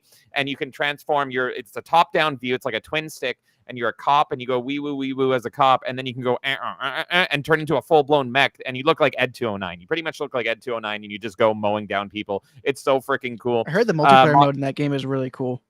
Oh my God. If a game that I absolutely love, that's actually my favorite mech game of all time, that reminds me of Future Cop, at least how it played, but way better for nowadays, because honestly, Future Cop is not aged that well, is Brigador. Everyone go play Brigador. It's absolutely a steal of a game. Twin stick mech action. It's great. Here's a game that I threw in at the last minute just now at number 23 because I thought about it. Some of the funniest endings ever. If Twisted Metal 4 has the coolest endings, this one's got maybe the funniest endings ever when you pick a character. That is Mortal Kombat 4. This was the 3D Mortal Kombat. It's so silly, and I see Jason shaking his head. Somewhere. He's shaking his head. Mortal Kombat 4 is so funny. The endings are hilarious. Go watch the endings on YouTube. It's the funniest stuff ever. How's it going, Nar? What's up, Nagernal? Thank you. I don't know how to say your name. How's it going? Nagernal. Thank you. You're gonna hear me rant like crazy. All I can say is Sonya Jackson Jarrett's ending. Yes. Jesus Christ. Oh, good. It's peak comedy. It's so funny. Also, Johnny Cage's ending is. Jeez. Yeah. I love it. I love it. It's so stupid. It's such a stupid Mortal Kombat, and I love it for it. Talking about games that aren't stupid at number 22, here is a underrated, underappreciated 3D platformer, 40 Wings. I thought this game was so cool as a kid. Pretty much you play two siblings, two little kids. There it is. And it's pretty much they get control of their dreams. And so it's just like you could be the Incredible Hulk in your dream, or you could be a knight or a wizard. It's pretty much Nightmare on Elm Street Part 3, The Dream Warriors in a video game for kids. Highly recommend it. It's really great. 3D platformers. I love them so much. That's one of the best on the PS1, if not the best. After that, we got Bruce Willis. Bruce Willis's Apocalypse. I love twin stick shooters. This is a twin stick shooter on the PS1, literally starring Bruce Willis. I thought this was sent that one to me. No, that one I just threw in just now because I was like, how could I forget this one? I don't think I have it either. Apocalypse, it's so good. It's a great story. It's Bruce Willis in like a sci-fi, almost Fifth Element environment, but he takes on the four horsemen of the apocalypse. And it's like, what? And it's actually him, and he's doing the voice, and it's his likeness. It was advertised as Bruce Willis' Apocalypse. The camera sucks in the game, but it's so satisfying and so good. I want to play through it one day on stream. Did add this one, Spyro 2. Spyro 2 is a mention I already said. My childhood is great. Number 19 is Cool Boarders 4, one of my favorite snowboarding games. I love. I do not have Cool Boarders 4. I have 2 and 3. It's so good. After that, I love what JB says. I can't understand James without Bear Force 1 blaring and his shirt off. Well, the shirt's really tight. Okay, it's a small, so it's pretty close. If you zoom in, you can see the nipples. Or used to getting his speed running of the news shirtless. Yeah, that's very true. That's a good point, JB, but I appreciate you being here anyway. Number 18, this game is excellent. I love fighting games. I know Jason loves fighting games. This is one of the best you can get on the PS1, and it's actually 2 games because they're pretty much the same game. It might as well have been DLC. This is X-Men Mutant Academy and X-Men Mutant Academy 2. There's like no difference apart from the characters in it. They are absolutely great. I only have the second one. And this game, the first game came out before the X-Men movies, which I love those movies. That's my childhood. And you could actually unlock their outfits from the movies as like a tease for them. And I thought that was the coolest thing ever. Great 3D fighters. I love 3D fighters. It's much better than Mortal Kombat. What, do you expect us to go out in yellow spandex? Yeah, there you go. Number 17, Monkeys Ape Escape. It's so charming and good. The only game that actually requires the dual sticks on the platform. You can't play it if you do not have the dual sticks. Great, charming, fun game. Make me a new Ape Escape. It's so good. I love monkeys. And number 16, Bugs Bunny Lost in Time. I love Looney Tunes, and this is a 3D platformer starring Bugs Bunny. It's so funny. It's actually like a big celebration of Looney Tunes because he goes through time. So he goes through like all of the classic iconic sets that they did throughout time. It's so good. I highly recommend it. I want to stream through it. Sadly, this is before the Duck Dodgers show, so we don't see Queen Tyranny. Oh yeah. Oh my God. Whoa. That's okay, the Martian lady that you showed on. Sexy Martian lady.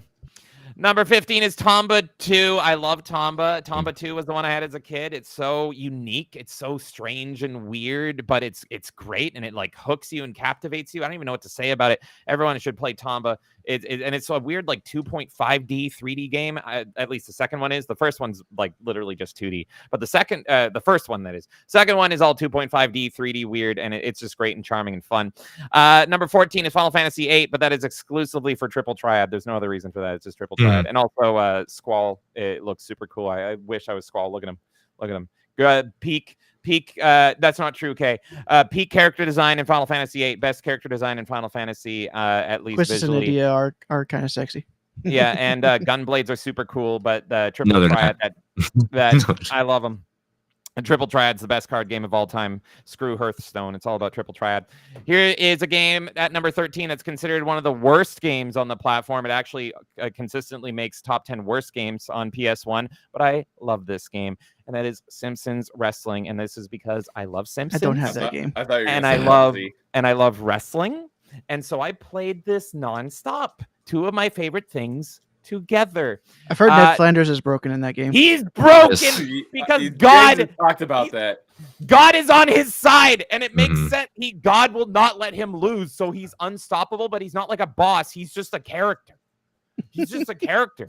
So it's a broken game. It's absolutely is. it's totally not balanced because you can just win as Ned, but God help you, or he won't help you if you go against Ned. But great, if you love Simpsons, definitely check it out. I love this game. I don't know why it's considered the worst. There's so many bad games on the PS1 that are worse than this. Yeah, it's not a balanced fighting game, but I think it's a lot of fun if you're a fan of wrestling and Simpsons. I thought you were gonna say Bubsy.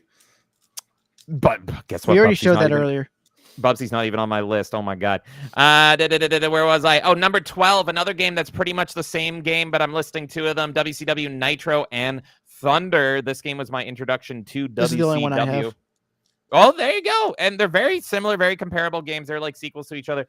This actually introduced me to WCW, so I got to know a lot of the unique WCW wrestlers this way. And I love that it has FMV bios, so you actually get to see the wrestlers. That's like the coolest part of the game. So bad too. Go look them up. That's the best part of the game. They're so bad. You can find a YouTube video of someone just going through all the FMV bios, and they pretty much just drag the wrestler into a room, like, talk about yourself for 10 seconds, go. And they're like, which is insane because that's what their job is. But when you put them in front of a camera to do give a promo, they're like, I have to give the worst promo in my entire life. Yeah, I know. It's so because it wasn't rehearsed. They need to be told what to say. Yeah. Oh my God. Did you know? By the way, Jason, did you know? Talking about WCW. At WCW versus NWO on N64. Did you know that Raven was on the cover just because one of the developers was a big Raven mark? Oh yeah. I heard about that. Yeah, I learned. I like Raven. I went there. Yeah. And then there's worse versions. And then on PlayStation, WCW versus the World's actually kind of is a Fire Pro Wrestling game, but they just put WCW on it. That's why there's so many different wrestlers from other promotions. And that was like the birth of Sting, like the Crow Sting, and he doesn't even look right. Anyway, I love WCW Nitro and Thunder because of the FMVs, and it introduced me to WCW. Number 11, Jet Moto 3. I love this game. This is also 989 Studios. Jet Moto, you're on little water skis things, yeah, and you get sponsored by Mountain Dew and Doritos. Unironically, you can ride a Doritos jet ski. It's fucking great. Sorry about that. Number 10. One of the best ways to play Mortal Kombat Trilogy. Did you want Mortal Kombat 1? Jason doesn't like it. I don't even know why. But do you want to play Mortal Kombat 1, 2, and 3 in one game? Did you want it all smushed together, including the bosses? You can just play as the bosses. It's like the best of album for Mortal Kombat. It's one of the most highly Smash Ultimate before Smash Ultimate. It's one of the most highly sought after Mortal Kombats. I love this Mortal Kombat. The load times are garbage, but It's awful. I thought it was so impressive that they packed. Is it better on N64? No, and they also got rid of characters on the N64. It's also available on GOG if anybody wants it. Surprisingly, a lot of people don't. So the know that, N64 removes the loading screen, but also some of the characters. Yes. There you go. I'm curious why Jason doesn't like it, but I thought this game was super impressive as a kid because it was it's all the Mortal Kombats in one. It's great. It's great to look at, but it's terrible to play. The aggression meter thing is absolutely insane. Noob Saibot is completely broken. There's a lot of things that you play. Out of all the early Mortal Kombat games, which one didn't have a broken character? I guess Ultimate Mortal Kombat 3 because one of the points was you can play Human Smoke. Human Smoke can destroy everybody. It's usually Human Smoke and Cabal are what UMK3 turns into. Oh, yeah, because Cabal was totally broken in Mortal Kombat 3. Well, I love Mortal Kombat Trilogy because, like I said, it's like a best of, so it's like a great sampler of all Mortal Kombat. So that's why I like it. Number 9, Gex 3, my favorite Gex game. I love this smarmy little jerk. I only have it on N64. Oh, well, it's the same. Look, and it's a stone cold cover. Yeah, it's so good. And one of the best Christmas levels in any game ever is the opening world is a Christmas world, and you fight evil Robot Santa. The jokes are so stale, but that's what makes them so good. This is peak Gex for me. I love this. It's got FMV girls. It's like a James Bond game. You're saving the hot blonde, and that same blonde in the game. This one probably doesn't have FMV girls. Yeah, probably not. Oh, brutal. Well, that same FMV blonde babe actually went and did promos for the game, so she would be at all the press conferences being like, yeah, you got to go save me in the game, which is so cool because it's literally her because that's FMVs. So good. But we're going to get over to number 8, which I think is one of the best 3D platformers of all time. And I think it's actually way better than Mario 64. That is Buzz Lightyear to the rescue, Toy Story 2. I only have this one on N64. I streamed. You streamed I love it earlier so this year. I streamed it. It was so good. It plays only available so on Rumble. What? Oh, yeah. Yeah, that's right. The Randy Newman curse. I chopped it up. You can watch some of it on YouTube. But yeah, Rumble if you want it. If you want all the careful what you say when you chop off. pretty much the in-game cutscenes are just scenes from Toy Story 2, and that's why.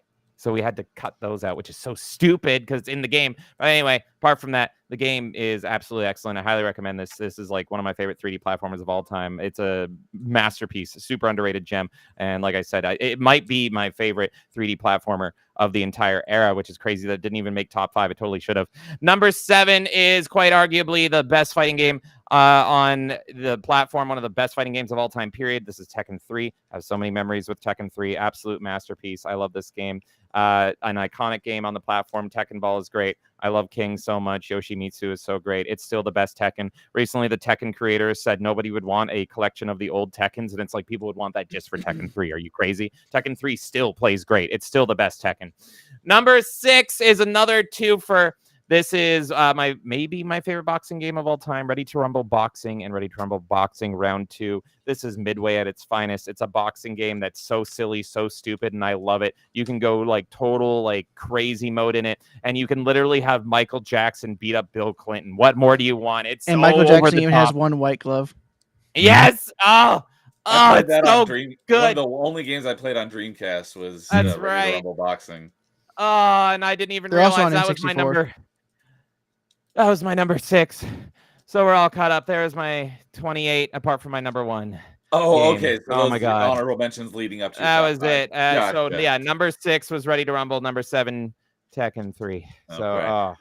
love these And games. you upset Angry Canadian because he says, "Bro, it's in your honorable mentions," meaning Buzz Lightyear. Buzz He Lightyear. says it should It be was number 1. It's so good. This list was so hard. It's in my top 10. I think part of it is maybe because as a kid I was too stupid to get past World 1. That when I streamed it for you guys, that was my first time actually getting past World 1 and we beat it. And it was great and I loved it. But really my childhood was just World 1. But it's a masterpiece, absolute masterpiece. All right. And going back to something Nagernal says, I couldn't play Ape Escape because it wouldn't let me invert the controls. Invert controls, yes, I'm right there with you. I don't even know I'm how all would you about even inverted. do that in Ape Escape. It would be like because it's like you're launching in the direction. Yeah, It's a twin stick, right? Mm-hmm. How would Yeah, because that it's would- swiping. Yeah, I don't know. Yeah. Always good to see another inverted person out there. Nerdy Neo, you Yeah. played twin sticks. Do you invert twin stick shooters? Because it's pretty much a twin stick shooter, but with a net. That's kind Okay. of what it is. If you have a Y axis where you look the camera up and down, I will always invert it. But if you're flick to net, it's a net, and you go like up to net in front of you, and then oh my God. I would have to play it to see what feels right. I don't know. That would be weird, man. I don't know. Invert to me is always weird. Instead of having the stick on the back of my head to pull down to look up, I mean, I'm just looking up. I don't need to pull my head down to look up or push my head down to look down. I only like it in flight games. That's the only game. Yeah, exactly. I can play Star Fox with the inverted controls, but I can't do it with anything else. Yeah. Same. Oh, lowest expectations there. I use invert Y. Yeah, invert power. And like I was saying on Sunday, I have to do it for 2 levels in the Halo Master Chief Collection. No. And Halo 4 and Halo Reach. Reach. Yeah, I actually pause in that Halo Reach level and I invert and then I swap. Yeah, I do the same thing. Yeah. And I do the same thing when it comes to that Halo 4 level as well. A lot of times games I didn't check. It would actually be funny if it ended up if 343 ended up actually making a Star Fox like game in Halo universe. That would be great. That would be awesome. Oh would've been yeah. awesome. Oh, like a wing commander in the Halo universe. Oh my God. Oh, they're dumb. though. But I just said with it how to much effort they invert. put into that one portion of that one level, they could have actually done it. Yeah, that's actually my favorite level in Reach. By the way, is that I was talking about 4. Oh yeah, I don't even remember it. In Yeah, 4. the spaceship level in Reach is awesome. There's only 2 things I remember about Halo 4 fondly. All right. Well, I think they're both attached to the same thing. Exactly. Yes. Cortana's boots. But yeah, a lot of games. I keep all my settings inverted always, so I don't know, but I would assume it does because a lot of games have it now where you have a invert your an invert setting for your typical controls, and then an invert option for flight controls, so you can have one inverted. Yeah, not the I other. appreciate. I when would you do assume that. Master Yeah. Chief has that, but I haven't checked because I just turn invert on everything. So, and yeah, Negrinel saying, I think I got used to it for flight simulators. Yep, I got used to it because before Halo, all the console first-person shooters were inverted by default. It wasn't until Halo came around and started making inverted the not default option. So, oh yeah, in case saying that sounds like the best game ever, dude. Yeah, a Halo Star Fox game, that would be dope. So, all right, let's see here. Dude, we haven't heard from your honorable mentions yet, I don't believe. To be honest, since most of my honorable mentions have been said, I'll just go with Disney's Hercules. It's Okay. good. It's a good It's game. good. Nice Yeah. little 2D side scroller with some action, and of course it has those levels where you're actually running towards the screen. Nice There's little a game. ton of great Disney games on the PS1. Since we haven't really been mentioning, since we didn't really mention outside of this being in the HD collection, Spyro 1 and Year of the Dragon. That's 1, 2, and 3, right? This is 1 and 3. and What three. we Yeah, 1 talked and 3, about it since earlier. we already too. talked about 2. Yeah. 2 was Okay. an honorable mention for me, and then Dude had it in his primary list there. So that's all my honorable mentions. All right. And Jason, do you still have your honorable mentions to do, right? Yeah. So no order in particular, but Armored Core Master of the Arena is one of mine. I do have Bushido the Blade first game in that series, but I don't have that one. I didn't know Armored Core went is back really to the good 'cause- original PlayStation. Yeah, Master Arena was like one of my favorite, just because it had the arena mode where you just make your mech pretty much, and then you just go up a list and you would get money, and then your goal is just become the number one on the arena. Obviously, you could do your missions and everything like that, but your goal literally is just to one-on-one battle your way up to the top, and it was a lot of fun. I've actually heard the original Armored Core has a really good twist in its story. I believe so. I don't remember because it's been a while. I know I have it over there somewhere, but yeah, I gotta play all of them again. And look at that, just got Hercules and Tarzan recently. Nice. Both good. Disney made good games, believe it or not, back in the day. On Super Well, Nintendo they and licensed them out, PlayStation. so Yeah. Oh yeah. But Bushido Blade is another one that I had a lot of fun playing. Very like anytime I was at a friend's house, we'd always pull it out and I think I own that one. It's the inspiration for the 1/2 Star Wars games that got lightsaber combat correctly. Jedi Outcast and Jedi Academy, thanks to Bushido Blade. Yep. Not Super Masters Puzzle of Fighter. Sakai? No, that game could have been so good. Super Puzzle Fighter. It's more of an arcade game to me, but the PlayStation version's just as good. I do have that game. 10-Pin Alley. It's a bowling game. Like, you didn't see a lot of bowling games, but there was a pretty fun Animaniacs version of it, and then a real version of it. But if you're looking for more fun, the Animaniacs one is. But if you're looking for like just something like more realistic, and one of the hardest ways to win a tournament, because the computer just cheats eventually, and you just never win. So Symphony of the Night makes my honorable mentions as well. Question for you while you're on the topic of bowling: are you better at it in the game or in real life? Oh, real life. Okay. Yeah. No, game I can do whatever, but in real life I'm a 220 average bowler. So nice. Yeah, I was better at Wii bowling than I was at real bowling. Yeah. So yeah, Symphony of the Night makes mine. Tekken 3 makes my. So Tekken 3 was gonna make my top 5, but it destroyed arcades, so I had to put it on my honorable mentions. And then my last two are SquareSoft games, because I'm 2 games away from owning every SquareSoft game on the PlayStation. So that's like my favorite was SquareSoft back then. One of them is Threads of Fate. It's a nice little fun I do own action that game. RPG game. It's a lot of fun. Yeah, I've been playing through it again on our trips and everything like that, back and forth. And then one non-Final Fantasy JRPG from Square. It's kind of like a mana game, like Visions of Mana, all that stuff, but not multiple people. Like, you can choose between 2 characters, and they intertwine, and there's a story between the 2, and it's a lot of fun. So There's even technically a 2D shooter from SquareSoft on PS1. And that's the next one I was going to say. Einhander. That's my next game too. Einhander is one of my favorite games, and I have that one. Yeah, it's very expensive now too, which is insane. Like I think I got it before it went to triple digits. It spiked. Yeah, it definitely did spike. But Einhinder is my next one, and that game is so difficult. But if you love shmups, it's so good. And those would be my honorable mentions. All right. And Nerdtakes had a question saying, "Did anyone play the Rugrats Studio Tour game?" Not That's the one that studio got one. a recent re-release. There was a old school. Oh no, it was Rugrats Adventures in Gameland. Is what I was thinking. I would think that was more of an NES game.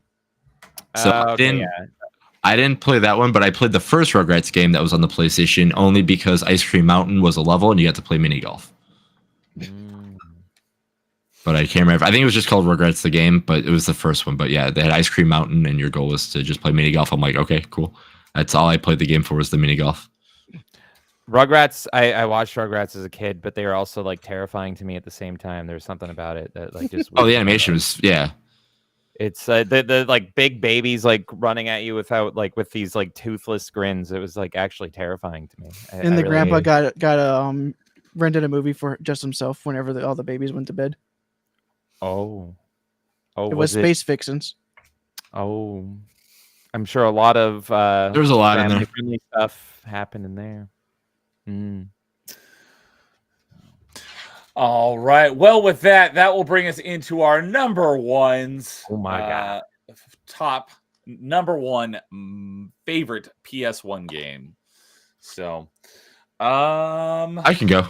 All right, Jason, you can start off our all right. ones. So my number one was already mentioned, and I have to bring out the Bible. Oh, but it's Final Fantasy VII. I think I actually do have a manual guide for it as well. But I have had this thing. Oh yeah, I've had this. This thing has gone with me everywhere. I brought this to school so many times to read it. I brought this sometimes to draw the characters. I've drawn this back cover so many times. I'm sad that I lost my front cover somewhere in middle school or whatever. But what exactly is that? Is it like this is the strategy. This is the official legit strategy guide for the game. Okay. But yeah, no, this thing is. I think I have one of the third-party ones for the strategy guide. Oh yeah, no, I've been tempted to rebuy another one because this thing has gone anywhere with me, but I see how much sometimes they are expensive, but like I should just get one again. But yeah, like this thing has gone so many places with me, and it has such a fond memory of the game and how each character is so great. And I mean, as a kid, I love Cloud. And then now with the remake and as an adult, Zack is like one of my favorite characters of all time in the game. So I mean, like, yeah, I don't know. Like, I'm sad for people that don't try 7 or give it a chance, because there's at least a character that you'll fall in love with, and it doesn't have to be a main character. And like you're like I love that story, and you get it, and everybody has something like that, and it's I don't know. Can we get a spin-off with Reno and Rude? I would love that. A Turk spin-off would be so good, just to see how technically there was one on the phone. Yeah, but I mean, I think it was called Before Crisis. Yeah. And then there's that, and there's After Crisis. But like, I want like a real one. Like again, phones are good. Like I still want to play like the After Crisis or the new stuff. They should re-release those like as like a digital download at the very least. Especially with all the stuff that they're doing now, and they're teasing a lot of stuff for the third game that's going to be coming out. And oh man, I can't wait for the third of the remakes to come out to finish the story that they're telling. Might as well release Dirge of Cerberus at this point. You never know. I mean, if they can make it better, I'm cool with it. I mean, it just needed some slight upgrades to the combat. Yes, big time. But I mean, yeah, like even again, like I hate Kate Sith or however you want to say it. They've said it exactly. I'm saying Kate Sith from now on. That's how I said it. I know that's not the right way. What, they say it's Sith? Yeah. That's what they officially said it is. So I mean, that's like how you say Yang, but they'll say Yang. Because I think for Final Fantasy IV on the DS they did that. Yeah, and that's fine. But again, I always go with how I said it. And again, it's what it is. But like every character has their point. Like again, and in the remakes they kind of go with that one more. But again, going back to the original, because I'm going to keep it at the PlayStation 1. everybody has a tragic ending. Everybody has certain things. Everybody has such a weave of. Well, they don't all have tragic endings. Not But they have tragic, but, tragic like, parts. Yeah, that's what I meant to say. Not tragic endings, but tragic parts of their life that they all come together and figure out a way to it. And it's because of a couple characters that help go through that and try to save the world. And I don't know. There's just so much stuff that the game does, and it's like one of those coming of age movies, but in a weird video game route, and it's so good. But it's my favorite game of all time. Even though And Final Fantasy VIII has a yeah, exactly. Yeah, younger it's more of adult. the because they're in a school, but these guys are a little bit more on the older. Yeah, but yeah, it's They're like I don't know. Anybody that hasn't mid late played it, 20s. yeah, exactly. Yeah. Anybody hasn't played it and want to play it, I would love to sit on and you can ask me stuff, or if you have played it and anything like that. I love talking about the game. I love watching the people play the game. It's just it's my favorite. Do you remember the first time that you played it? Like, do you remember those like first experiences and like going through it? Because I do, because I played on the Super Nintendo. I played like Chrono Trigger. I've played 6, and people say 6 is the best, and 6 is good. 6 is great, but I mean, One thing though that Final Fantasy VII does do is it does copy some of the music from 6. Mm-hmm. Like, I mean, the bombing run right away. I mean, like right when you get you start the game off and you're like, okay, cool. You don't know these characters, but you're literally playing this guy with a gigantic sword that jumps off a train, and you're just a mercenary that doesn't care about anything, and you're like learning his backstory, and you're doing all this stuff, and you're like, I don't care about some of the backstory is actually not yours, not real. Yeah, exactly. Like, he's living a lie this whole time, and his best friend as a kid is like one of these people that is part of this group, and she's just like, are you sure? Like, she's even questioning like what he's doing and everything like that. And then it takes this other character that's just Flower Girl that you don't even know who it is to kind of bring out everything and everybody, and then it just kind of just snowballs from there. And then just James, that's because you only played the remake. You haven't played the original. I didn't want to interrupt his love. I'm getting my feelings out in chat. Don't ignore me. Ignore me. No. But yeah. You didn't even put Yuffie in the list. Who? Yuffie's up there. No, he didn't even put Yuffie in his list. I know. I don't think he knows who Yuffie is. I don't think I do. Is that the Soul Calibur looking girl? It's like in green or something. Oh yeah, with the ninja stars. Yeah. Mm-hmm. He looks like he's from Soul Calibur. She was an optional character in the original. Mm-hmm. Oh, okay. No, I know this game is like, even though I don't resonate with it, and that's why I was quietly typing in chat. It's like, no, you're good. I'm letting him speak. This is his game. This is his all-time game. When you put Resident Evil 2, after thinking about it for 2 more seconds, this would be his number 1. Like I said, that's how that's why I compared to these two, those two, my number 2, my number 1 are my favorite games of all time. That's why I have to classify it. I can't choose what's a number 1 because it's so hard for me. I choose my favorite movie is my Final Fantasy VII equivalent. My favorite TV show would be Resident Evil 2, and I choose it that way because I can beat Resident Evil 2 so fast. It's like me watching a TV show, and I'm like, cool, this is my favorite show. Or 7, I'm invested into it like a movie. I had to put that as my number 1. So when I made the list, I'm like, man, I have no idea what I'm going to choose for 1 or 2. It's like I've beaten Resident Evil 2 more than 7, but I've probably put more time into 7 because I've tried to do random things with the game. That's why I put 7 as that one. And I have so many more loves with the character of 7 than I do 2, but I also love 2. So it was very, very hard for me to choose my number 1 and number 2. I wish I could just been like, yeah, my number 1A is this, my number 1B is this, and then just added a 6th game. But that's not how we do here on Top 5. So when we made this list, I'm like, crap, I'm gonna have to choose one of these 2. And I did. Was the same feeling for my 1 and 2 as well. So I feel you. Oh no, my number 1 was pretty much this is it. Yeah. So, and I know how you're a huge fan of the Final Fantasy VII remake as well, but you like the original more than the remake? You know what? That is another tough question to ask me. That is depending on the day, because I if I didn't love the first one the original so much, I don't think I would like the remake as so much because I love what they're doing. It's like me reliving the first one all over again, but as an adult and knowing what's going on. So as I see little things that happen, I'm like, oh shoot, they're doing this maybe, or there's little teases that could be, possibly happening. So yeah, I'm seeing what you're writing about 17. Easy, James. I'm not gonna highlight it, but it's pretty please, hilarious. please going. Please keep going. Sorry. You were saying your love. No, you're good. You're good.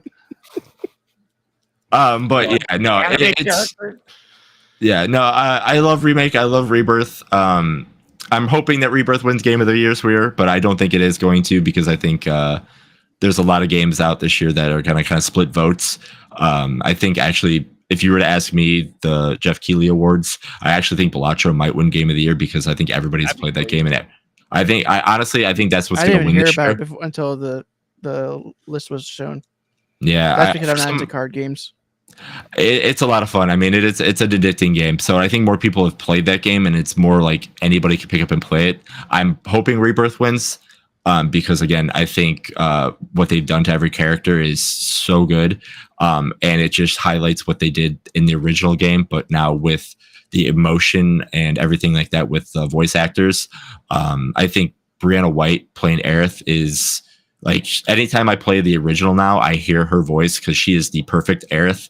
She has this kind, gentle voice, but she's very sarcastic in ways that she knows things are going down, and she plays it such great. So I mean, I'm happy that she's won so many awards for her take on Aerith, and I think there's going to be more for her to do.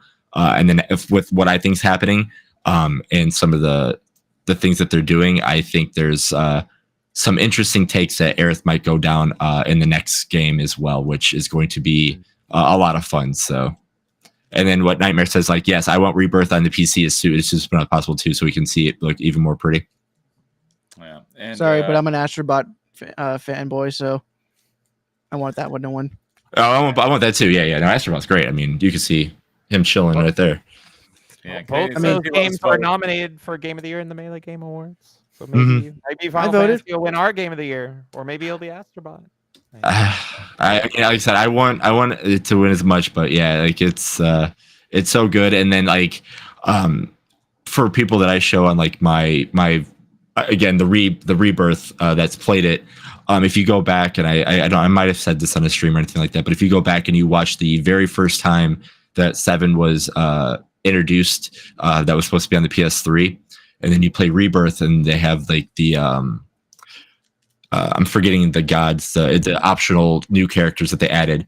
The voice actors for those new gods that do stuff is the same voice actor that did the Final Fantasy VII trailer back in the day, and there's a lot of teases and all that kind of stuff. So there's a lot of stuff that's happening, and I don't know. And your name puts perfect. They both have a different experience, but it all leads back to the original to give us what we want. So like, I love how it's not a rehash. It's like, no, this is a sequel, but we're telling you things that was happened before, and we're giving you a full story, and you can love both games either way, and you'll have a great time. But if you know stuff about the old one, you'll absolutely love the new stuff as well. So. All right. And a couple things I wanted to go back and highlight. Electric Porpoise is here on Twitch side saying, howdy. What's up, Electric Porpoise? Welcome. And Canadian also said, Jason never lets him down, but James did. It's in my, what do you want? It's in my top 10. I'm assuming he's referring to Symphony of the Night, would be my guess. No, I think it's Buzz Lightyear. I think, but it was in my top 10. Why not both? And I said Symphony of the Night. I said, no, he hated Symphony of the Night. Who, Maybe me? that's why. Canadian did, didn't he? I don't know. I don't know if he hated it, but probably was. See, the only problem because I said Symphony of the Night's the best game on the PS1. So that could be. It's hard to disagree with that one too. But the show's not called top 10, James. It's called top 5. So I mean, it doesn't count. And JB had a funny one. He said, being a platform for big toothless babies is how Twitter got to be worth 44 billion. Well, we're talking about Rugrats. That's why I'm on it. Oh, okay. So he's saying it was Buzz Lightyear. I love that game. I love it so much. But then it's like Tekken 3, like arguably the best fighting game ever. I had to put that above it. And then Ready to Rumble is just, it's so me. Ready to Rumble boxing is just Michael Jackson can beat up Bill Clinton. How does that not win? and then my Crash Team Racing, Spider-Man, Tony Hawk Pro Skater, and Twisted Metal. But other than those, it's the best game on the platform. Oh, it's Symphony of the Night. Other than those, best game on the platform, and my number one. So yeah, it's not even near it. So, all right, well, I'll go next so we can finish off our number ones with proper PlayStation respecters.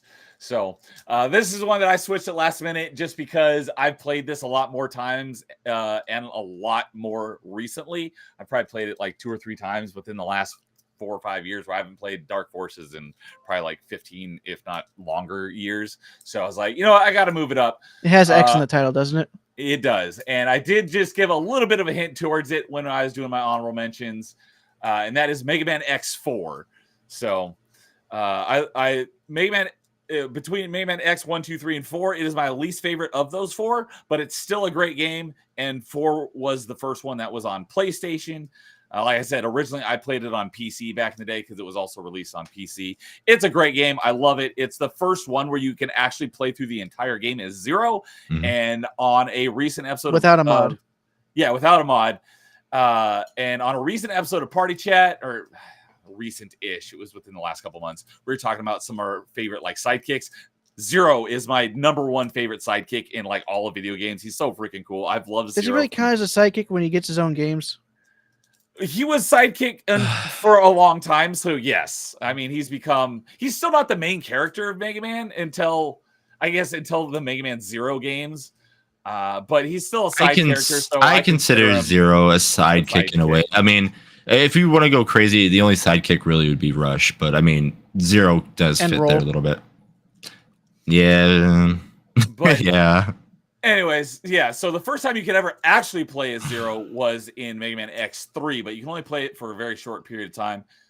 He did show up originally in Mega Man X, and I just thought he was such a cool character. So when we finally got to play as him, because at the beginning of X4, you pick either you play through the whole game as X or as Zero, and I'm like, I'm picking Zero because he's freaking cool. He's got basically, the Mega Man universe equivalent of a lightsaber. I was like, I'm picking him immediately. Yeah, the beam saber, and playing through it because the game is the same, but you get to play through it as a different character, and they're 2 different experiences because he's all about up close melee combat, where X is all about range, blast his X Buster combo. Or so I take it you like seeing Zero and Marvel vs. Capcom 3? No, instead of X. No. Oh. UMVC, so I don't know. Yeah, UMVC 3 ruined Zero for anybody that's a fan of Zero. What'd they do to him? I don't know. They made him so strong that you get juggled and you just die. Oh. It's the same thing as like if you were a fan of Phoenix, they have Dark Phoenix, which people hate, and then Dante and Virgil are a pain in the butts, and then missing one, Morgan. If you like any of those characters as your favorite character and you don't play them, you're just like, I hate these characters. Get them off my screen. So yeah, I'm not a fighting game fan, so I've never played MVC. Maybe once. I would like to play as X and Zero if I was into them, but in the Mega Man games, Zero is so cool, and yeah, Mega Man X4 was the first time you could actually play through the game in its entirety as Zero, and it's just a great game. I've played it. I think I've played it twice this year. So yeah, my number one is Mega Man X4. I just love the Mega Man X games in general, except for 7. I want to burn that one to the ground. But See, yeah. I don't dislike... Wait, 7 was a PlayStation one, right? Yeah, I'm trying to think. It was that 8. Yeah, X8 was the first one that was PS2. No, I'm trying to think. What was the last Mega Man game on the PlayStation? Was it 7 or 8? Are you Mega Man 7 or Mega Man X7? No, there was just regular Mega Man without the Mega Man 8. Mega Man 8. I'm a fan of Mega Man 8, except for the clown level where you're on the clouds. That's a pain in the butt, but so but yeah, Mega Man X4 is number one. I love the Mega Man. X4 is good. X4 is great. So and yeah, I didn't mean to kind of give away your number one when I said hey, did you play Mega Man X4? I should have because I'm like, that's really, really good. So yeah, that makes sense. Saying Zero is her fave as well. Yeah, Zero is awesome. Yeah. Like I said, I played 1, 2, 3, Mega Man X 1, 2, 3, 4, and 5 back in the day. X 1, 2, and 3 on Super Nintendo. Then I played X 4 and 5 on PC. I didn't play X 6 7 or 8 until the X Legacy Collection came out on Xbox in 2018. But I played X1 through 5 back in the day, and a lot of people say that X4 is their favorite. X3 is my favorite, but X4 is still a great game. Mm-hmm. So, all right. Who wants to go next, James or Dude? All right, you Rock, flip paper, a scissors coin. for it. How do we do this? All right, we can try it. You want to? Yeah, look at each other first. All right, rock, paper, scissors. Wait. Well, I was. You won. I James, you won, so you get to pick. Oh, okay. Do you want to go first? Or you want Dude to go first? I'll go last because the reaction could be funny. Oh no. Mine's already been said, so. An Electric Porpoise came over to YouTube saying, "Hey, everyone's over here on YouTube." Yeah, that's where most of the activity is. So good to see you on YouTube as well, Electric Porpoise. So, Yeah. All right. Mine's already been said, and that is Castlevania. Let's Symphony of the Night. go. All right. Technically, mine, not really. But I just love the game. The fact that you can even play as a Belmont is really cool because it plays a little bit more like the original Castlevanias. Yeah. But I just love the aesthetic and of course it helped introduce me into the Metroidvania franchise or genre, just like Super Metroid had done to me on the Super Nintendo, and just a great game overall. And I love the second castle with the added bosses and all that. Unlike Canadian. Yeah. The game is just like an absolute pleasure and blast to play through, like start to finish. Like it's I can't remember the last time that I played a game, because again, I played this as an adult. I had no nostalgia for it, hence why I eliminated it from my list. But like I don't remember the last time where I picked up a game and I like couldn't put it down, and like it felt like time was altered. Like it felt like, oh, it's I have work and it's 4 a.m. Oh God, what happened? I thought I just ate dinner. What's happening? And so that's what Symphony of the Night did for me as an adult, is it reintroduced me to like just absolutely gushing and loving over a game, and the game like consumed my life until it was done. And I thought I was done, and then I go and I talk to my friend Elvis, and he's just like, nope, you're not done. Get back in there. Get back in there. Go upside down. And I was like, no dessert till you finish your dinner. Yeah. So yeah, I don't know. It's an incredible game. It's like it's an absolute masterpiece game. I think it's arguably a flawless game. I think it's arguably the best. Although it's still not my favorite Castlevania game. Oh, What is? It's Aria of Sorrow. Oh, For the GBA. I'm sorry to hear that. But yes, the Symphony of the Night I think is fine. It's just incredible. I hear I've been playing Vampire Survivors as well with the Castlevania DLC. It's excellent. It's a great love letter to a lot of Castlevanias, but it really is a love letter to Symphony of the Night. And it's got several boss fights from Symphony of the Night and music from Symphony of the Night. Okay. It's just like, oh, it's wonderful. It's absolutely freaking wonderful. So If you play it on your channel again, I would like to join somehow. Like I know you can do online? No, it's not, but you can make it a co-op online with Parsec. Yeah. And I think Steam has that feature built in, or at least they did. I don't know if they improved it, but there was Oh yeah, you can do that too.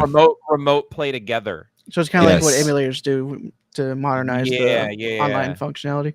Yeah, that would be fun. We could do that for like a community event or something. It would be a little trickier than like your average game, but yeah, I'm freaking down because I love Vampire Survivors so much. Like I said, Vampire Survivors is now a perfect game with its Castlevania. It's literally like with its Castlevania DLC. It's like, all right, done, and they're still doing more. Oh, I know.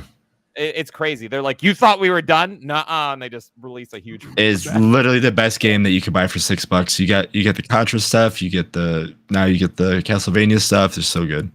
Yeah, it's insane. Yeah, similarly, first time I played Symphony of the Night, like I said, was on the Xbox Live Arcade version. The first time I played it was in 2016. The first Castlevania game I ever actually played was James's favorite, Lords of Shadow, because I love hack and slash games. So I know he hates Lords of Shadow, but I really liked it because I like hack and slash. And it wasn't until after that I really started getting into Metroidvanias, and I was like, I gotta play Symphony of the Night. So and Canadian was saying that the worst part about the second half is the music, because he's the big into the video game music side of things, saying that the same 4 tracks played repeatedly when the main keep had more variety. Well, when you know where you're going, you don't hear them as often. You don't hear the repeats as often. I know there's a modded version out. I'm trying to remember what it is, of Symphony of the Night, and it's like the absolute best version to play. I've been wanting to play it, but I haven't. It like takes because there's 2 versions of Symphony of the Night, right? What is it, like the Saturn version and the PS1 version, and they had different strengths, and so somebody made a modded version that kind of combined them together and eliminated like load times and all that stuff. And apparently Iga didn't like the additions that they added onto it. That's why you haven't seen the additions added to any of the later releases. Oh, I see. But I want to play that version. I think those additions were added without his input. Oh, really? I do want to say to anyone that hasn't played Symphony of the Night, you absolutely should. It's like one of the best games ever. But don't get the Requiem version or whatever it is on the PS4. Because that version actually takes out the cheese. They take out all the different voice lines, so all the "what is a man" and all that stuff is replaced. It's because they do that because it actually mimics what the Japanese was actually like. Oh God! Well, that's one of those things where they localized it where they changed everything. But it's so much better. Canadian says, yeah, it's the Saturn version with the correct English translation. Yeah, I need to try it. But yeah, I do not recommend the PS4 Xbone version called Castlevania Requiem. I don't know if it's on Xbone. I don't think it's on Xbone. Is it not? Oh, I don't think so. Wow, I'm surprised. Yeah, I'm pretty sure Nia would have played through it again. I think the only version of Symphony of the Night that's on Xbox is the original Xbox Live Arcade version. For 360. That's how I beat it. That's how I beat it, and I loved it. I actually started playing my friend's PS1 copy he lent me, and I loved it so much. I bought it and restarted over, and I gave it back to him, and I restarted over on the Xbox Live Arcade version. And that version's great. It's got all the cheese, and hey, if you're an achievement hunter, it's got achievements. There's even an achievement to beat it as Richter, which turns it into a Retrovania instead of a Metroidvania, like Dude mentioned. So, if you have to play the Requiem version, make it so. But absolutely, if you haven't played this game, what are you doing? Go play it. The only the Symphony of the Night on Xbox, there's the Xbox Live Arcade. I mean, they're both Xbox Live Arcade version, and then there's just the Japanese version, which is the arcade version is not gone now because there is a physical copy of that game. Because it was on a 3-pack of 3 with 3 classic games on it. I love. So you can still get it physically on the 360. Okay. It's backwards. It works on the Series X as well, so that's such a shame. Yeah. Well, since it's on the disc, you can always grab the disc from eBay. Yeah. That's true. Symphony of the Night is backwards compatible, so you can play it on 360, Xbox One, or Series. So, and while we're on the topic, just something I wanted to shout out. I haven't played it yet, but I have added it to my collection. Somewhat, I don't know exactly the details of it, but I think what the idea was taking the original platformer Castlevania and turning it into a Metroidvania. It's like a fan project called Castlevania Revamped. So I want to play that. How about you just remaster Simon's Quest, because that one's kind of a well, this is a fan project, so you can just go and download this. But it's supposedly what that's the reason why I downloaded it, because they took the original Castlevania and made it into a Metroidvania. It's called Castlevania Revamped. So that sounds great. If anyone is interested in more Castlevania, Metroidvania style games that you haven't potentially played yet. Absolutely, I'm interested. Wow, Definitely. Thank you. So, and Lowest Expectation says he played Symphony of the Night for the first time in 2020. So yeah, not even that long ago. It's never too late to play Symphony of the Night for the first time. Oh, go do it. How dare you not play it in 97? So he's saying the 360 arcade version is gone. No, it's backwards compatible, so it's still available. So you can't buy it anymore, but no, is you that can. What you can. Okay, so it's still available on the store.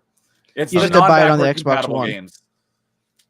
Okay, it's that kind of weird thing. Because I have played it on the Series X and it works wonderfully. I love it. But I was saying, I think that's why I responded with there is a disc version. Yeah, there's a physical version. Okay. So it's one of those arcade games that actually didn't get completely lost.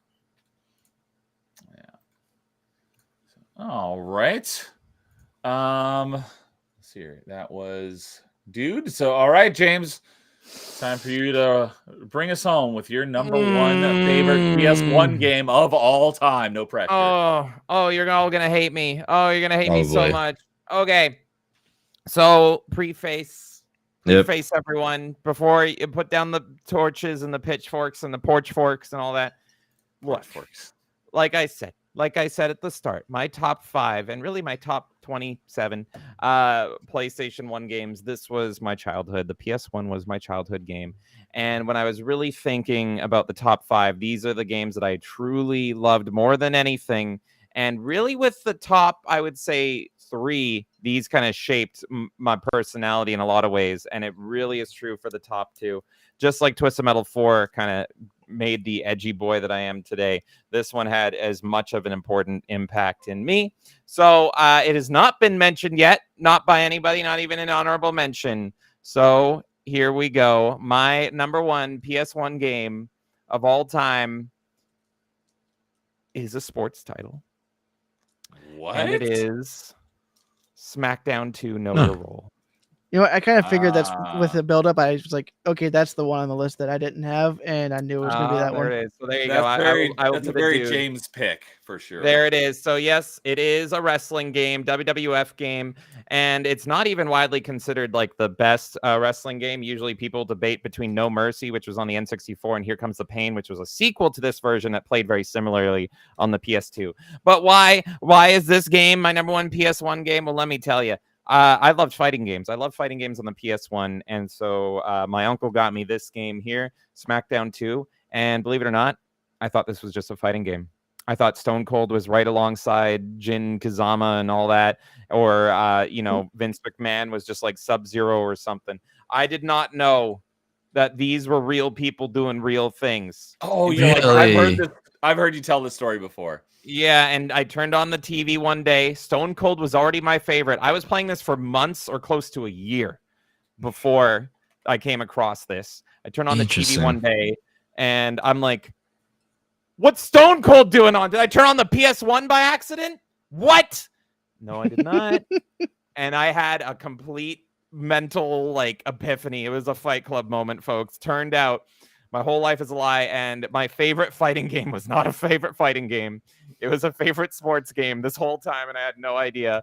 And then just like that, I became a diehard wrestling fan, and I have been ever since. So That's that is crazy. why it was, such a weird way for me to get introduced to wrestling. Well, that's technically, insane. that means Ready to Rumble Boxing is also a sports game because it's a boxing. It's just, but none of those guys are real I mean, Afro Thunder, are you real? Hello, big fan. But Michael Jackson's real. Oh, that's true. There you go. And so is Bill Clinton. Jackson. I thought like because they use like backgrounds, they use the Titan sounds. I thought it was like an FMV kind of thing because PS1 had a ton of FMV games. So I was just like, oh, they're just getting real people, like probably other developers, to like go in the background and it's a fighting game or something. It totally made sense in my brain. I had no idea. I was a stupid kid, and then I just loved it even more. So this game pretty much changed my life because I became a crazy wrestling fan. As soon as that happened, I started researching wrestling, going all the way back, Hulk Hogan era, Golden Age era, all through the Attitude era, because this was 2001, so this is pretty late. This is around WrestleMania 16, and so yes. How can you be Canadian but not know what wrestling is until you play that game? I was very young. I was very young. And also, did you know about hockey? Just me? Did you know about hockey, James? Unfortunately. Also, no one in my family was a wrestling fan. My dad was actually very opposed to wrestling, and he actually banned me from playing this game for like a year because he caught me in the backyard flipping people off, doing like, this stuff.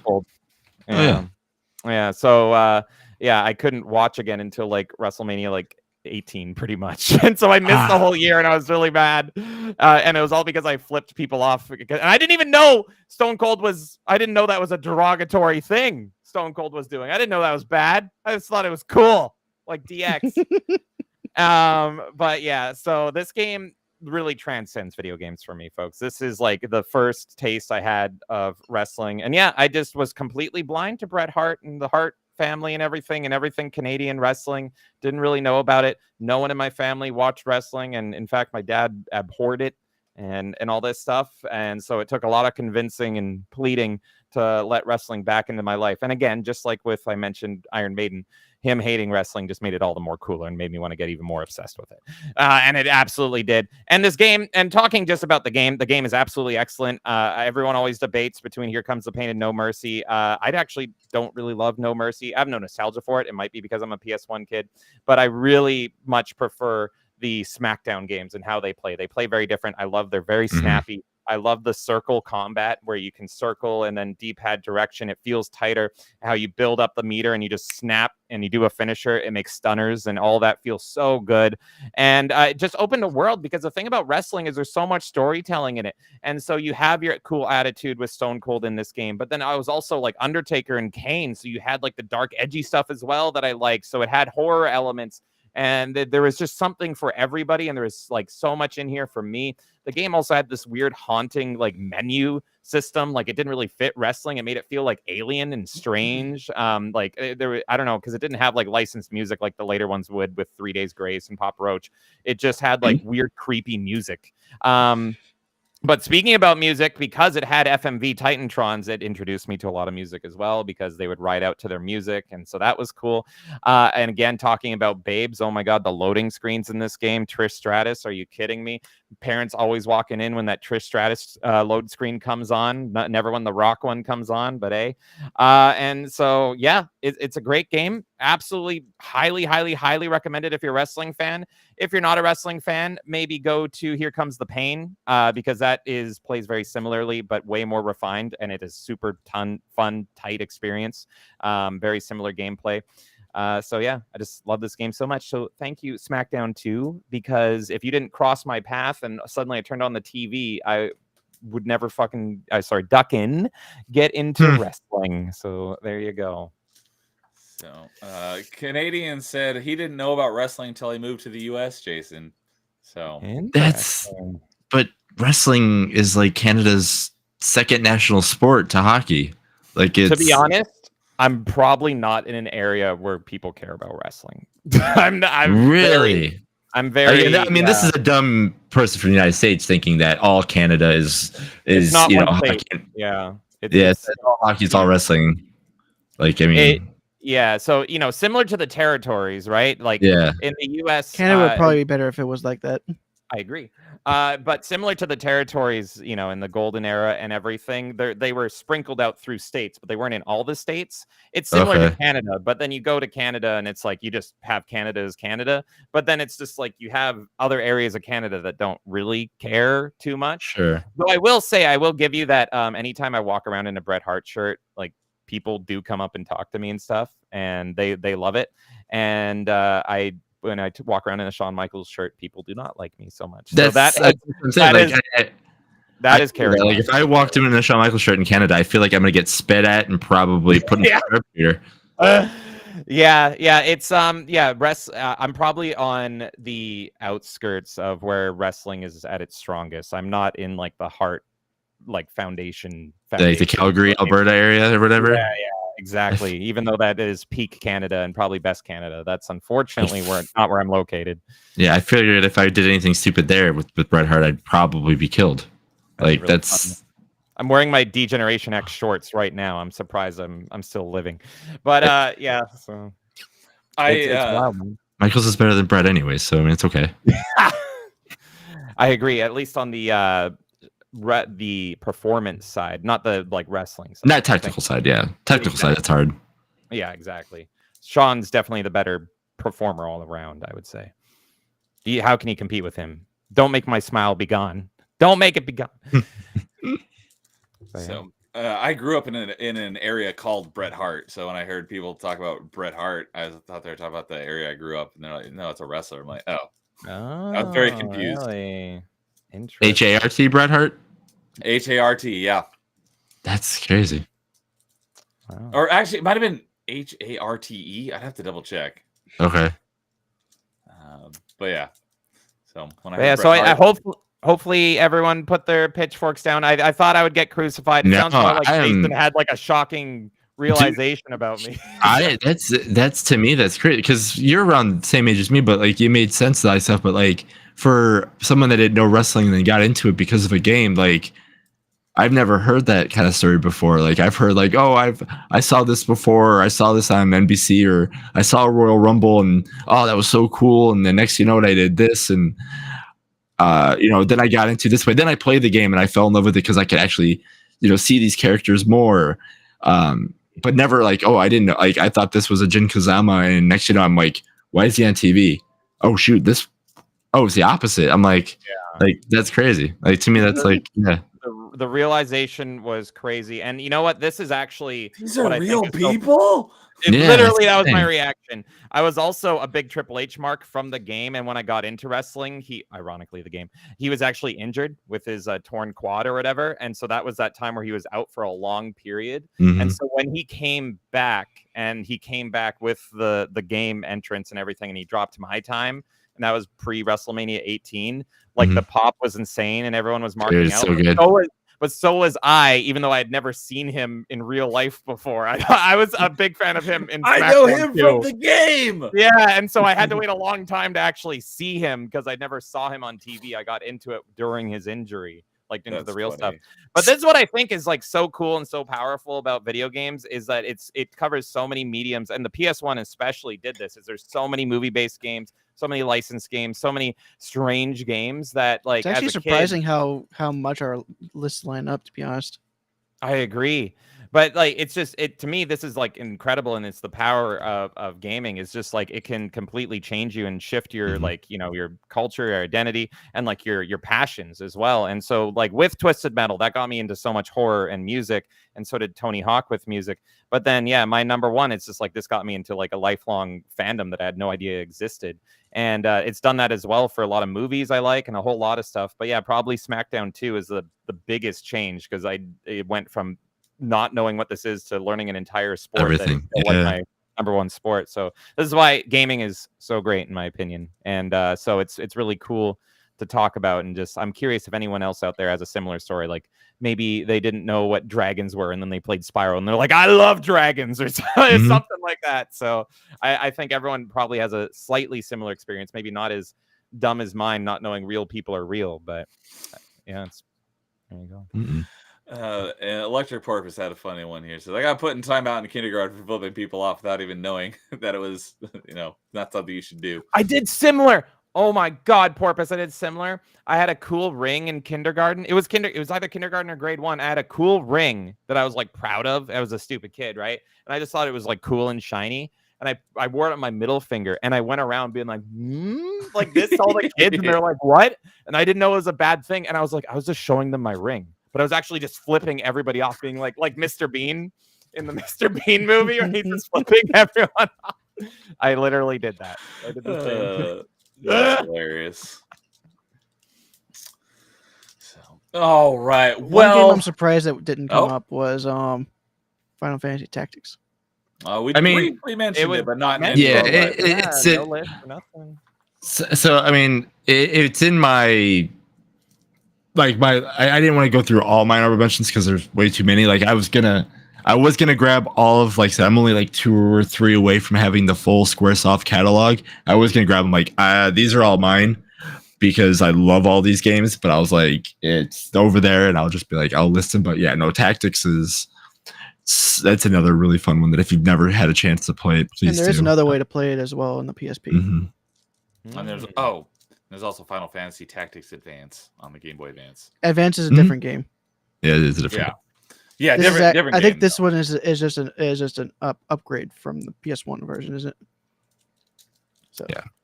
And nobody listed one of the primary Crash games. Am I right? I came the closest with CTR. But no one mentioned.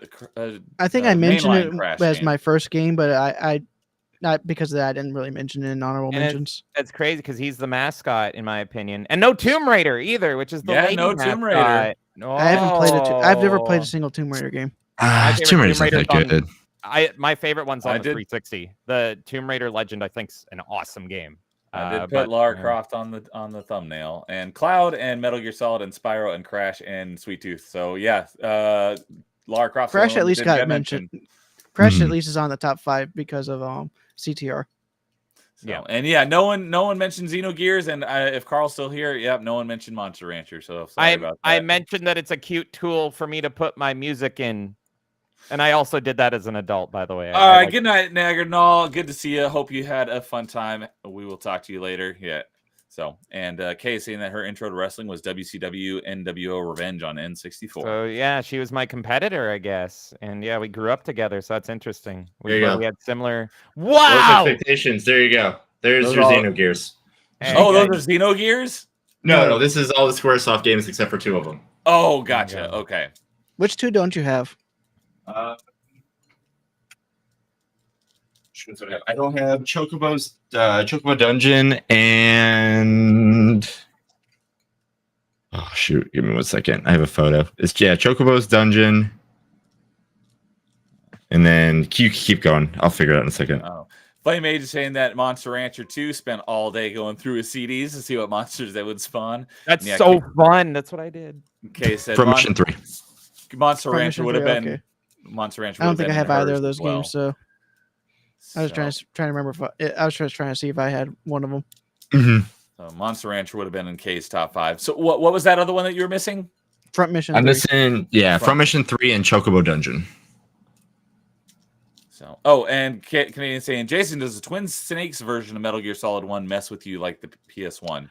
No, because I knew it was going to happen. I didn't know that it read the NES games. I mean, I should have. I mean, it makes sense, but no, it didn't mess with me as much as anything like that. If anything, Eternal Darkness messes with me on the. I've heard about that, but I think what he's saying is, does it do the same thing where the game? Yeah. It does.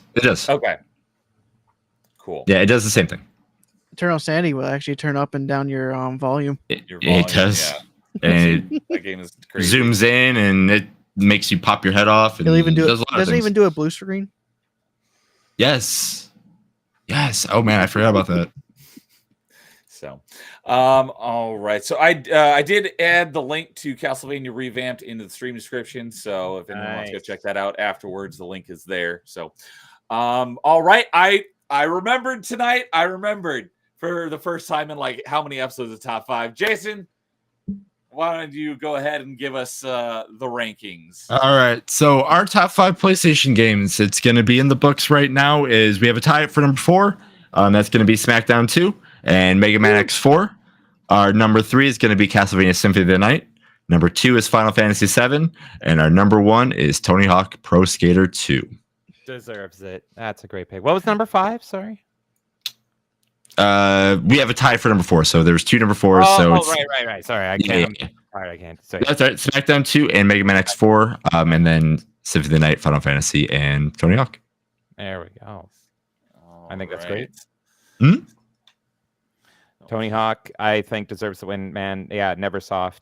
My friend that has the Neversoft tattoo will be happy. It was they were the best. I miss them. All right. Yeah. Thanks to you for understanding. I knew what you meant. So, yeah. All right.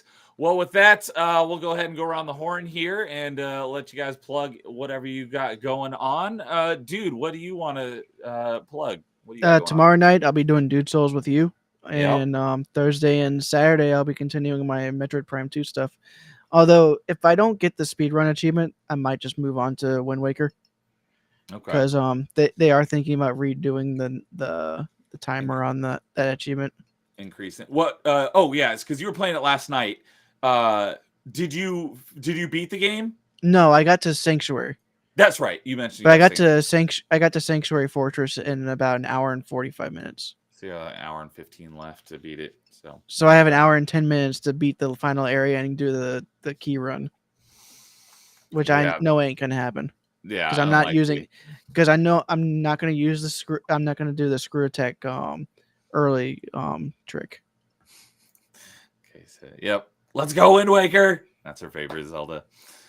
So, all right. Well, thanks for joining us for the over 4.5 hours. I knew this was going to be a long one. Yeah, I knew this was going to be a long one. Lots of good stuff to talk about and a great way to close off the year for Top 5. Season finale. I knew this was going to be a big one. Yeah. last one for the year. So we'll be back in January. And today was the 30th anniversary of the PS1. So it was great getting the list from proper PS1 respecters. I know I'm just a poser PS1 respecter. There's time. All right. Just make sure you play Final Fantasy Tactics, right? Tactics is so good. James, you always got a lot of stuff going on. What do you want to tell us about that you got coming up? Well, I'm going to tell you all just about one thing. I alluded to it earlier, but that is, of course, this Friday night at 6 p.m. PST. It is the Melee Game Awards, people, the second one ever. And we got so many awards. All the votes are in. The winners are secretly locked away, and there's a little weird man that's guarding the key. So do not miss it. Melee Game Awards. Is he sitting behind you? This guy right here? Yeah, I think it is him. I think it is this guy right here. He's good for something. This Friday, Melee Game Awards starting at 6 p.m. PST. We've been putting so much work into it, so do not miss it. So many awards, and some games are nominated that were mentioned today. Like in Game of the Year, we have Astrobot that was mentioned, and it is going up against Final Fantasy VII Rebirth. I don't know who's going to win. It's also going up against the new Zelda and Helldivers 2. And unlike, the other game awards that can't figure out if DLC should be nominated or not, we have so many games. We have 3 Game of the Year awards, 3 of them. We got Best Indie, and Best Game of the Year, and Best Game we didn't even play on the channel. All those are games that came out this year. 12 of them. Do not miss it. That's the headliner, but there's like 30 other awards. It's so crazy. That is this Friday at 6 p.m. PST, Melee Game Awards. Let's go. Excellent. I'm very much looking forward to that. That was a blast last year, so can't wait for that on Friday. Thank you. And of course, thank you for having me. This show is absolutely awesome. I was so excited to be on this one. Top 5 is excellent. If you guys are lurking in chat, definitely subscribe to these gentlemen. They put on a great show. Yeah, thanks for joining us for coming up here on 5 hours. So it was a blast hanging out with you guys as always. Jason, you got anything going on that you want to plug? I don't know, actually. I might play a couple games on stream. I literally have no idea what's in the future for me while we're on this break, except for I got to find something to do. So I might, we'll see how everything goes. If I do play stuff, I got to figure out what people would want to watch, because some of the games I like to play, I don't think people would want to watch, and it won't be very entertaining. So we'll figure it out. But yeah, probably find some people wanting to watch you play some fighting games. Yeah, I mean, I can always do that. If you are interested, like I said, just keep following me on Tons of Fun Games. I said a lot of top 5s, or just the side channel of this. So follow me there. Like I said, I got to figure something to do for the next several months, possibly. So maybe get my list of games kind of trimmed down if I have a lot more time than I think I do. So follow me there. Thank you all for coming and watching us for this first year of Top 5. We can't wait to come back next year. We're gonna have some more fun, more guests, and everything like that. So thanks again for making this first year so much fun. Yeah, this has been a blast. Yeah, this show is because of James. What I do? Point. Jason and I met on your town square last year. I think it was the December episode, and Jason was like, "Yeah, I've got this idea of doing like a top 5 show," and I was like, "I've had that idea too, and I just haven't done anything with it." So thanks to James that we even do this show. And oh my god! So kind of like me coming to you with the Achievement Chasers idea. Yep, Achievement Chasers is because of Dude, and Top 5 is because of Melee Town Square. Well, I'm really happy to play a small part, but you guys put on the show, and it's a great show, so I'm happy. I'm a little piece in that led to this, because it's good stuff. I love Top 5. I love yelling in chat even when someone doesn't list something I love, and I'm like, I want to be on it. I got the list right now, so it's great. I absolutely love what you guys are doing. So keep on doing it. And yes, Melee Cases DLC also has its own category. Excellent, because that's where it should be. DLC should not be an eligible contestant for Game of the Year. That is garbage. Yep, I agree. But yeah, so as mentioned, this is the last top 5 for the year. I'm taking the majority of December off just to of streaming, just to get some more gaming in, because I don't game as much as I would like to because I spent so much time streaming. So pretty much the only thing I've got left for the month is I got Dude Souls tomorrow night and next Wednesday. As long as that works for Dude, I'm pretty sure That should be fine for me. And then at least it's more. Even though it is streaming, it's still actually gaming. Yes, and working towards achievements. So, and then we do have an episode of Achievement Chasers, but we don't have that pinned down on what day it's going to be. It'll probably be someday next week. So, we can always do next Thursday. Okay, the 12th? Yeah. All right, we'll do our Achievement Chasers on the 12th. We'll cover what games Dude and I have been playing for achievements over the course of November. And with that, that'll do it for me for the rest of the year. So it was a blast having you guys on. Thank you, everyone who came and came and hung out with us in chat. We had record viewership like through the entire nearly 5 hours. That was crazy. It was great to see you guys stick around so much. So thank you for hanging out with us. You guys are what makes this show so interesting. We always say if you have any ideas for future episodes, let us know. If you want to be on one, let us know. Lowest expectations, like if you do a top 5 PS2 games, I want to be on. So I added them to the list. I just pulled up PS2. It launched on March 4th, 2000. So maybe we'll do a top 5 PS2 games in March. That'd be 25 years. So yeah, 25th anniversary. Oh. So, but yeah, thank you guys, everyone, for a great stream, a great year. This has been such a fun stream to do, doing top 5. So I appreciate you guys hanging out with us and just making this the show that it is. So with that, you guys all have a great Merry Christmas or whatever holidays you may celebrate at the end of the year. And we will see you all next time, and we'll catch you in the new year. So have a good night, everyone. We'll see you later. PlayStation. There you go. We'll see y'all later. And in the meantime, as always, game on.